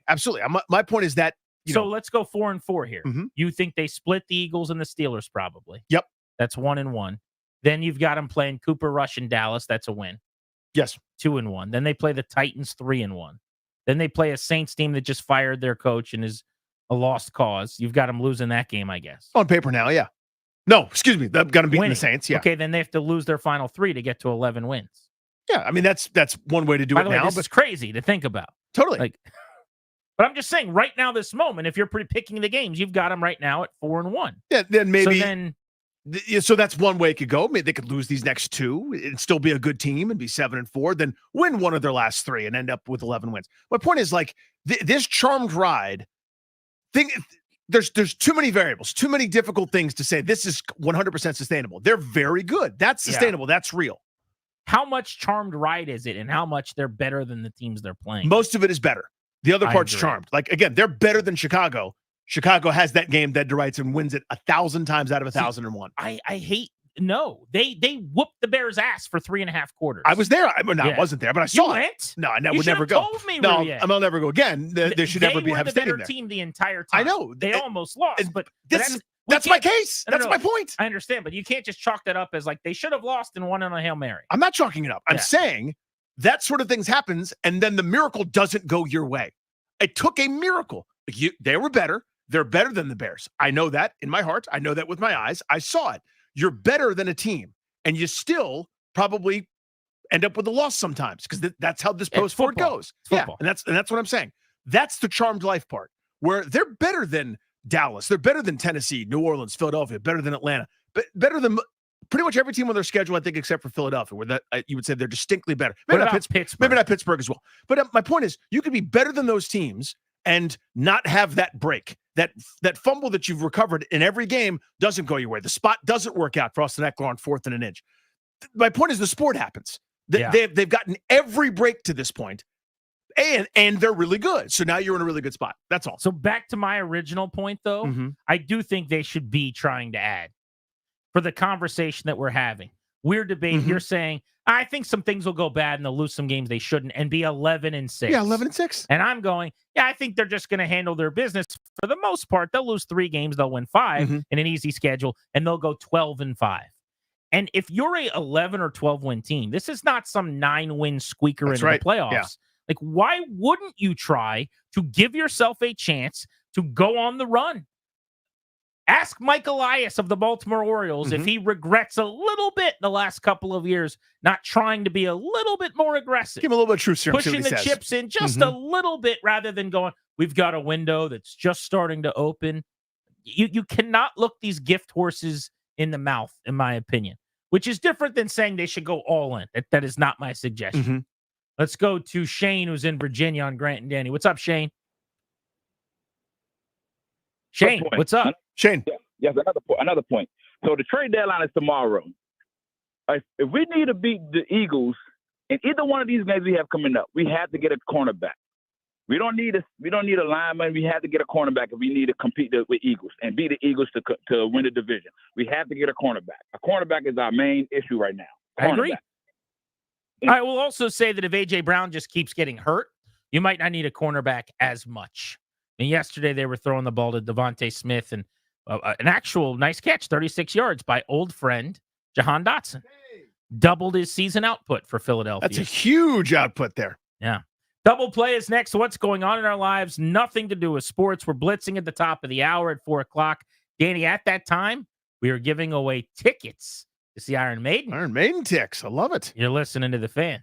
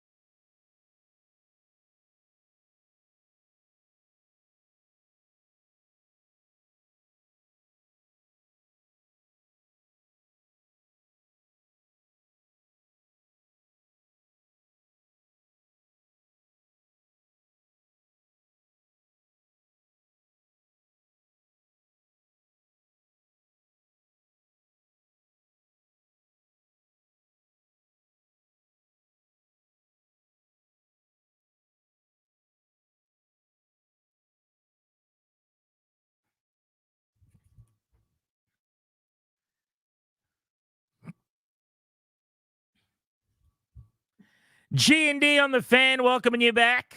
Our double play every day at this time is driven to you by your local Washington area Honda dealer. Stop in for a great deal on the rugged and capable Honda Pilot. Contact your local Washington area Honda dealers today. We're giving away tickets to Iron Maiden at CFG Bank Arena. We will be doing that coming up in about 15 minutes right here on the Fan. So make sure you're listening at that time if you want those Iron Maiden tickets. So my kids like listening to their dad, sometimes on the radio when they're in the car. Well, the times when I'm not in the car, they'll sometimes, want to hear like certain songs on Spotify or whatever, et cetera, et cetera. So one of the things that happens lately is my youngest son, who cannot remember the names of any artist, any song, any tune, any part of it. Well, like, can you play that song? And we're sitting there going, what song, buddy? Let us know. What do you want? Like, is it a man singing? Is it a woman singing? Is it rapping? Is it loud? Is it soft? Is it slow? And he'll just say, I don't know.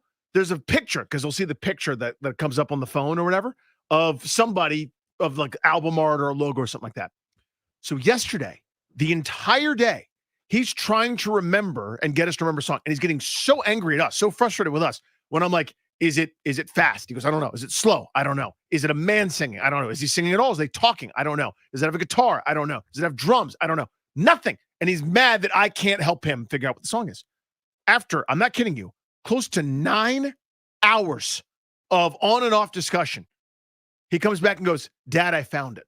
And he rolls in with his mom's phone playing Springsteen by Eric Church.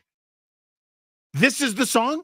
First of all, how did you hear that? You listen to songs called like Crazy Frog and, like weird like techno remixes of the Beverly Hills Cop theme. Like, how did you come across Eric Church Springsteen? And how was that the song that you've wanted to hear for 24 hours? It was the most maddening and yet rewarding end when we somehow figured out that's what we wanted to hear. And we listened to it 5 or 6 times, and I'll never forget it. Eric Church Springsteen. It feels like a Nationals about to come to bat. That's my story for you. Wow. How about that story? It's time for my double play.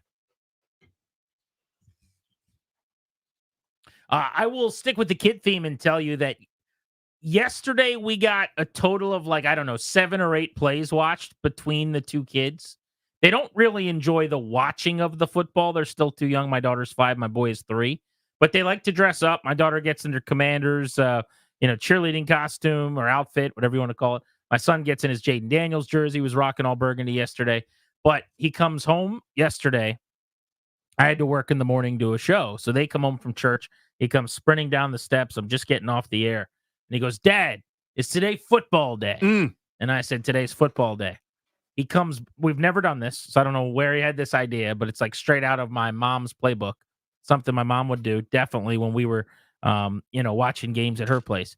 He goes and runs into the other room, and he brings out this little, almost like a throw blanket, but something you would just have on the couch unless it's a little chilly, And it's a football blanket. It's got a football and like football field on it. Mm-hmm. And he starts spreading it over the coffee table in the basement. And I said, "What are you doing, bud?" He goes, "We have to get ready." And I said, "What are we going to do?" He goes running upstairs. He comes back down with a Coke Zero, puts it on the thing. After he's, it's like a tablecloth now. Okay. He sets it down. He goes, "I'm going to go get you some tippies and dippy." Coke Zero. Oh my God. On the table. Now, he wanted a little bit of everything. This wasn't like. Sure, there was a tax. He wasn't just being a waiter. You know what I mean? Yeah. He enjoys, I think, also having the things. But at that point, I'm like, oh, we don't have any chips or dip yet. We're going to have to go get those. And so Mom went to the store, and so Allison goes, all right, what do we want for the game? I said, we obviously, chips and dip is a clear. Sure. That's a given. Yeah, tippies and dippies. She's like, what do we want for lunch? And I'm like, I'm up for whatever. I don't really have anything. And Truman goes, I think Dad wants wings. And Allison's like, all right, wings and tippies and dippies for the game. And Noom said, it's football day. He is in. He gets it. He knows the That's ways. amazing. But they're trained at this stage. 3 years old. Because she thinks like, okay. He'll be 4 in December, but he is locked all the way in. But is your wife kind of like, you trained our child to do this? Like this is how you spent your time? I think she's pretty proud of him, honestly. He's wearing She's a big fan. Yeah. She likes this football Sundays too. I feel bad for her because she gets to enjoy them way less because someone's got to be the grown up. And I'm sitting there watching and charting and trying to keep notes and everything. And they're, for the most part, running around and staying down with me. But my rule is no yelling, no crying. Like, if you're doing those things, you got to go upstairs with mom. So she doesn't get to have as much fun anymore. But yeah, just the hilarity of, to me, he runs upstairs, gets me a glass with ice and a cold, Coke Zero. A Coke Zero. Brings it down. Here's your toke. And tippies. Mom's going to get tippies and dippies. That's phenomenal. Hilarious. That is phenomenal. I said this before, this sounds like dramatic and way over the top, but I think anyone who's my age and has children can relate to this, or a little older, maybe even as well.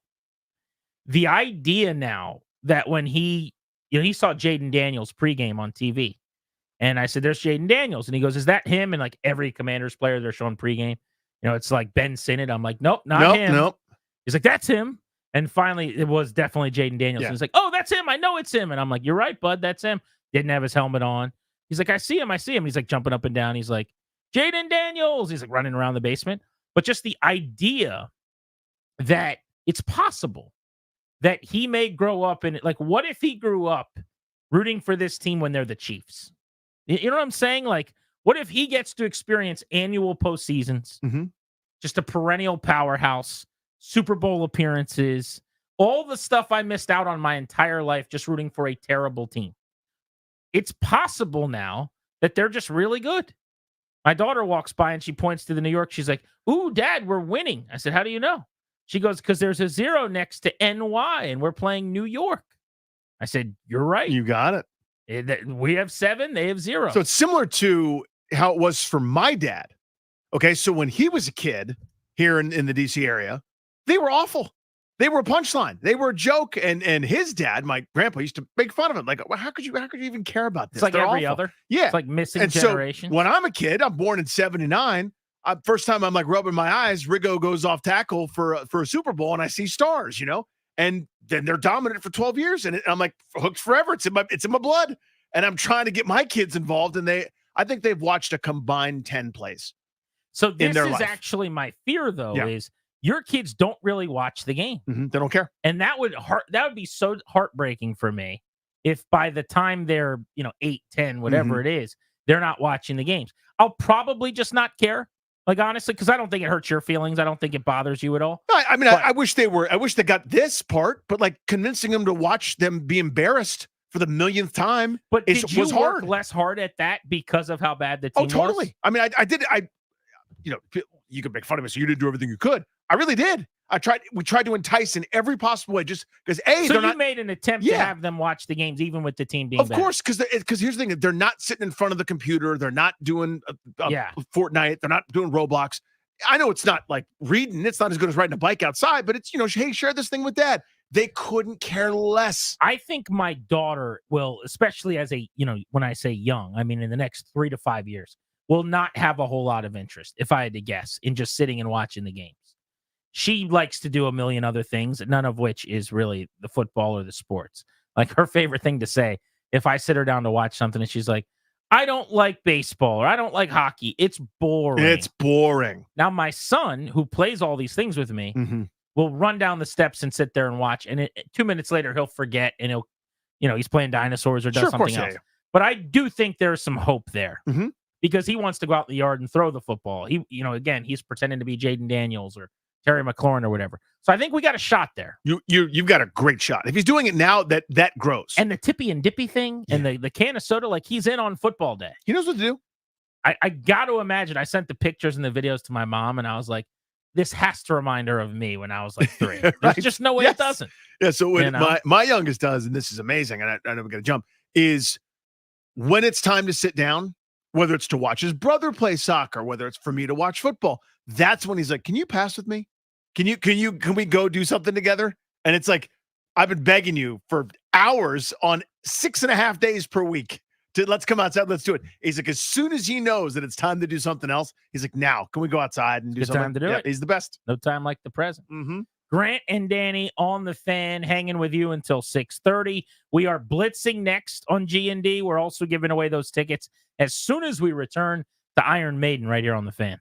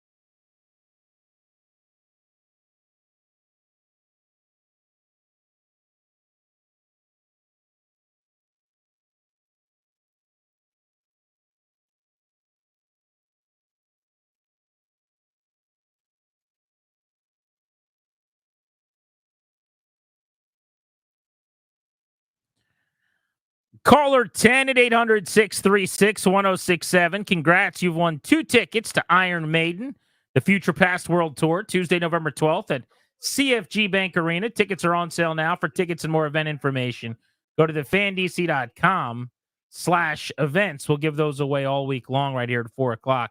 This is a very special dedication. This is it, song. right? This song goes out to a very special someone out there. To my youngest son. We listened to this a lot yesterday. I will never forget Eric Church Springsteen. Sunday was a day we're trying to remember and figure out what song he was talking about. And then after the Washington game was over, he walked down and said, "This is it, Dad." We have no idea where he heard it, why he's enamored with it. Nope. But he likes it. But he's I don't know if he even likes it. Okay. He was just trying to remember the name of this song. Give me a little juice there. I don't even think I know what this song is. Is it popular on the radio currently? I think it had its time. This to me is It's not current. It's like old school. No, not old. No. Within the last handful of years. Okay. So it's fairly. So I don't know if it's playing in spins right now, but this is part of the like, hey girl, country. Like it's that sort of genre of like just handsome dudes like dressed up like country guys, like being like, I like cold beer and pickups and hey girl, you know what I mean? It's like it doesn't have the same flair as some of the stuff that I like from the '90s and even before, but yeah. But this is it, Springsteen. All right. That goes out to our it's not Bill Rowland, that's Byron Kirk. That's Byron. It goes out to our guy Byron. That is hilarious. I just don't even know what to say. I can't describe the frustration of not knowing what the hell he was talking about. Well, that's the hardest thing in the world anyway. When someone's trying to describe a movie or a song, but they don't really have the details that you need. It palms up kind of situation. Because it's usually like mom explanation, where it's like, he's the guy that was in the thing with the person that I don't like that has the eyebrow. What? I got an NFL flex for you. This is not Commanders related, unfortunately, but the NFL has flexed Colts, Jets out of Sunday Night Football a couple of weeks from now in Week 11.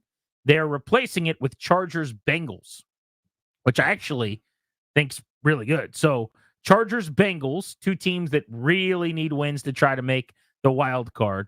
I'm just so over the Jets. They are an awful watch. They're bad offensively. They're not a good team. And the Colts, we just saw that last night. Are you kidding me? I mean, that is a gross offense. Flacco stunk. I understand why they benched Richardson, even though they got a lot of heat for it. Yep. He's been terrible. Flacco had been better, but he's 800 years old, and he was awful last night. So I want nothing to do with Colts Jets. Apparently, neither does the network. NBC said, no, thank you. They will be taking the Chargers and the Bengals instead. Yeah, the Jets' insistence thing, that's the only good part about all this, is that hopefully that's coming to an end, right? Where it's like, they're must-see. Are they? They're not really. They're pretty gross, in fact. All right, let's get to our Beltway Blitz, the Commanders, the NFL, the Capitals, this segment for you on G&D.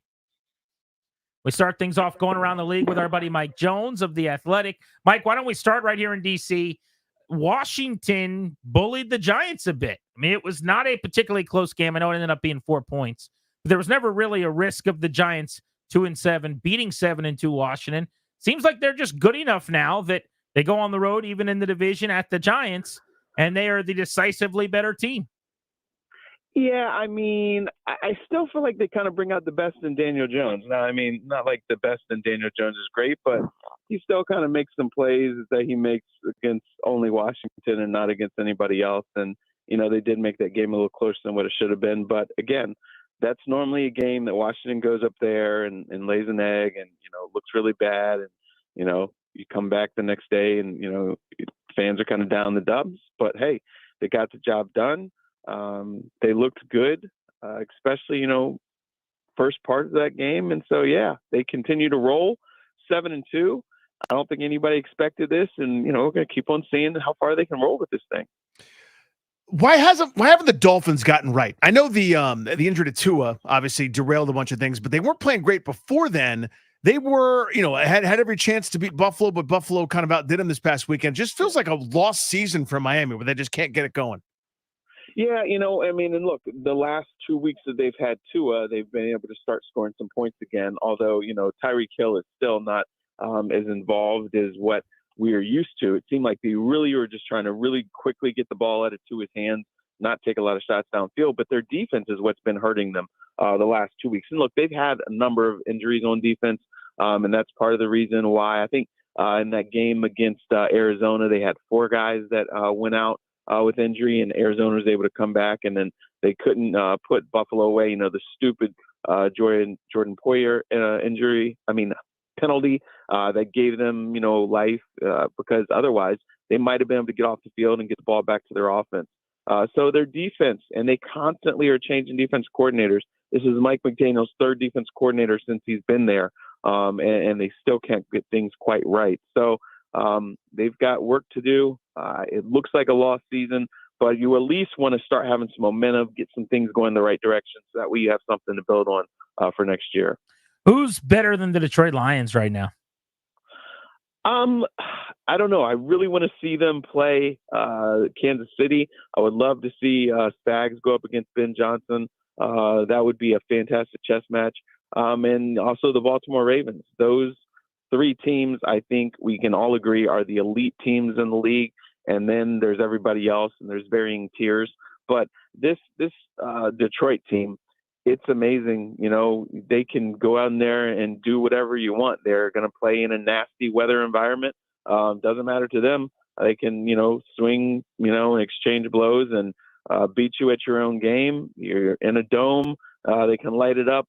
There's just really nothing that this team can't do. And so that's why I really would love to see that chess match and see, how good they are. And, maybe we'll get the opportunity to see Kansas City and Detroit, or Baltimore and Detroit in the Super Bowl.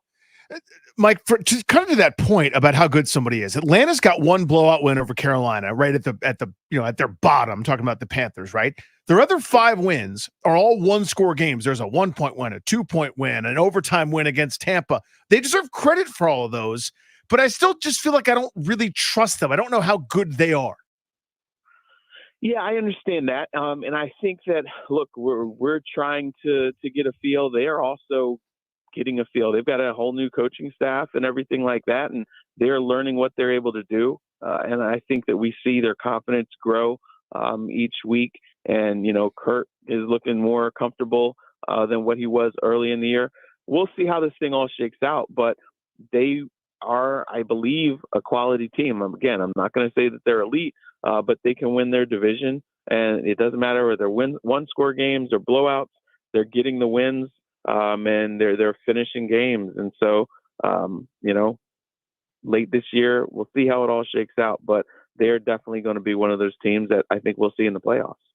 All right, give us a team we didn't ask you about that you think should be addressed either positively, negatively, something you've been working on.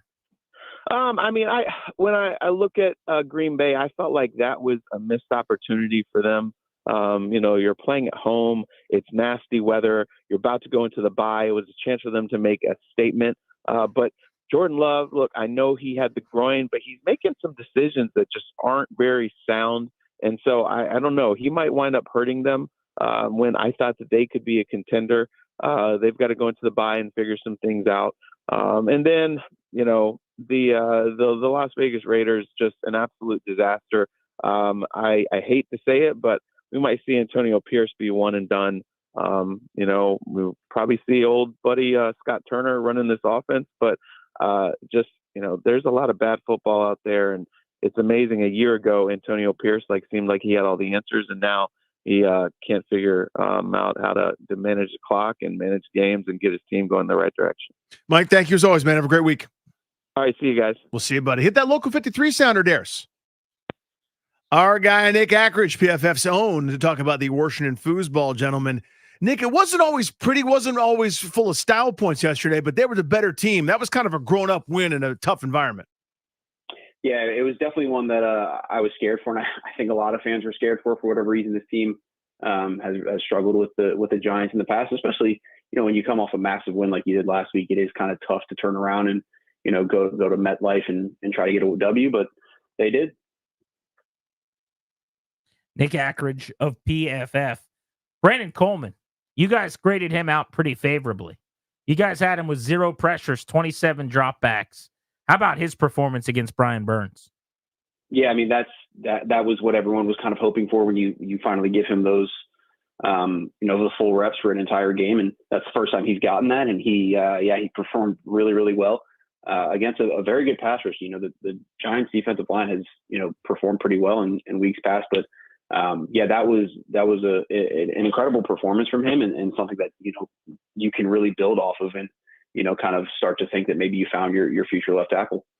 Nick, Giants offense was a little bit better than you'd like to see for a group that really struggles, especially at home against this Washington defense. It was like two different valves. Like at the early on, they turned on the running valve, could do that whenever they wanted. Then later turned on the passing valve, throw to Malik Neighbors and a couple other guys. Seem to be able to move the football with a little bit more ease than we've shown there. What does that say about Washington's defense after some pretty good performances here over the last month plus?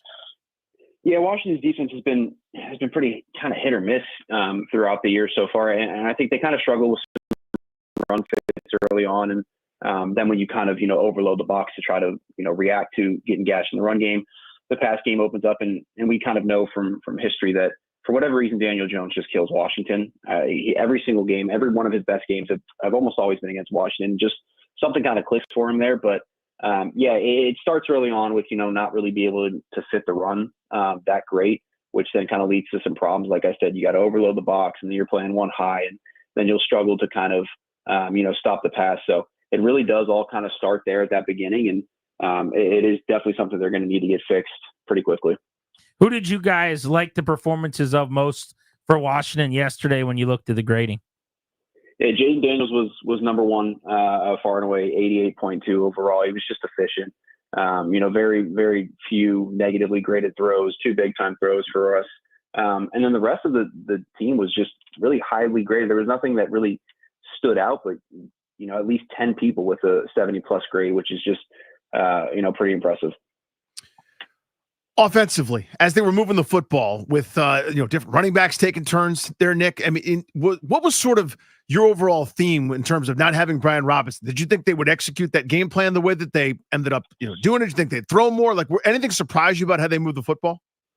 Yeah, I mean, I was surprised at how often they ran the ball and how effectively they did it. I mean, Cliff has kind of shown these past couple of weeks that he wants to run the ball and he wants to run it well, and that's exactly what they've been doing with some pretty unique concepts that they're running, and it's really kind of putting guys in positions to succeed. I mean, there's a couple of runs that Eckler broke where he's not getting touched for 10 plus yards, and you put anyone back there and you're just going to have success right now. Obviously they missed Brian Robinson to kind of get those extra yards on a few runs, but Eckler really stepped up. Chris Rodriguez stepped up. Nichols. So right now it's kind of whoever's back there is getting some open lanes in the run game, and it's working. I don't think, and our guest Nick Ackridge is with us via PFF. I don't think anybody saw this coming, right? 7-2 through 9 games, halfway through the season. But there is now less question, I'd say, about sustainability because it seems like they're authentic. That said, should they reverse course a little bit? Should they change the plan and maybe go at the deadline tomorrow? Be more aggressive. What do you think they should do? What do you think they will do? I think you got to go add some people. I mean, especially in the secondary. I think, in the NFL, you never really know how long your window's open. And when you have a quarterback on a rookie deal, your window's open. And we've seen now, like you said, this is no longer a fluke. Like, their window is open. And I think you need to go and start adding players to give yourself the best chance to win every single game, which, again, I'm with you. This is not what I expected from the season, but you're in a position where you're 7-2. You're in a great spot to not only make the playoffs, but have a decent run in the playoffs. So I think you really need to add to that defense, maybe add another wide receiver or two, just something to kind of beef up the team. I don't see why you wouldn't. Nick, thank you as always, buddy. Talk soon. Yep. Thanks, guys. Yes, sir. Hit that puck sounder, please. My God, that's John Walton's music, voice of your Washington Capitals. Couple weird 5 o'clock starts back to back. Excellent against Montreal. Maybe not as good against Carolina. What did you say over the weekend, John? Yeah, I think it was, mixing a time change there too. And we don't even know what time it is right now after those early games. But you know what? Against Columbus, it was as good an offensive show as you can have. And I think a coming out party for Connor McMichael and Alexei Protas. I don't think it's a fluke anymore, guys. These guys are a point a game. They have really shown that, okay, here are two guys that have come up through the system, and now after a couple of years, now here they are and be able to produce. And when you put them alongside Strome and Ovechkin and some of the new guys they brought in, Mangiapane's been good. this is an offensive team. I think they ran out of gas in Carolina just because of the 5 o'clock game and getting down there in Carolina. Had been sitting there for 3 days, and they still had a 2-1 lead after the first period. I know Spencer Carberry wasn't pleased when we talked to him after the game about it, but I think in a big picture, I'm not too worried about the Carolina game. That's a good hockey team down there. That's a team that they're going to be competing with, I think, at the top part of this division. But I think the Caps, more and more I see 11 games in, this team looks like it's for real. Yeah, they do. It's amazing. They're 8-3 now, 11 games in. And speaking of being for real, I couldn't find anybody to predict that Alex Ovechkin was going to break Wayne Gretzky's record this year when the season started. Everyone said, oh, well, it's a lot of goals. He's older. It's going to have to be next year. I'm not claiming victory just yet here. There's a lot of hockey to be played. But he has scored in 4 in a row. He's on pace for over 50. He looks like he did in the second half of last year. And everybody kept saying to me, well, how many did he score last year? He only scored 30+. And my point was, yeah, he had a terrible first 2 months, and then he had a 50-goal pace for 3 months after that everyone seemed to forget. But anyway, where are you at on Ovi's start to the season? I had said from the beginning when I got asked that question, I said, we'll know at Halloween, or at least we'll have a better idea. And it was depending on what kind of start does he get off to. Because if he comes out blazing, and now he's number 1 star of the week this week in the National Hockey League, then you've got a real chance of that happening at the end of the year. So now that you're into the mid-30s and, even coming up with a vintage power play goal of sorts yesterday in Carolina, 4-game goal streak, a lot of points, and that line too. I mean, Dylan Strome leads the team in points. He's been absolutely outstanding. And then you throw Protas in there. This is a 4-line team that can score. But when you talk about Ovi, I mean, he doesn't have to do it all, is kind of the biggest point of that. There's not this overwhelming pressure at age 39 to be the guy that's scoring goals. He will have to trot out with his guys just like the other 3 lines do, and all of those lines are producing. So if you're defending the Capitals right now, you've got to worry about the Wilson and McMichael line, and you've got to worry about the 4th line is chipping in, and suddenly, Duane's even got a couple of goals. So, I mean, they've got goals from seemingly a different place every night. I think it takes the heat off them. So at this point, Grant, I mean, the way he's going right now, 4 goals in 4 games, you might have it by New Year's, the way he's going. But right now, I think, he's got a real good chance. He got off to the start he needed to. Yeah, tied with a bunch of guys for 3rd in the league. That ain't bad. It's easy to say probably Logan Thompson, so maybe take him out of it. He's 5-0 at this point as the 1A goaltender, however you want to define that. But of the new skaters for them, John, who's made the biggest impact in your opinion? I'll tell you, I mean, I love the 4th line, and I know it's a little bit under the radar, but Taylor Radish and Brandon Duhaime to go alongside Nick Dowd. They're tough to play against. They've got an edge. Duhaime loves to mix it up with guys. He's not, like the big heavyweight guy, but he's a guy who's always talking and he's always chirping, and they come out and play so hard. And even in the loss yesterday, sometimes you learn a little bit by watching guys go through adversity, and that line never quit. They went all the way to the end last night just to try and find a way to get that goal that could have gotten them a point. They didn't, but the effort was there. And I think Nick Dowd is, just such a gamer, and being able to watch him night in and night out, they're willing to do the things that need to be done to win hockey games. And I love those guys. Taylor Radish has got a great shot. He was a 20-goal guy 2 years ago with Chicago. And I think when you put those two with Nick Dowd, that's a pretty good 4th line. I haven't seen enough teams yet to know of where they rank in terms of, are they among the best in the league? I got to think so, just because of what they bring to the table, kind of like when Garnet Hathaway was here. But I love those guys. Jacob Chikrin is tremendous. Yeah, I mean, the shot. I mean, there's a lot of acquisitions this team went out and got. We haven't had a chance to see Matt Roy, but I think we're going to see him this week. So, I mean, they're only going to get better on defense. And as long as they keep scoring goals anywhere near the rate that they are right now, they're going to be okay. John, thank you. As always, great work on the Blitz, buddy. All right. Thanks, fellas. We'll see you. That's our buddy John Walton. You can listen to him on the call of Caps games all season long right here on The Fan. Next stop, Wednesday night hockey. Got an alt cast for that one I will be doing over at Monumental Sports. So you can watch us on Monumental's Deuce, the second channel. We will be sitting and enjoying the game over at the arena, in fact. Oh, nice. For the alt cast. Where are you doing that from in the arena? In the concourse somewhere. Okay. Basically posted up at a desk, Sports Center style, I think. That is cool. So, yeah, it should be good. We'll be in the concourse, which will be a good time. But I'll give you more details as we get a little bit closer The Cowboys have a decision to make with Dak Prescott. Is he going on IR or not? That would mean he will not be back for at least 1 month. He's going to miss several weeks, they are saying, with the hamstring injury that he suffered. They're in big, big trouble. Looks like a 2-horse race in the division. Washington and Philadelphia, with a matchup looming in just under 2 weeks.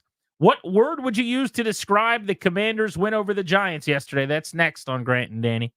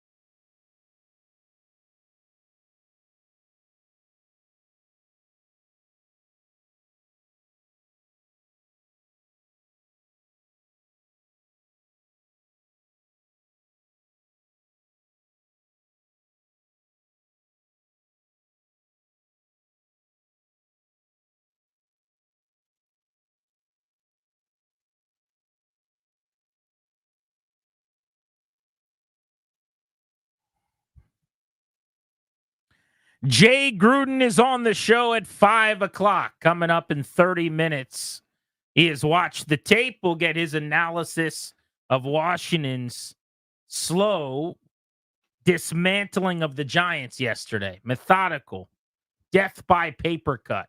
Just kind of took them apart piece by piece and then bled them out over the course of 4 quarters as they went to the Meadowlands and came back with a sweep over New York. They swept the Giants just a couple of years ago, but they played the Giants on one of the final weekends of the year with their third-string quarterback playing because of multiple injuries. Mm-hmm.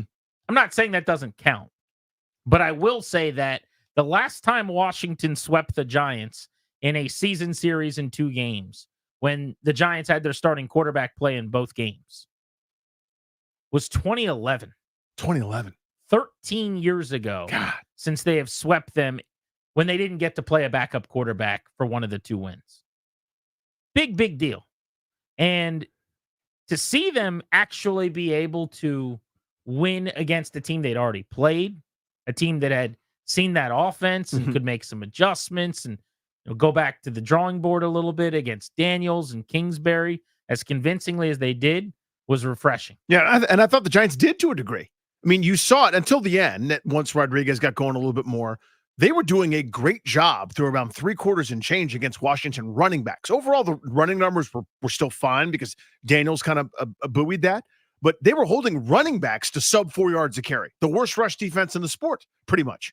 So they'd done something differently. They were trying to take some things away. So that was really kind of impressive in that regard. They made things difficult for Washington. It wasn't that like juggernaut output in terms of yards, point totals, whatever else, but still ho-hum, like an anaconda, just with the vice grip. That's kind of how Washington was. They were inevitable.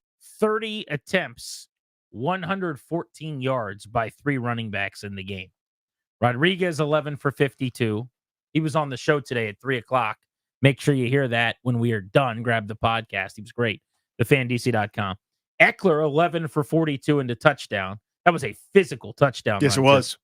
He'll be on the show tomorrow at 5. And then Jeremy McNichols, just 8 for 20, had a loss of a handful on one of those carries. Otherwise, his numbers would look a little bit better. But you're right. I mean, the Giants, I think, would have signed up for that before the game. Against running backs, 30 for 114. And it's not like Daniels had a big rushing performance. 8 for 35. About 4.5 yards per carry. I think you'll take that too. Yeah, so I tweeted just a photo of the stats in the middle of the third quarter, and I found it. In the third, Eckler was 11 for 42, 3.8 yards. McNichols was 4 for 7, 1.8 yards a carry. And Rodriguez had 1 carry for 1 yard, which is, let me do the math, an average of 1 yard per carry. So that was a pretty good job when the game's in the balance. Then at the end, Washington exerted their will a little bit more. And but the game was in the balance then too. That's true. You're right. But You're it right. was, you know what it was?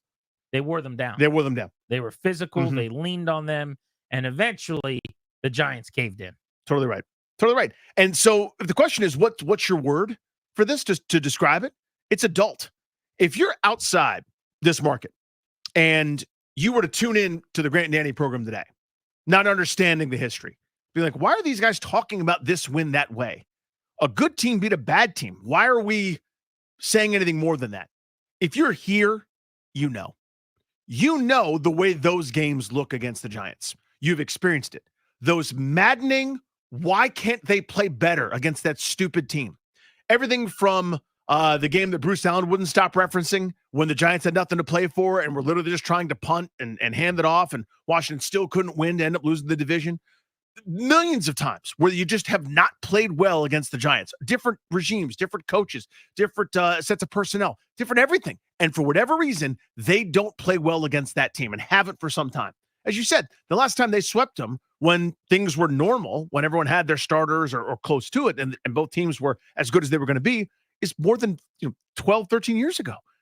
There's something about them. They've already played them once. That was just an adult win. That was a calm, adult, grown-up, let's just take care of business and get back on the Amtrak. Like, that was a grown-up win to me, and it's a bigger deal than just a good team beating a crappy team. So I couldn't settle on any of these. I want to bounce them off you and see which one works the best for you. They're all very similar, I think. But the question for you guys, we're going to open up the MGM National Harbor listener lines now. The Commanders are 7-2. They get a win in New York. We want one word from you to describe yesterday's 27-22 victory. So the three words I came up with here are workman, blue collar, hyphenated. Sounds like two words. It's one. Blue collar. I think that's kind of similar, right? It describes the game pretty well. And then unsexy. There was not really a signature play. Jaden Daniels, there were two throws I think you add to his season sizzle reel yesterday. The touchdown to McLaurin at the end of the first half, the second of McLaurin's touchdowns, and maybe even the Noah Brown throw for 31 yards in the middle of the field, kind of off to the left of the hash marks on the deep cross, I think it was. But other than those couple of plays, it was a very, drop back, throw it to the flat, find your guy on the outside who's open at the numbers, at the sideline in Noah Brown's case a couple times, like throw to the open receiver. It was just efficient. That's all. That's how you would describe Daniels' outing. It was effective. That's right. It lacked, dynamicism. They didn't really need that in any way necessarily, but he made those couple of big time throws when asked to. But I would say the same about everybody, right? Like McLaurin caught a 1-yard touchdown, and then his other touchdown catch on that beautiful ball was just oh, look what I found. Here it is. Let me grab it. Like there wasn't a week after the Hail Mary, there was nothing that's going to move the needle. There's nothing you're putting on T-shirts. It was just a blue collar line up and shove the ball down their gullet, old school NFC East football game. That's what it was. Yeah, that's what it felt like. It felt like a game from the 80s back in the day, right? With one team trying to play more bully ball than the other team. And we're going back and forth in a pushing contest, arm wrestling match, and a quarterback, made maybe one more play than the other guy. But the Giants wouldn't go away. They deserve credit, honestly. As bad as things are and as everything is swirling, as gross as everything has gotten there for a team that's now 2-7, where a bunch of guys should be probably losing gigs ultimately, they fought. You know what I mean? Like that's a game where you could easily see that deflating score before halftime, where you've done a lot right in that first half and you're still down 2 touchdowns. Like that could be quit time. I've seen bad teams. You saw Carolina do that. They got down and we'll catch the flight home. You know what I mean? Let's party on the plane, I guess. You've seen teams fold, and the Giants didn't. They kept coming after Washington and were within a score, and it took a couple big plays down the stretch to win that thing.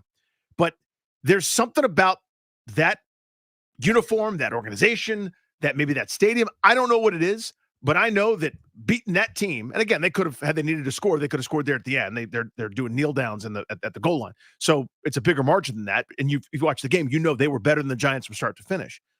You're still going, that means more than your regular 7-2 team beating a 2-7 team. It just does. I don't have a better way to say it than that. So what's your word? Adult.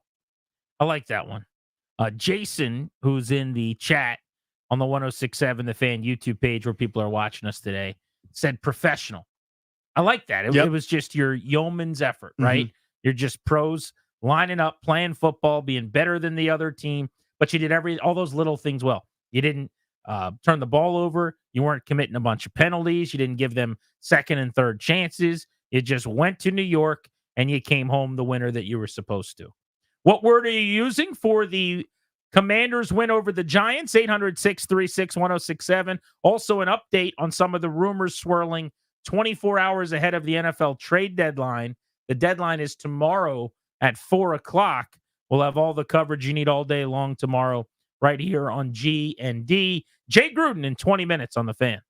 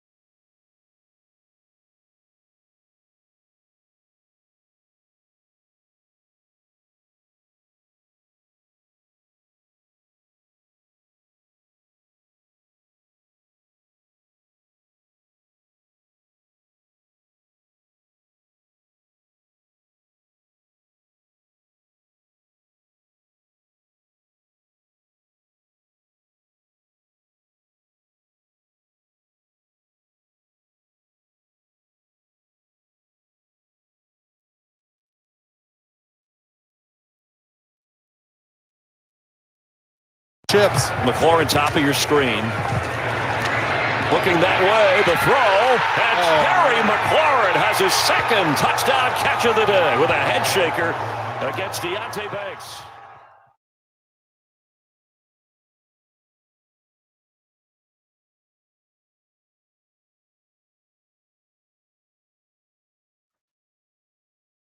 You're picking one word to describe the Commanders' victory over the Giants. Easy would work, I think. I don't think it's the best word, but it was just kind of seamless. Maybe that's a good word. Seamless. It was uneventful. It was one of those games where there wasn't a whole lot of drama. Dramaless, uneventful, those play, I think, in this situation. They took the 7-0 lead. The game was tied at 7 in the second quarter. The Giants went on a 16-play drive where they just ran it right at Washington and took up almost 10 game minutes. But from that point forward, back-to-back touchdowns, Eckler from 1 yard out, McLaurin from 18 yards, up 2 touchdowns into the second half, up 24-10 into the fourth quarter. Never really felt like they were at risk of losing the football game. I saw the numbers and I couldn't find them. I was looking for them during the break of something that I felt. Washington's response drives this year, it feels like almost automatic. When one team scores, the other team scores, Washington always responds. So look at the way the second half started. Washington actually goes, I think they got, maybe they didn't get it first down. I think they went 3 and out, whatever. It was really quick. The Giants seize momentum, march right down the field, ending up having to settle for a field goal. It was like a 12-play drive, 13-play drive.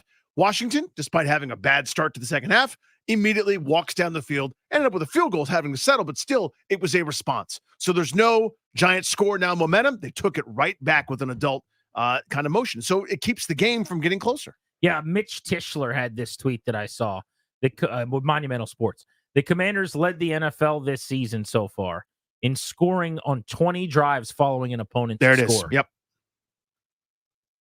After an opponent scores 20 times, they've come right back and gotten points. Now, they lead the league in scoring on a lot of different categories, I'm sure. They lead the league in first quarter and third quarter. Yeah, I get that. Nobody moves the ball into points range as often as they do this season, essentially. I mean, they are, every time they get the ball, and they have one of the best kick return averages, and they are unstoppable on fourth down, and they're the best on third down. So they don't punt very often. They're averaging 42.5 yards per offensive drive, the highest average for any offense in weeks 1 through 9 in the 2000s. So think about it. Mm-hmm. On an average touchback now, you start at the 30. They average 42.5 yards. So that gets you 20 is the midfield. Another 20 is to the 30. And then 2.5 more yards means on average, when they start 1st and 10 at the 30, they get to the 27.5 yard line, which makes sense. That's where your Austin Seibert 44-yard field goal, which seems to be about what he kicks as a long, ends up being from. But what's the word you guys are using for this game? Is stressless a word? Yeah. Stress-free, hyphenated? Yeah. Let's go to John in Manassas on G&D. John, what's the word? Good afternoon, gentlemen. Great show as always. Appreciate you.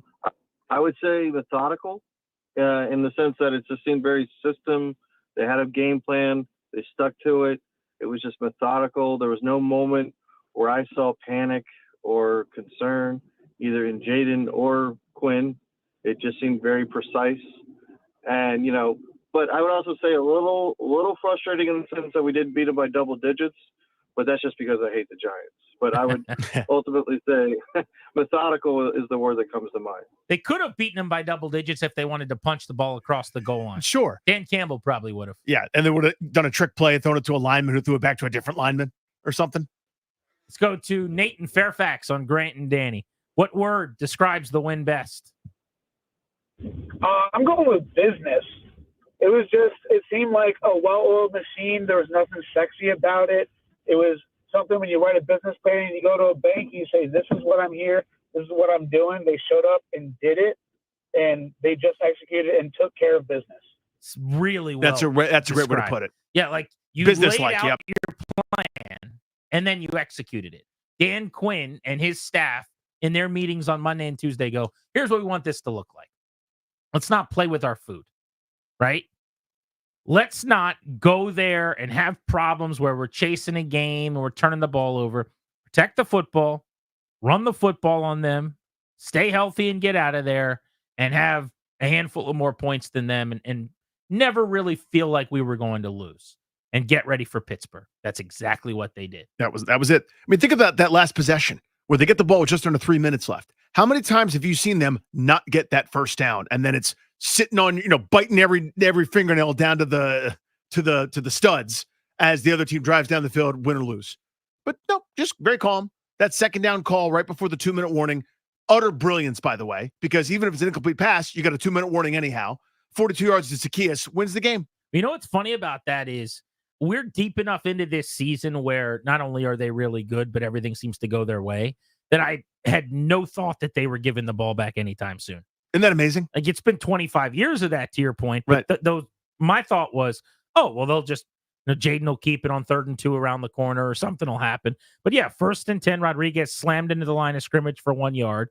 2nd and 9 from the 31 with 2:05 to go in the game. And Kingsbury, to his credit, knew they could throw it because Daboll didn't stop the clock for some inexplicable reason. And now the clock's going to stop for the 2-minute warning anyway. And the Giants didn't play them to throw it. And so Zacchaeus gets behind everyone on his little route to the sideline. And then the catch and run with nobody around goes for 42 yards all the way down to the 27 and field goal range. Then they go 4 yards to Rodriguez, 5 yards to Rodriguez, have to deal with a penalty, ends up 2nd and 5. They get 4 more. 3rd and 1, they plow forward for the first down and goal. And that's when they started kneeling the football. Giants never got it back. Yep. You don't get it back. Grown up. It's what the championship teams do. Let's go to Kevin in Arlington. What's up, Kev? Hey, guys. So, I've thought of a lot of different words, and I actually changed my mind during the call. And here's why. When I think about that game, and all the games so far this season, even the Ravens game that we lost, this offense especially, they have the answer. It's answer. Every time we need to answer, we do. Hell, even the defense got into the act when the Giants were driving the ball and they forced the fumble on Jones to set up our first touchdown. But, we were struggling all summer. What's the offense going to be called? That's it. It's the answer. They have the answer, and the other teams don't. And it's not just Daniels, it's Cliffy. It's how they are professional and go and get the job done. I have never had this much confidence. I don't get nervous during these games anymore. I agree. Isn't that amazing? Yeah. It's funny to say that. I love the way you put that, too. There was not a single moment in that game where I was nervous that they were going to lose. Not 1 second. I didn't think they ever really had to, put it into 4th gear. It just felt like they were kind of driving 10 miles an hour so everybody sees you. Like they were on a golf cart or something. Mm-hmm. They never really threw it into overdrive or hit the NOS button. It just felt like they had so much more in the tank. It was like a boxing match where they were just kind of jabbing, and they had a 4-round lead, so they were just kind of out there going through the motions. But it didn't feel like they ever really had to dig deep into any kind of reserve. Let's go to Dave and Reston on the Fan. Hey, Dave. Hey, y'all. I never get to use this word, and it's one of my favorites. Perspicacity. Perspicacious. Go on. That means that they had a ready insight into exactly what they needed to do and a knowledge of what they wanted to do, and they did it. Oh, this guy's breaking out the word of the day calendar. I love that. An adjective. That win was perspicacious. Having a ready insight into an understanding of things. I think that works. That's going to be in a Berries for Luga column somewhere, right?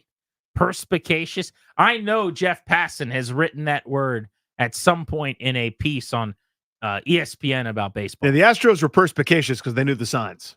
No? Zeist. I'm going to try to work that one into a sentence soon enough. Maybe here's what's going to happen. I'm going to drop that in a question for Jay Gruden next segment, and I bet you everything I own, Danny, that he will stop me and be like, what the heck does that word mean? What does he play for? Why are you using big words on me? That's exactly what's going to happen. All right, listen to it next. Grant Here we and go. Danny, Jay Gruden. He's perspicacious. This is the Fan.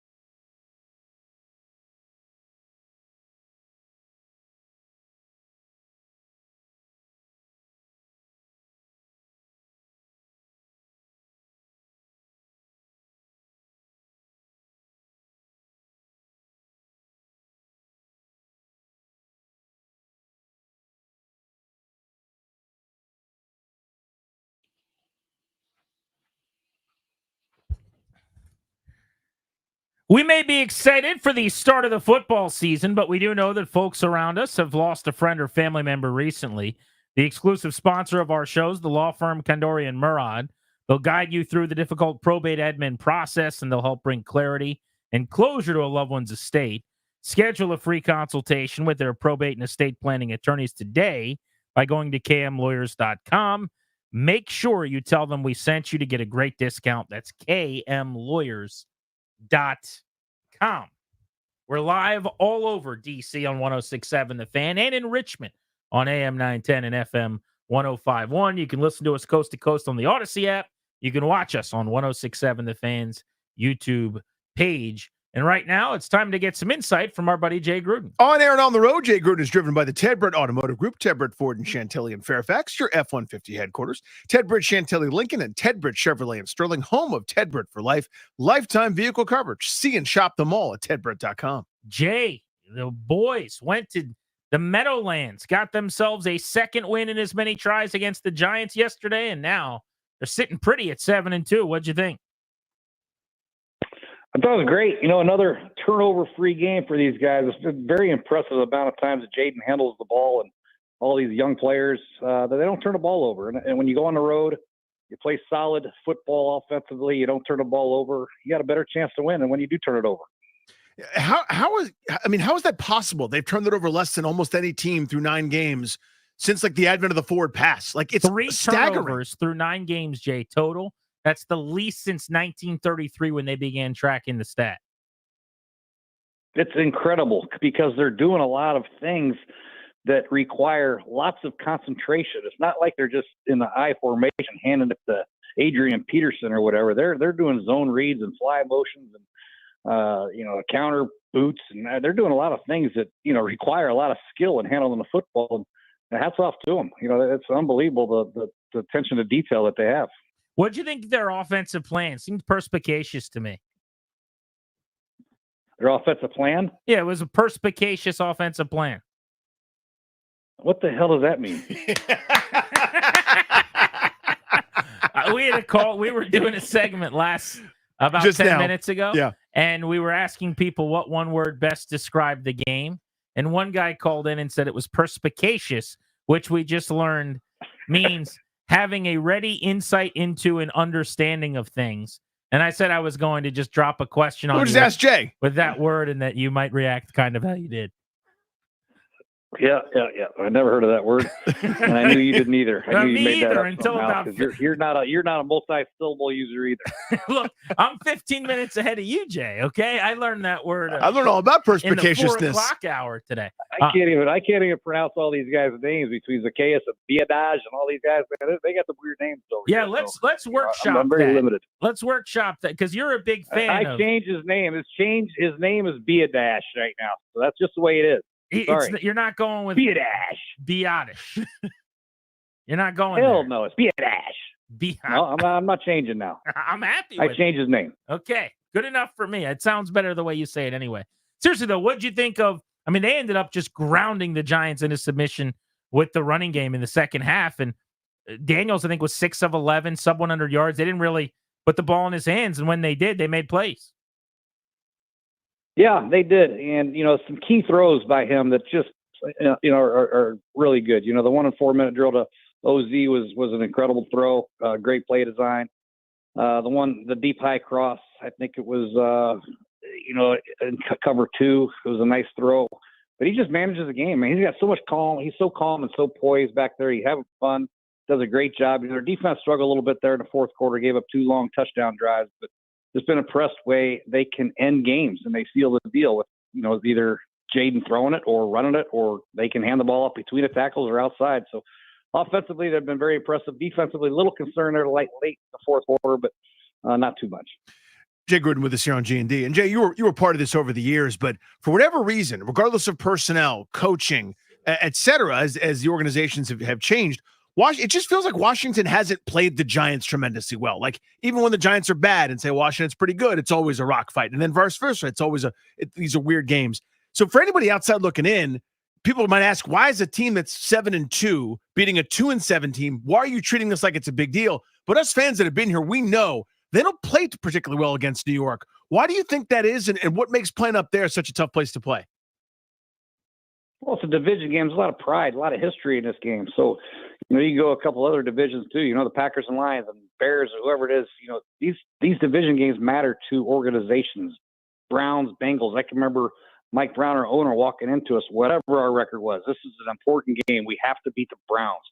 And it's that way with the Giants and Commanders, Cowboys and Giants. I mean, you're going to have tough, hard-fought games most likely when you play teams twice in your own division. What'd you make of the fact that without Brian Robinson, Eckler in the first half was kind of the bell cow, and then they went with Chris Rodriguez in the second half of the game, who's basically been on the practice squad all along. Like, we haven't seen him at all this season. McNichols was kind of the forgotten man for a week, but it just seemed like whoever they gave the ball to wasn't explosive, but it worked. Yeah, that's been the most impressive thing with the Commanders, I think, this year, other than obviously Jaden's performance. Their ability to get people to get the ball to different people, they don't care. Whether it's Rodriguez, whether it's McNichols, whether it's Eckler running game, whether it's Noah Brown, whether it's OZ, whether it's Zach Ertz, whoever it might be, they don't care. They get the ball to the open guy, and these guys have made plays. Having multiple weapons and unselfish football team matters a lot nowadays, and it's the way they play right now. I don't think when Jaden goes back to pass, he's not targeted on one guy. He's reading the defense. He's letting the play develop. He's getting the ball to the right guy, and the guys are producing. You don't see many drop passes. You don't see many fumbles. You don't see any wrong routes. Just very good execution of the offense so far. That Giants team came in as one of the best pass rushing teams in the NFL. Only a couple of quarterback hits to show for it on the day. No, tackles for loss, really. No dominance, no sacks, certainly. Not much pressure. How did this offensive line do it against what we know is a good pass rushing group? I think Cliff did a really good job of keeping them out of known passing situations. And when they did have them, the offensive line produced, like a 3rd and 9 where Jaden threw the ball to Eckler on a little shallow cross. The right guard Cosme missed, but he was able to drift away and hit Eckler wide open because the safety forgot to cover him. Then another 3rd and 9, he hit somebody else. I can't remember. I think it was Noah Brown on a high cross or whatever. So when they were known passing situations, they produced. He changed up protections. The one on 2nd and 9 to OZ was a max protection, 7-man protection, where they got 4 hands on Dexter Lawrence. So they didn't really ask Tyler to be in a one-on-one situation with Dexter Lawrence very often. Most of the time, they had 2 to 4 hands on him. Brandon Coleman, 27 pass dropping snaps yesterday in his first full game at left tackle, 62 snaps total. They have not really let him play more than 50% of the time, where he's been splitting with Lucas and going up against Burns one-on-one a ton, and he worked him. PFF gave him 0 pressures. It just seemed to me like you look back at the game, pretty much a bunch of stalemates for a 3rd-round pick. What'd you think of him? Yeah, very impressive. Like I said before, there weren't a lot of known passing situations, and that's where Brian Burns flourishes. He's not a big 1st and 2nd down player. He's a get up the field, rush the passer type guy, more of a 3rd down rush specialist. When you have to ask him to play the run, play the zone read, play the inside zone, play the pin pull game, that ain't his style, man. He wants to rush the passer, and they weren't giving him an opportunity to rush very often. And when they did, I think he did a good job taking care of him. It seems like they may have figured out in the 3rd round how to find their left tackle. Maybe it's a little early to say that, but he's certainly trending in that way. If that's the case, just thinking about the resources it normally takes in the same draft where you go quarterback in the top 5 and you can come back, and we were all screaming, hey, sign a left tackle, spend money. I thought it was outrageous. They didn't try to do more. And they said, no, we like this guy. We think, even though everyone else says he's a guard, he could be our left tackle. If they found their left tackle in the 3rd round, just how big a win is that organizationally? That's a huge win. Anytime you find a left tackle anywhere, anytime, it's big. And he's showing that he has a lot of promise there. He's switched off some time early in the season, but to go after a veteran guy like a Brian Burns and perform the way he did is a great a deal for him. Now, I don't know if TJ Watt's going to line up on the right side or left side or not. We'll have to figure it out. Hopefully he stays away from him, but that'll be the next matchup we'll have to take a look at. Jay Gruden with us here on G&D. Trade deadline's tomorrow, Jay. What do you think they should grab? Like, what could they use in your mind? I would say corner would be number 1 for me. Just another corner that can come in there and provide, some lockdown coverage type things, so they can get a little bit more aggressive to help the run. I think they were playing a little bit more 2 shell softly early in the game, and Tyrone Tracy had some good hits in there, and then they had to load up a little bit, and they stopped the run a little bit better. But They got to be able to play some man-to-man and play the box when they're starting to play Philly, who can really run the ball with Saquon. You're going to have to hold up against Smith and obviously A.J. Brown. So that's my biggest concern moving forward is how we're going to stop Saquon Barkley and still be able to protect our corners. That's why I think they could probably use another lockdown corner. How cognizant would you be of kind of disrupting, rocking the boat here in this locker room where everybody seems to be pulling the rope in the same direction, and they got something really special here where everybody's, got 100% buy-in? Would you be, hesitant at all to add something, or you said, damn, the torpedoes, our culture's great? Well, you never stay the same. You either get better or worse, don't you, Danny? And you still look at the Chiefs and what they're doing. They're making moves all over the place. Mm-hmm. They haven't lost a game in 14 games. So if you have a chance to better your football team, I think the football team appreciates it, really. I mean, if I was a player and I saw a quality corner come in, like Lattimore come in, I'd be like, hey, let's go. Welcome to the team, buddy. Obviously you don't want to do too much of that, but to add a quality player like that can really help you take you to a level where you can compete for the division title, compete for the number 1 seed in the NFC. Hell, you got to take a chance, right? I think so. I mean, I've been of the kind of belief, either way they go, I'm fine with most of the way in terms of being aggressive, going and making a move or standing pat because it's early in the build. But at 7-2, looking around the division where it's a 2-horse race, and I think they're better than Philly at the moment. Dallas is dead in the water now. In the conference, Detroit's the only team that's, I'd say, definitively better than them. It would feel like a mistake to me not to give yourself a chance to win some playoff games, to try to improve your chances at making a run here. Would you go that far as to say they'd be making a mistake not to try to add? I would say it's a mistake. It's got to be a right fit. And I think the good thing about Coach Quinn is he's got a pretty good pulse on the league, not just his team, but around the league. He's been in the league for a while. When he was Atlanta and Dallas, he knows defensive personnel pretty well. And if he sees a guy that would fit the culture and fit what he's trying to do defensively, whether it's cover 1 or more cover 2, maybe zone corner, whatever it might be, he has a chance to get somebody that is clearly better and gives them a better chance to win, then he'll do it, whether it's defensive tackle, defensive end, whatever it might be.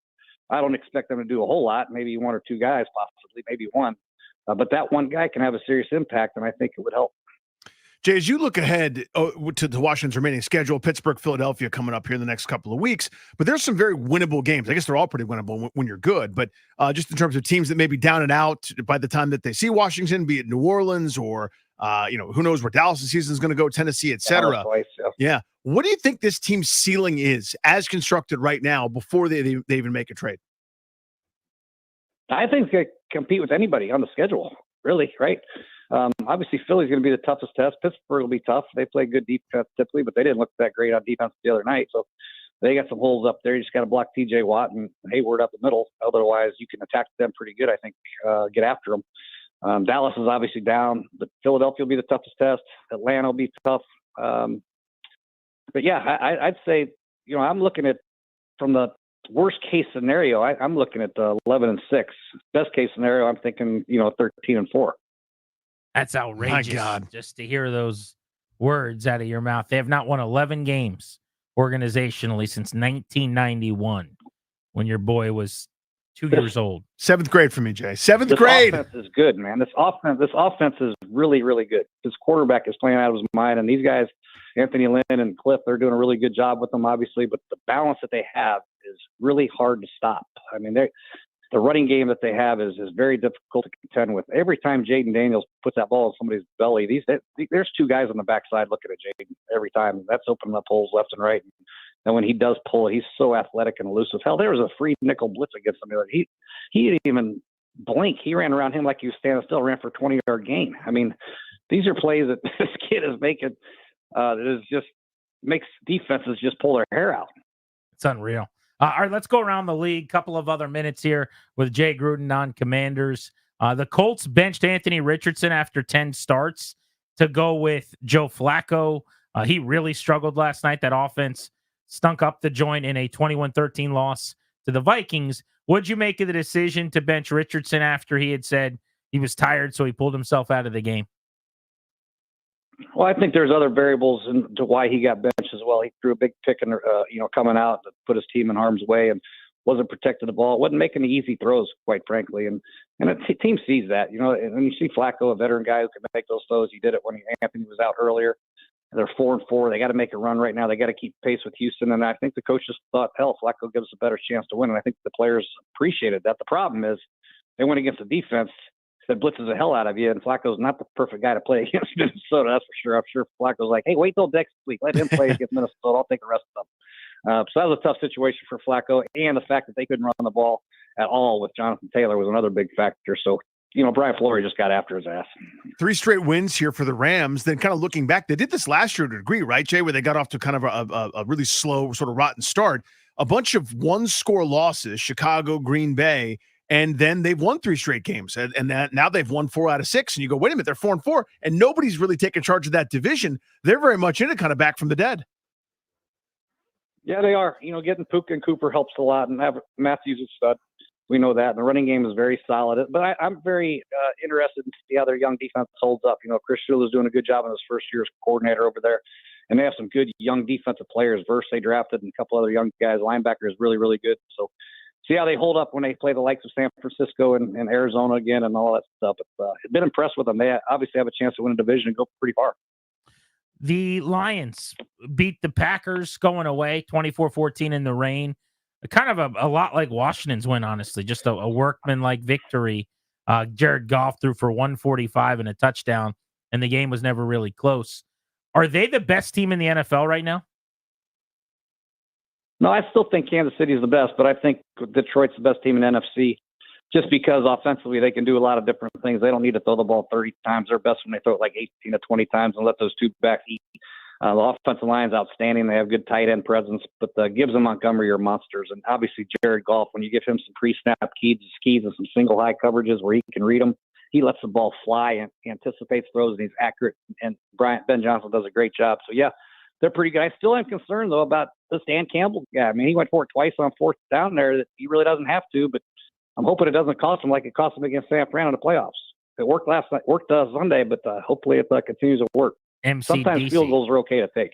Motor City Dan Campbell. Yeah, bit him in the butt in the NFC title game, to your point, last year. In that same division, the Bears are 4-4. Really bad loss in Arizona. So last week you had the Hail Mary play where you had a defensive player, talking to dudes in the crowd. The video circulating, I don't know if you've seen it today, is DJ Moore, who kind of runs out of bounds on a scramble play with Williams, who keeps the play alive. And then either he gets a little banged up or he just thinks he's burned himself because he can't catch a ball. So he just walks to the bench in the middle of the play while Williams cuts back and goes the other way. So it's now 10-11. What do you make of the Bears? Moore also, by the way, went on the radio today. I saw somewhere, and he was asked if Eberflus has lost the locker room. He said, I'm not going to say no. That's tough. What do you think about this? Well, that's an issue. I've been there when things are going bad. The problem is they're 4-4, 4-5. I mean, they're not totally out of it. But they're struggling, and the Hail Mary play is icing on the cake, and then it's hard to recover from something like that when you have a game won where you're 5-3, now you're 4-5 or whatever your record is. I don't know. And Caleb's struggling. I've been watching Caleb. He shows flashes of being pretty good, but he's still not letting the ball fly. He's scrambling around like a madman, and there's no real rhyme or reason for why he gets out of the pocket as often as he does. The offensive line, I guess, is not very good. But obviously, DJ is very frustrated. He caught a lot of balls last year. Hell, he had 200 yards against Washington last year. These receivers, they want the ball. And if they don't get the ball, they get frustrated, and then fingers get pointed at each other. Coaches get fired. Jay, the Ravens, to me, have had some of the highest ceiling moments of any team this season, and then also some baffling letdowns where either they let teams back into the game or lose the game entirely. Like a couple of their losses are just horrendous, but to me, they're still as scary as anybody else. Look at what they did this weekend to Denver, for example. Where are you at on Baltimore?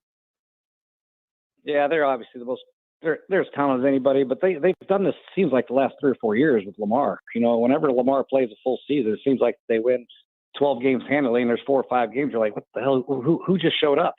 And they give up some games. That's the consistency that they have is pretty damn good for most of the year. But when they have a bad game and they have a couple bad situations, they don't react very well for some reason. But I think that's a championship mindset they have to have because they're going to have some tough games coming up with Pittsburgh and Cincinnati, who's fighting for their life.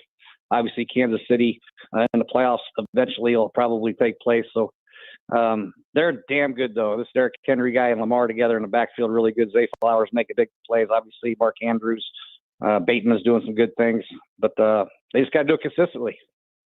Jay, as always, phenomenal with us. Thank you, buddy. We appreciate you. You got it. Thank you, guys. Be good. See you, buddy. Mo and Aaron on the road. Jay Gruden is driven by the Ted Brett Automotive Group. Ted Brett Ford and Chantilly in Fairfax, your F-150 headquarters.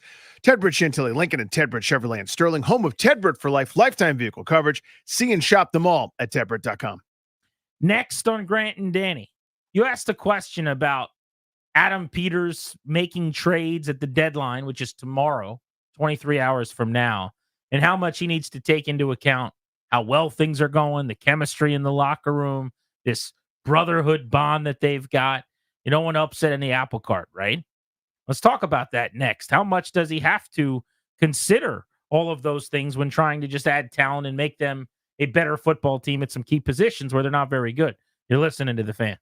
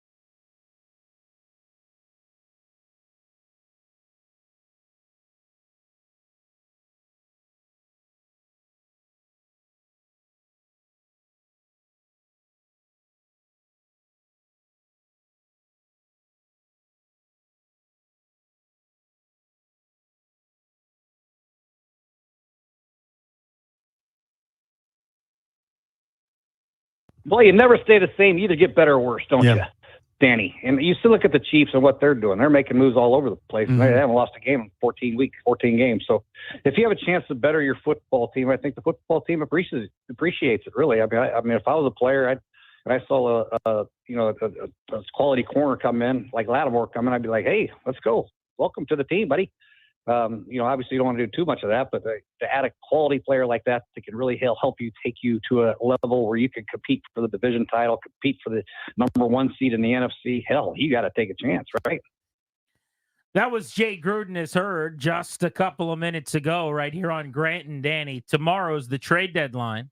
It'll happen right at 4:00 during our show on the Fan. So we'll have all the coverage that you need leading up to the deadline on Grant and Danny. He was answering a question we want to get into here, which was the chemistry with this team's off the charts. Those intangibles, this brotherhood thing that you hear the players talking about. There's something very special brewing with the bond that this team has in the locker room. How much of a factor should that be for Adam Peters as he considers changing the makeup of the locker room with a move or two at the deadline? We'll talk about that in a minute. I just saw this stat, though. I wanted to pass this along to you. So this is the most dropped interceptions this season. So quarterbacks, follow me. Yep. Throw passes that should be picked, and they just blatantly get dropped. Not turnover-worthy plays, but literal dropped interceptions. You should have X amount more than you do. Mm-hmm. Matthew Stafford has the most with 6. Then Jameis Winston has 5, second. In a really short amount of time, by the way. And then tied for third is Josh Allen, Baker Mayfield, Jalen Hurts, who have all had 4 interceptions dropped. They should have 4 more on their ledger. I bring this up for the reason that you just pointed out. Jameis Winston has played 2 full games. He had 3 interceptions yesterday that were caught in one of those 2 full games. My God. He has 5 dropped interceptions already this year, 1 fewer than Stafford. That experience, man. For the NFL lead, he has played 2 full games. He has played 2.5 games, period. You want to ride this ride? You're going up and down, man. He's a lot of fun. Yep. He is the Rex Grossman, I'd say a rich man's version. Yeah, he's a 2.0. Like on steroids, but I'm going to keep both teams in the game. Uh-huh. My guys are going to make plays, catches, yards. Receivers are going to love me. But don't worry. You'll be in the game, too. I'm gonna make sure some of your guys get balls, Everyone gets a chance. I mean, remember when he was coming out at Florida State? Like, you'd watch those games, and they'd be down 21-3 because he'd already thrown 2 picks, and it was awful. Then he would do something unbelievably miraculous to bring the team back and finish with like 500 yards and 5 touchdowns. And never mind those 2 first-quarter pickles, but the big numbers were great. Man, oh, man, we have never graduated from that experience. There was another hilarious Jameis pregame interview yesterday as well. I don't know if you saw it, but it was on like CBS's That Other Pregame Show where Nate Burleson was interviewing him, and he would ask him a question. It was quite literally an SNL sketch where Burleson would ask him a question. Jameis would answer it mostly, and I'm not making light of this, but like, just saying God's going to take care of me. I got faith. I don't need anything else. He's watching over me. But then Burleson would be like, yeah, definitely. I agree with that. And then he would sometimes after a long-winded Jameis answer would explain what he had just said to everyone. Darius, I just sent you the video if you want to grab it.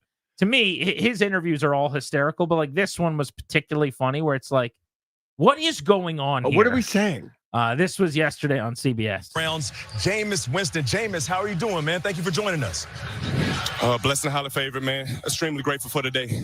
And we're extremely grateful to have you. You guys had a huge win last week, but it's a new day, a new week, a new opponent. What's your message to your team going into this one? It's nothing about today. Today we have to be firm in our foundation, firm in the Lord, and we stand in ground. We dependent on the Lord. There's nothing else that we can depend on but him. No doubt. And you know what? The team is going to be depending on you. Listen, there's been some ups and downs. You trade away Coop, Watson goes down, but you have said that you have unwavering faith. What's your message to the young guys that haven't been through the ups and downs of the NFL? How do you talk to them? Count it all joy when you fall into various trials, knowing that the testing of your faith produces patience, and that patience will be perfect, lacking nothing. No doubt about it. And listen, sometimes what you go through. Stop it, really. I don't know what he just said. I don't mean I can't hear the words. I know what the words are. but I don't know what they mean. Like, how do you speak to young players? If you do it like that, they're going to have some follow-ups. But I hope people understand what's funny. And then Nate Burleson goes, no doubt about it, as if to say, I totally agree with you. Yeah, I have another question I've got to ask. But he started, I heard your answer. Mhm. I co-sign your answer. There's zero doubts. No one could possibly have any questions. Play that again. No doubt about it. It's now Nate Burleson, by the way, has like an unbelievable television career going. Oh, yeah. Because he's so sharp and he's great on television. He's a great analyst. I think he's even now on the news. He's CBS Morning News with my college teammate. Yeah, with your buddy Tony DeCoppel or whatever. So, like, he's everywhere. He doesn't need me to give him any advice. But the first thing I always say to young people when they ask me, like, will you listen to this or what do you think about this interview? Never, you don't have to, after every answer, say, I agree or true. Or you don't just cut that part out and go to the next question.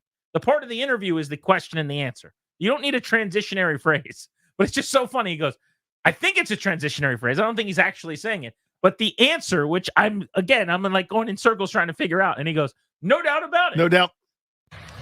Count it all joy when you fall into various trials, knowing that the testing of your faith produces patience, and that patience will be perfect, lacking nothing.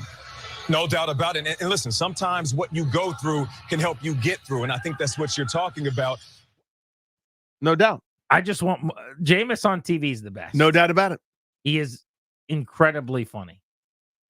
And when he tries to be funny, he's even funnier. Like a lot of people, it's like if they're not trying, whatever that guy wants to do after his career, he's going to be able to do. Mm-hmm.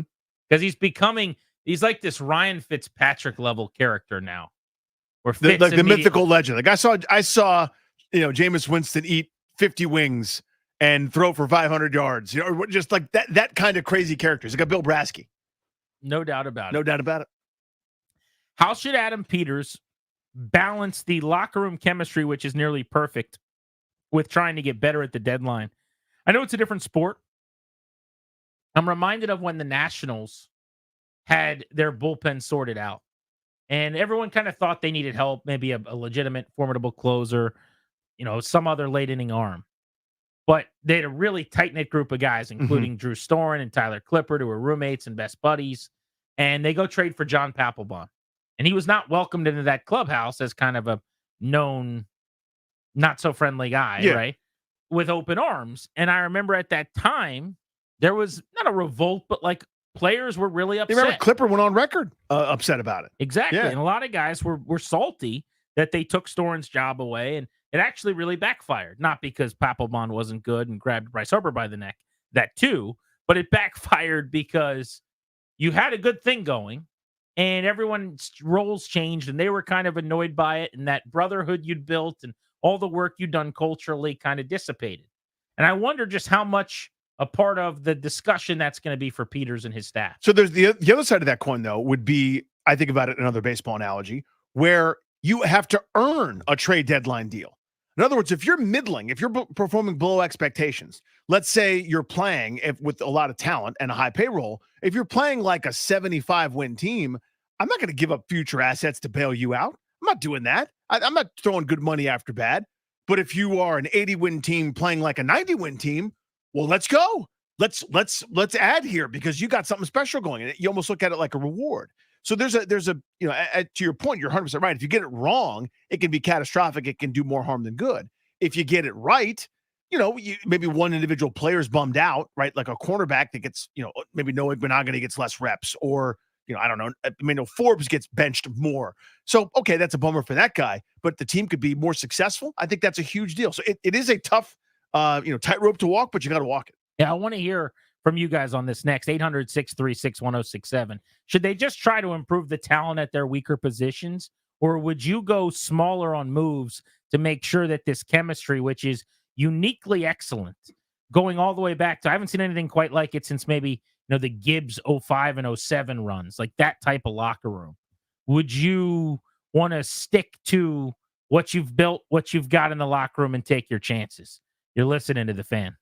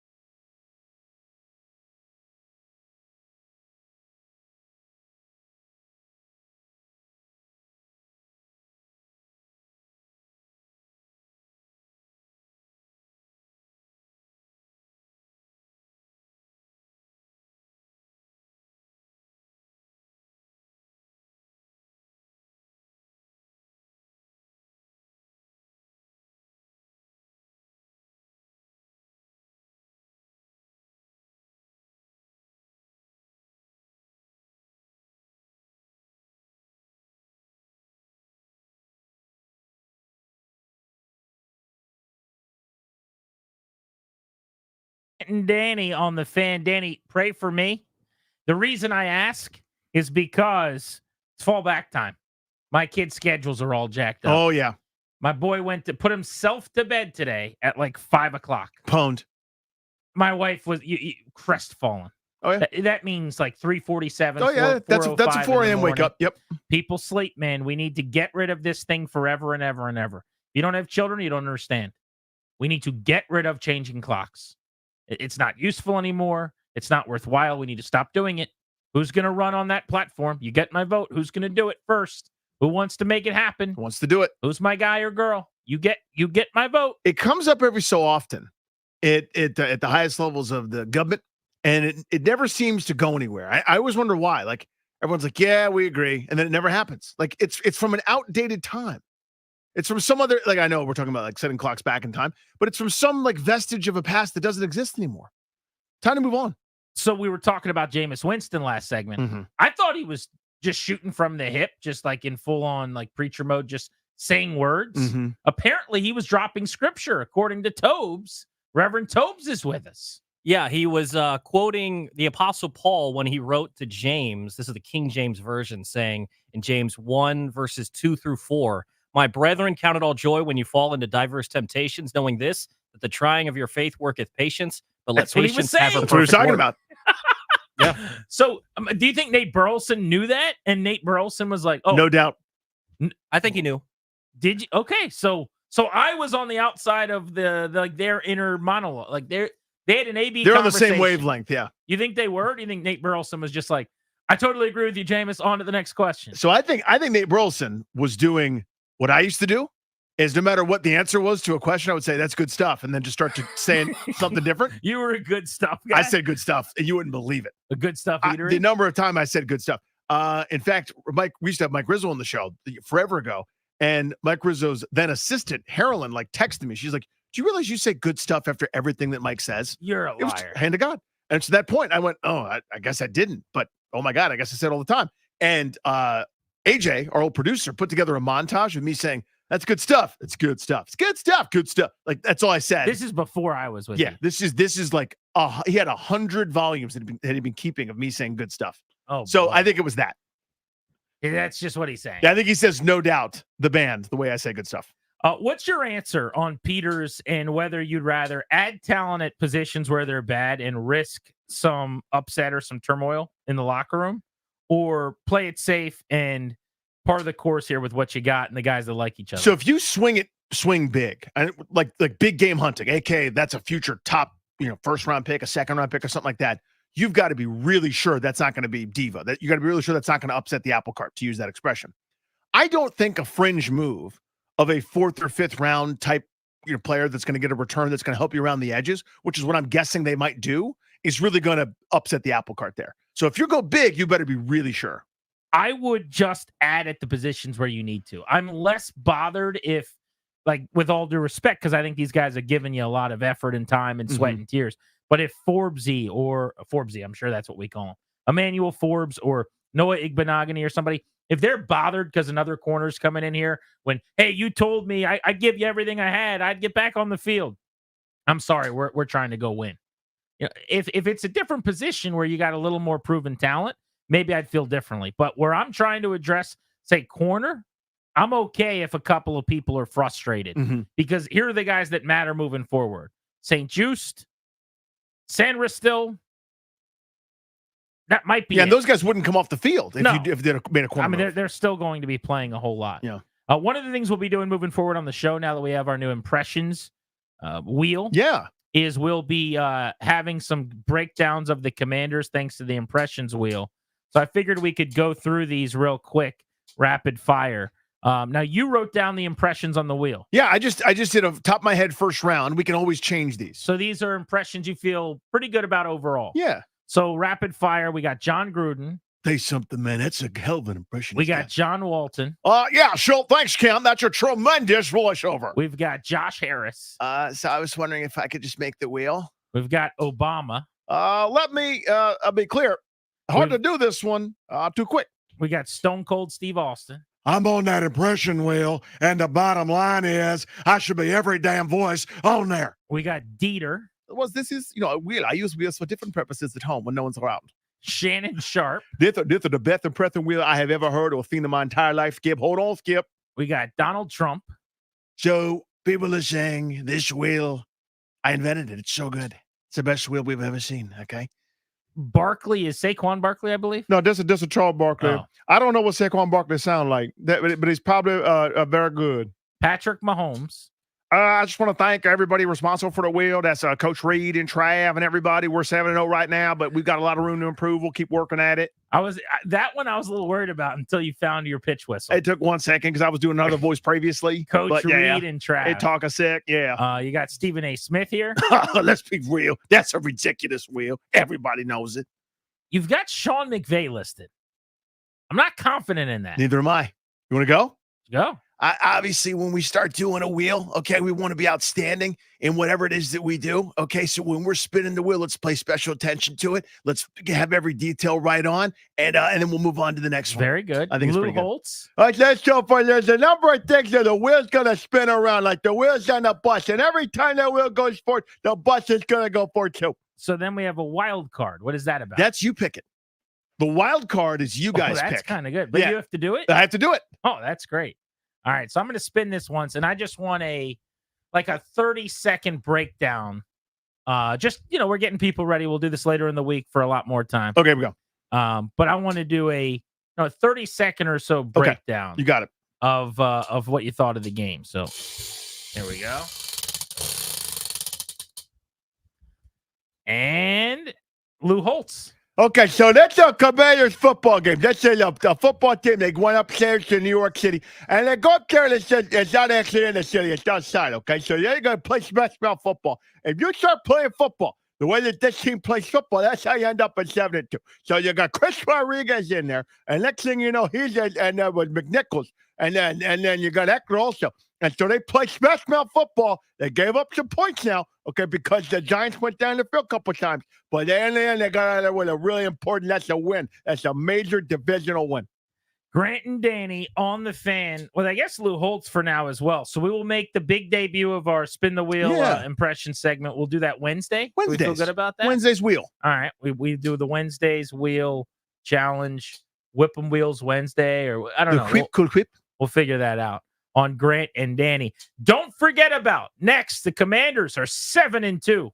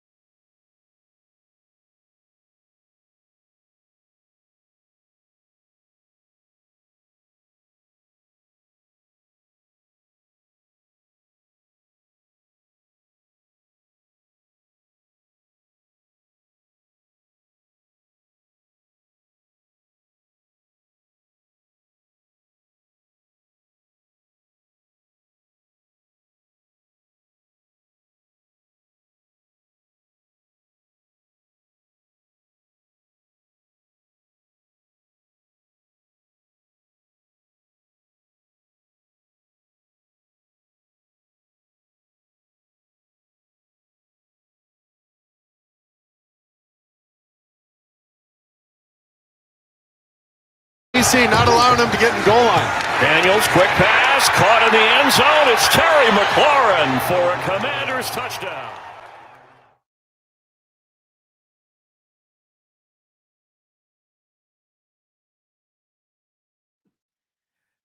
With Danny, I'm Grant. This is The Fan. Thanks much for making the show part of your evening. We'll take you up to 6:30 tonight. As is the case with the local team's defense at times, there are times in life where we see loved ones struggle, especially as they get older. The exclusive sponsor of our show, the law firm Kandori and Murad, will guide you through the process of managing a healthcare, financial power of attorney, or even securing a guardianship or conservatorship for a family member. Schedule a free consultation with their elder law and estate planning attorneys today by going to kmlawyers.com. Tell them we sent you. That's kmlawyers.com. If you tell them we sent you, you can get yourself a discount. As a reminder, tomorrow at 4 ahead of the Beltway Blitz, your next chance to win tickets to see Iron Maiden. We've got those all week long here on Grant and Danny. We'll get you spun around the NFL for all the big headlines of the day, but it is time for Don't Forget About.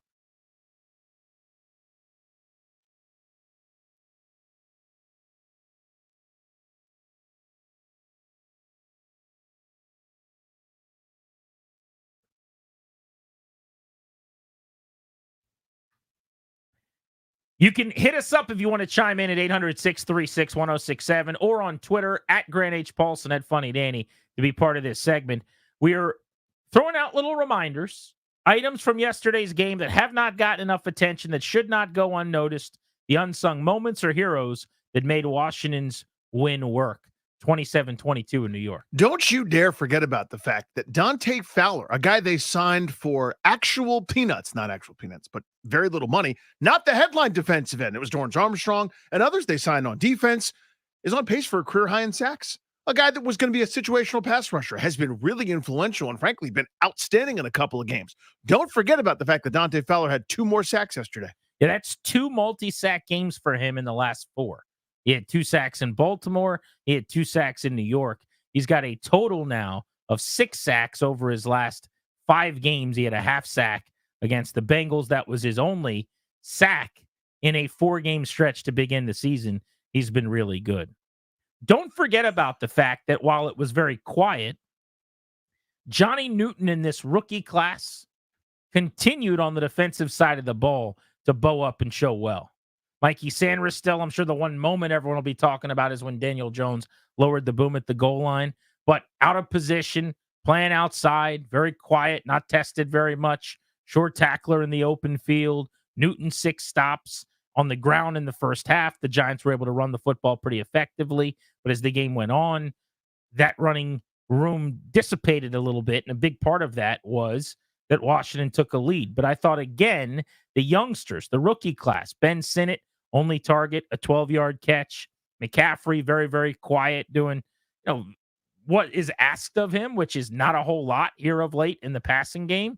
But the young up-and-comers, Brandon Coleman, Johnny Newton, Mikey Sanders still, Adam Peters and his staff have to feel very, very good about where these rookies are at this point of their season. Don't forget about the fact that Chris Rodriguez did not make the team out of training camp, was on the practice squad, and was basically thrust into action, had 1 carry for 1 yard into the third quarter before leading the team in rushing. He also had an enormous blitz pickup of Brian Burns, an outstanding pass rusher in his own right. He thumped him right in the middle of his body and made Burns kind of spin off, and that allowed Jaden Daniels to complete a pass to Ben Sinnott, one of the rookies on offense that's, has been quiet under the radar, has had a couple opportunities and taken advantage when he has. Don't forget about the fact that Bobby Wagner went and picked up the Daniel Jones fumble after it had been booted like 25 yards downfield, and Tyrone Tracy and some other players giving chase had quit on the play because the whistle had sounded. That's what they tell you when you're a young football player. Play to the whistle, right? Anybody who played Pee Wee football or on your way up through school, I remember every coach ever saying, play to the whistle. Danny, what about if you played after the whistle? How about after the whistle? You guys usually get a flag. I still don't understand how that even happened. Can anyone explain that to me? The fact that they blew the whistle, blowing the play dead, and the ball had not been recovered yet. So Tyrone Tracy stopped trying to go to the ball. And then Bobby Wagner kept kept running to the ball, picked it up, and he got credit for the recovery, as he should. Clear recovery at the 31. By the way, 3 plays later, Washington had scored a touchdown after the big PI and the 1-yard throw to McLaurin. But don't forget, it was Wagner, culture-changing leader of men, who just said, I'm going to pick this ball up just in case. And then it worked out. Don't forget about the fact that Brandon Coleman, having missed a couple of games, comes back and doesn't allow anything. Nothing. This is the second time they've gone up against a really good pass rusher or rushers. Go back to the Myles Garrett Cleveland game where 0 statistical impact occurred from Garrett, one of the best players in the NFL. This week, an outstanding pass rush group led by Dexter Lawrence, then of course the aforementioned Burns. They amount to absolutely nothing, keeping Jaden Daniels ultra clean in that pocket. Don't forget about the fact that the Commanders don't turn the football over. I would tell you I've never seen anything like it, but nobody's ever seen anything like it. Unless you've got a really, really old grandparent who was watching football in like the late 20s or something. Because then maybe you might have. But since they've been keeping track of the turnover statistic, starting in 1933 via the Elias Sports Bureau, 3 turnovers through 9 games are Washington's and anybody's fewest during that stretch during the tracked era. 3 turnovers through 9 games. I don't even know how that happens. I'll bet you there's more teams with 3 turnovers in a game so far this year than that, have 3 turnovers in a month. Exactly. I mean, it's just like, I can't, it is, there's no stat you could present to me, Danny, that is more impressive than that. 9 games, 36 quarters. We're talking about how many hundreds of, thousand of plays at this point. 3 turnovers with a rookie quarterback. Don't forget about the fact that Washington special teams, most specifically their coverage units, are really, really good. That's the Michael Walker, Tyler Owens, Nick Ballore, Jeremy Reeves, the mainstay and a staple on those units. Percy Butler at times. They fly down that field and lower the boom while staying in their lanes. They're really good at coverage to this point. My axiom for so many years on special teams was just don't screw me. Just don't ruin everything with some sort of gaffe or terrible mistake, and I'll be happy. We're out of that mode now, kind of along with the rest of this organization and the team. It's not only that, it's can you make something positive happen? It now feels to me like they're always about to force a fumble on a kick return or a punt return. Doesn't it feel like that? Like someone's going to hit someone so hard, hold them up, or there's going to be the peanut fumble punch. It feels like that is a dangerous group, and I love it. Don't forget about, and this is a little bit of a deeper cut that we have not talked about on the show really in months. Do you remember that Cliff Kingsbury was taking the Raiders job? You remember that? We were actually at the Super Bowl when he had this reversal. Something happened, okay? There was actually a report. I don't remember if it was Shefty or who it was, that Kingsbury had chosen the Raiders over the Commanders. Do you remember this? Vaguely, now that you mention his contract was being worked out and some kind of snag got hit in Vegas. He pulls out of the negotiation with the Raiders and then ends up coming to Washington, which was supposed to have been the runner-up and the bridesmaid. Don't forget, as the Raiders yesterday fired their offensive coordinator, Luke Getsy, along with their tight ends coach, and I think their O-line coach as well, 3 members of their offensive staff, that Cliff Kingsbury may have saved his career, that the Commanders may have completely changed the direction of Jaden Daniels' career, and that this whole thing might work based on some good fortune. When Kingsbury initially was headed to the Raiders, something happened with the contract that he was working out, said no thanks, and then fortuitously ended up coming back to Washington. Can you imagine had that not have happened, knowing what we know now? Don't forget about that. That's a good one. And don't forget about the fact that now I know that what the analytics, as if it's like some big sheet of paper that you can just read in Indianapolis to make a decision on Carson Wentz.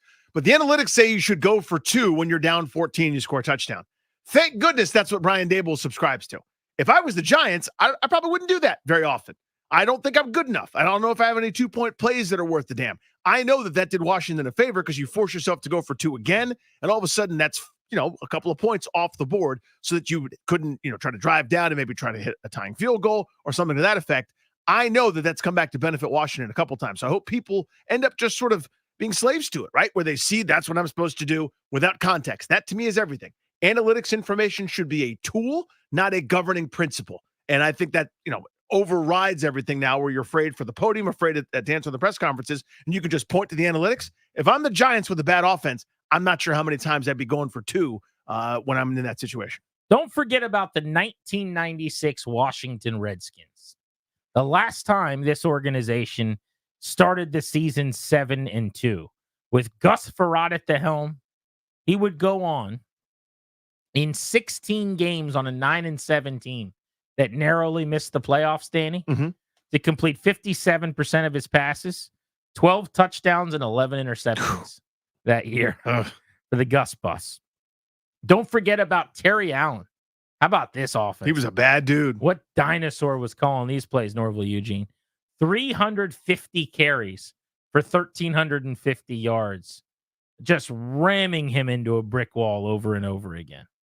But that 1996 team, it was Terry Allen and Gus Frerotte, and B. Mitch was on that team, Stephen Davis in his infancy, Mark Logan, Leslie Shepard, Michael Westbrook, Jamie Asher. By the way, how about that backfield? Just as a quick side, just the guys that are sharing that running back duties. Should be a Hall of Famer in Brian Mitchell. Terry Allen was a beast.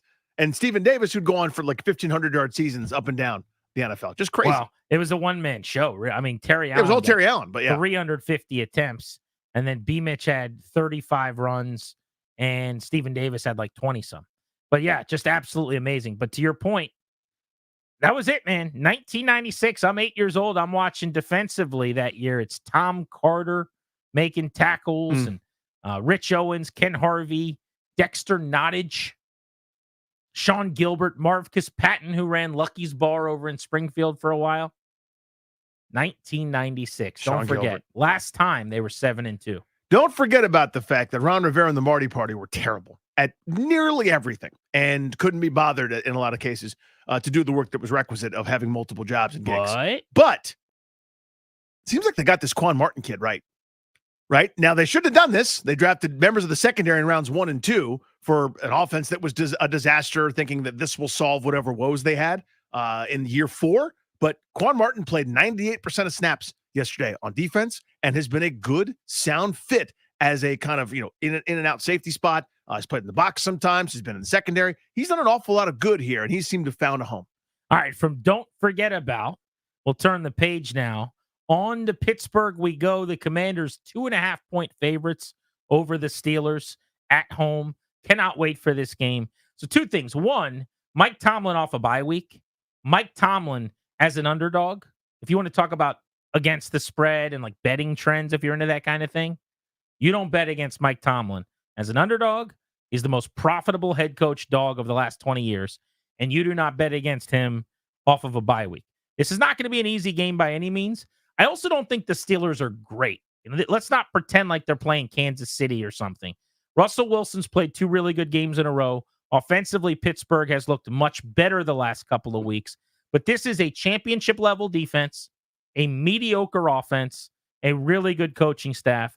But I just love the idea of really, really good defense against this offense. We saw it with Chicago, and they struggled. Let's be honest. Yeah. Without the Hail Mary, they scored 12 points, I think it was, in that game.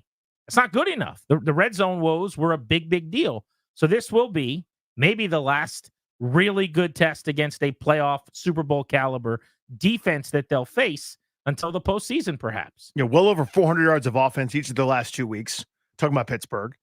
Defensively, you know what they're capable of, generating Russell Wilson's havoc. Actually looked good. He's looked really good. Now, the sample's not huge, right? It's 2 games, but still, that's 2 better games than I thought he'd have. I went, an idiot over here. I'm going, I don't know why Mike Tomlin's doing this. That's foolish.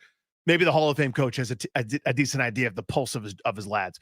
But yeah, this is a good opponent here. They are tough. They're going to be well coached, right? That is a hallmark. No matter how good or bad they've been, and they've been terrible on paper for a little while, they're still a winning team because of how well coached they are. Everybody buys in. Everyone does exactly what's asked of them. That is a tough opponent, period, full stop. So this is one of their toughest tests of the year here. Different kind of team than was maybe Tampa or Baltimore when they played, just in terms of how dominant they are defensively and an emerging offense.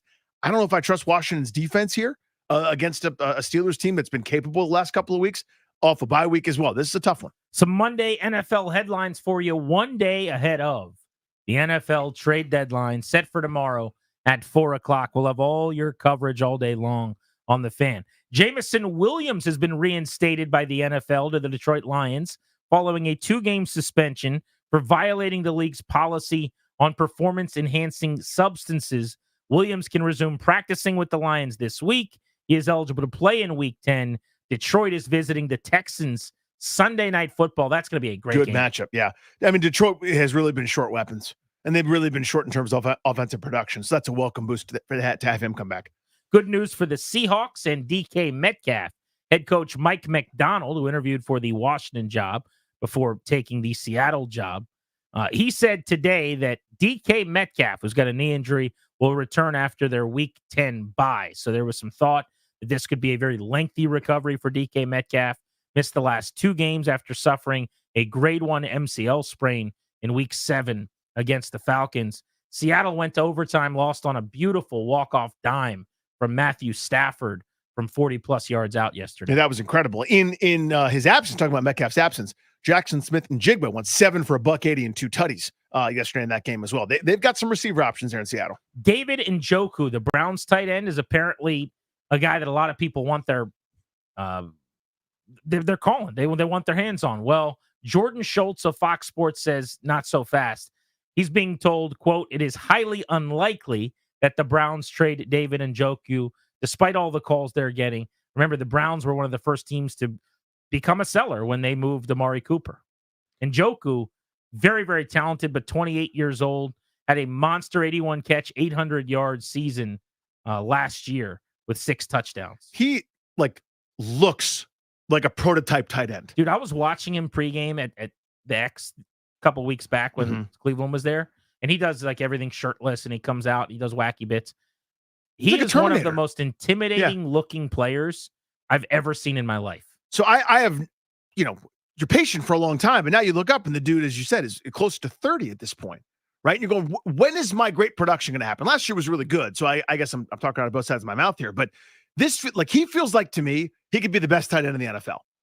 Fast, strong, great hands, can do everything under the sun, and just sort of has never matched. It feels like he needs to change of scenery. So, the Colts benched Anthony Richardson, went to Joe Flacco, went very badly offensively last night in a loss to the Ravens. Game was there to be won. They just couldn't score points, move the ball, do anything. Shane Steichen today said they will stick with Joe Flacco at quarterback in Week 10. The Bills and the Colts next up on the ledger. Yeah, that was a gross offensive performance. I don't know a way around that. I don't think they had an offensive touchdown in that one. It was the defensive score. They got them on the board. They got Flacco looked like a lost puppy. That was the guy that we saw towards the end of his time in some of the other stops. Totally immobile, happy feet, looking to sling it downfield. No one's open, gets sacked a bunch, a couple of errant throws, the what are you doing, Joe type throws. They're kind of stuck now, that Colts team. Everything's coming up, Commanders. We already told you Dak Prescott's going to be out when Washington plays Dallas in a few weeks. He's going to miss several weeks, might even go to injured reserve and miss at least a month. Dallas is cooked. It is over for them this season, it looks like. Well, 2 weeks from now, so you play the Steelers Sunday, a week from Thursday, so a week and a half from now, Washington's in Philly to take on the Eagles. A.J. Brown may not play in that game. Still very much up in the air, but Brown is day-to-day right now. MRI revealed no severe damage to his knee, but he is hurt again. So there is question. There's some hope he could suit up in Week 10 against the Cowboys, but there's question as to whether or not he will. If he goes and pushes it and it's not 100%, quick turnaround Thursday, I mean, there's a path to Washington maybe not having to deal with him at 100%. Would be very fortuitous. I mean, obviously you don't wish ill will or injury on anybody, but, I could stand to have A.J. Brown rest up for a game or two against the secondary. The big storylines around the NFL today, of course, the entire day started with the Saints firing head coach Dennis Allen after they lost their 7th straight game. People forget they were 2-0. They were averaging 45 points per game in the first 2 weeks of the season. They were the number 1 offense in the league. They were 2-0. They were the talk of football. Since then, they are 0-7, and they're losing to everybody despite having a very favorable schedule. They played the Panthers this weekend. How funny was the tweet, by the way, that is it Cam Jordan? I always get him and Cam Hayward confused. Cam Hayward's on the Steelers. Cam Jordan's on the Saints. Cam Jordan sent out a tweet yesterday saying after the game, going, New Orleans, I'm sorry. We just lost to the Panthers. You got to be kidding me. We lost to the Panthers. And then like a bunch of players from Carolina retweeted it and go, bro, we have the same record as you. Like, why are you saying Panthers like that? Like, why are you making fun of us? Last time I checked, we're 2-6 and you're 2-6, and we have the tiebreaker over you because we beat you. So you're looking up at us in the standings. Why? Don't say Panthers like that. What is with the Panthers throwing out there with the disrespect? It was very funny. That is funny. The Saints are a mess. They've kind of been putting this off for a little while, but they have one of the worst cap situations in the NFL. What happens when you just chase a ninth win every single year? Yeah, they are in a world of it. They should be trading pieces away starting right meow. I don't know how much they're going to, but they should, to try to dig out from this pit that they're in. It might be too late, but Christian McCaffrey fantasy owners, listen up. He's back at practice today. Mm-hmm. San Francisco off a bye. He's supposed to play this weekend. And my 3-8 fantasy squad that had 1-1 would welcome that back. Christian McCaffrey will likely play this weekend, barring a setback. This is not a drill. It is happening. Monday Night Football tonight. Another Baker Mayfield primetime spot for Tampa. Mm-hmm. No Evans, no Godwin. 4-4 in Kansas City to take on the Chiefs, who are 7-0. I don't think Kansas City's offense is good enough to cover 9 tonight. So I do have Tampa Bay catching 9 points. But I think Kansas City wins. The Chiefs probably get to 8-0. Tampa's defense is all of a sudden really horrendous. I know the offense, with the turnovers hadn't been helping them, but my goodness, have they fallen off precipitously here over the last month plus. I thought they were pretty good when Washington played them. They have not been. So Kansas City, good opportunity for them to get right offensively. You touched on it. I don't know that they've got enough to run away from anybody. They're just sort of workmanlike and beating teams, but this is a big one for Tampa, trying to keep pace in the AFC South. Fun show today. They're always fun when we get to talk about wins, and that's all we do around these parts. The Caps are 8-3. The Commanders are 7-2. Things are looking up for sure. Tomorrow at 5 p.m., Austin Eckler's on the program. Wednesday, we got Ken Harvey on the show, former great pass rusher in D.C. He was on that 96 Redskins team. Indeed. The last time the good guys were 7-2. On Thursday, Mike Golick Jr. helps us get ready for Week 10 around the NFL. Going to be a great week of shows. Thanks much for listening to the program. We're back at 2 o'clock tomorrow with all of your trade deadline coverage. Keep you abreast of everything going on around the NFL. See if the Commanders make a move. Next, keep it right here for Topher time with our buddy, Toby Altizer on The Fan. Thank you for coming.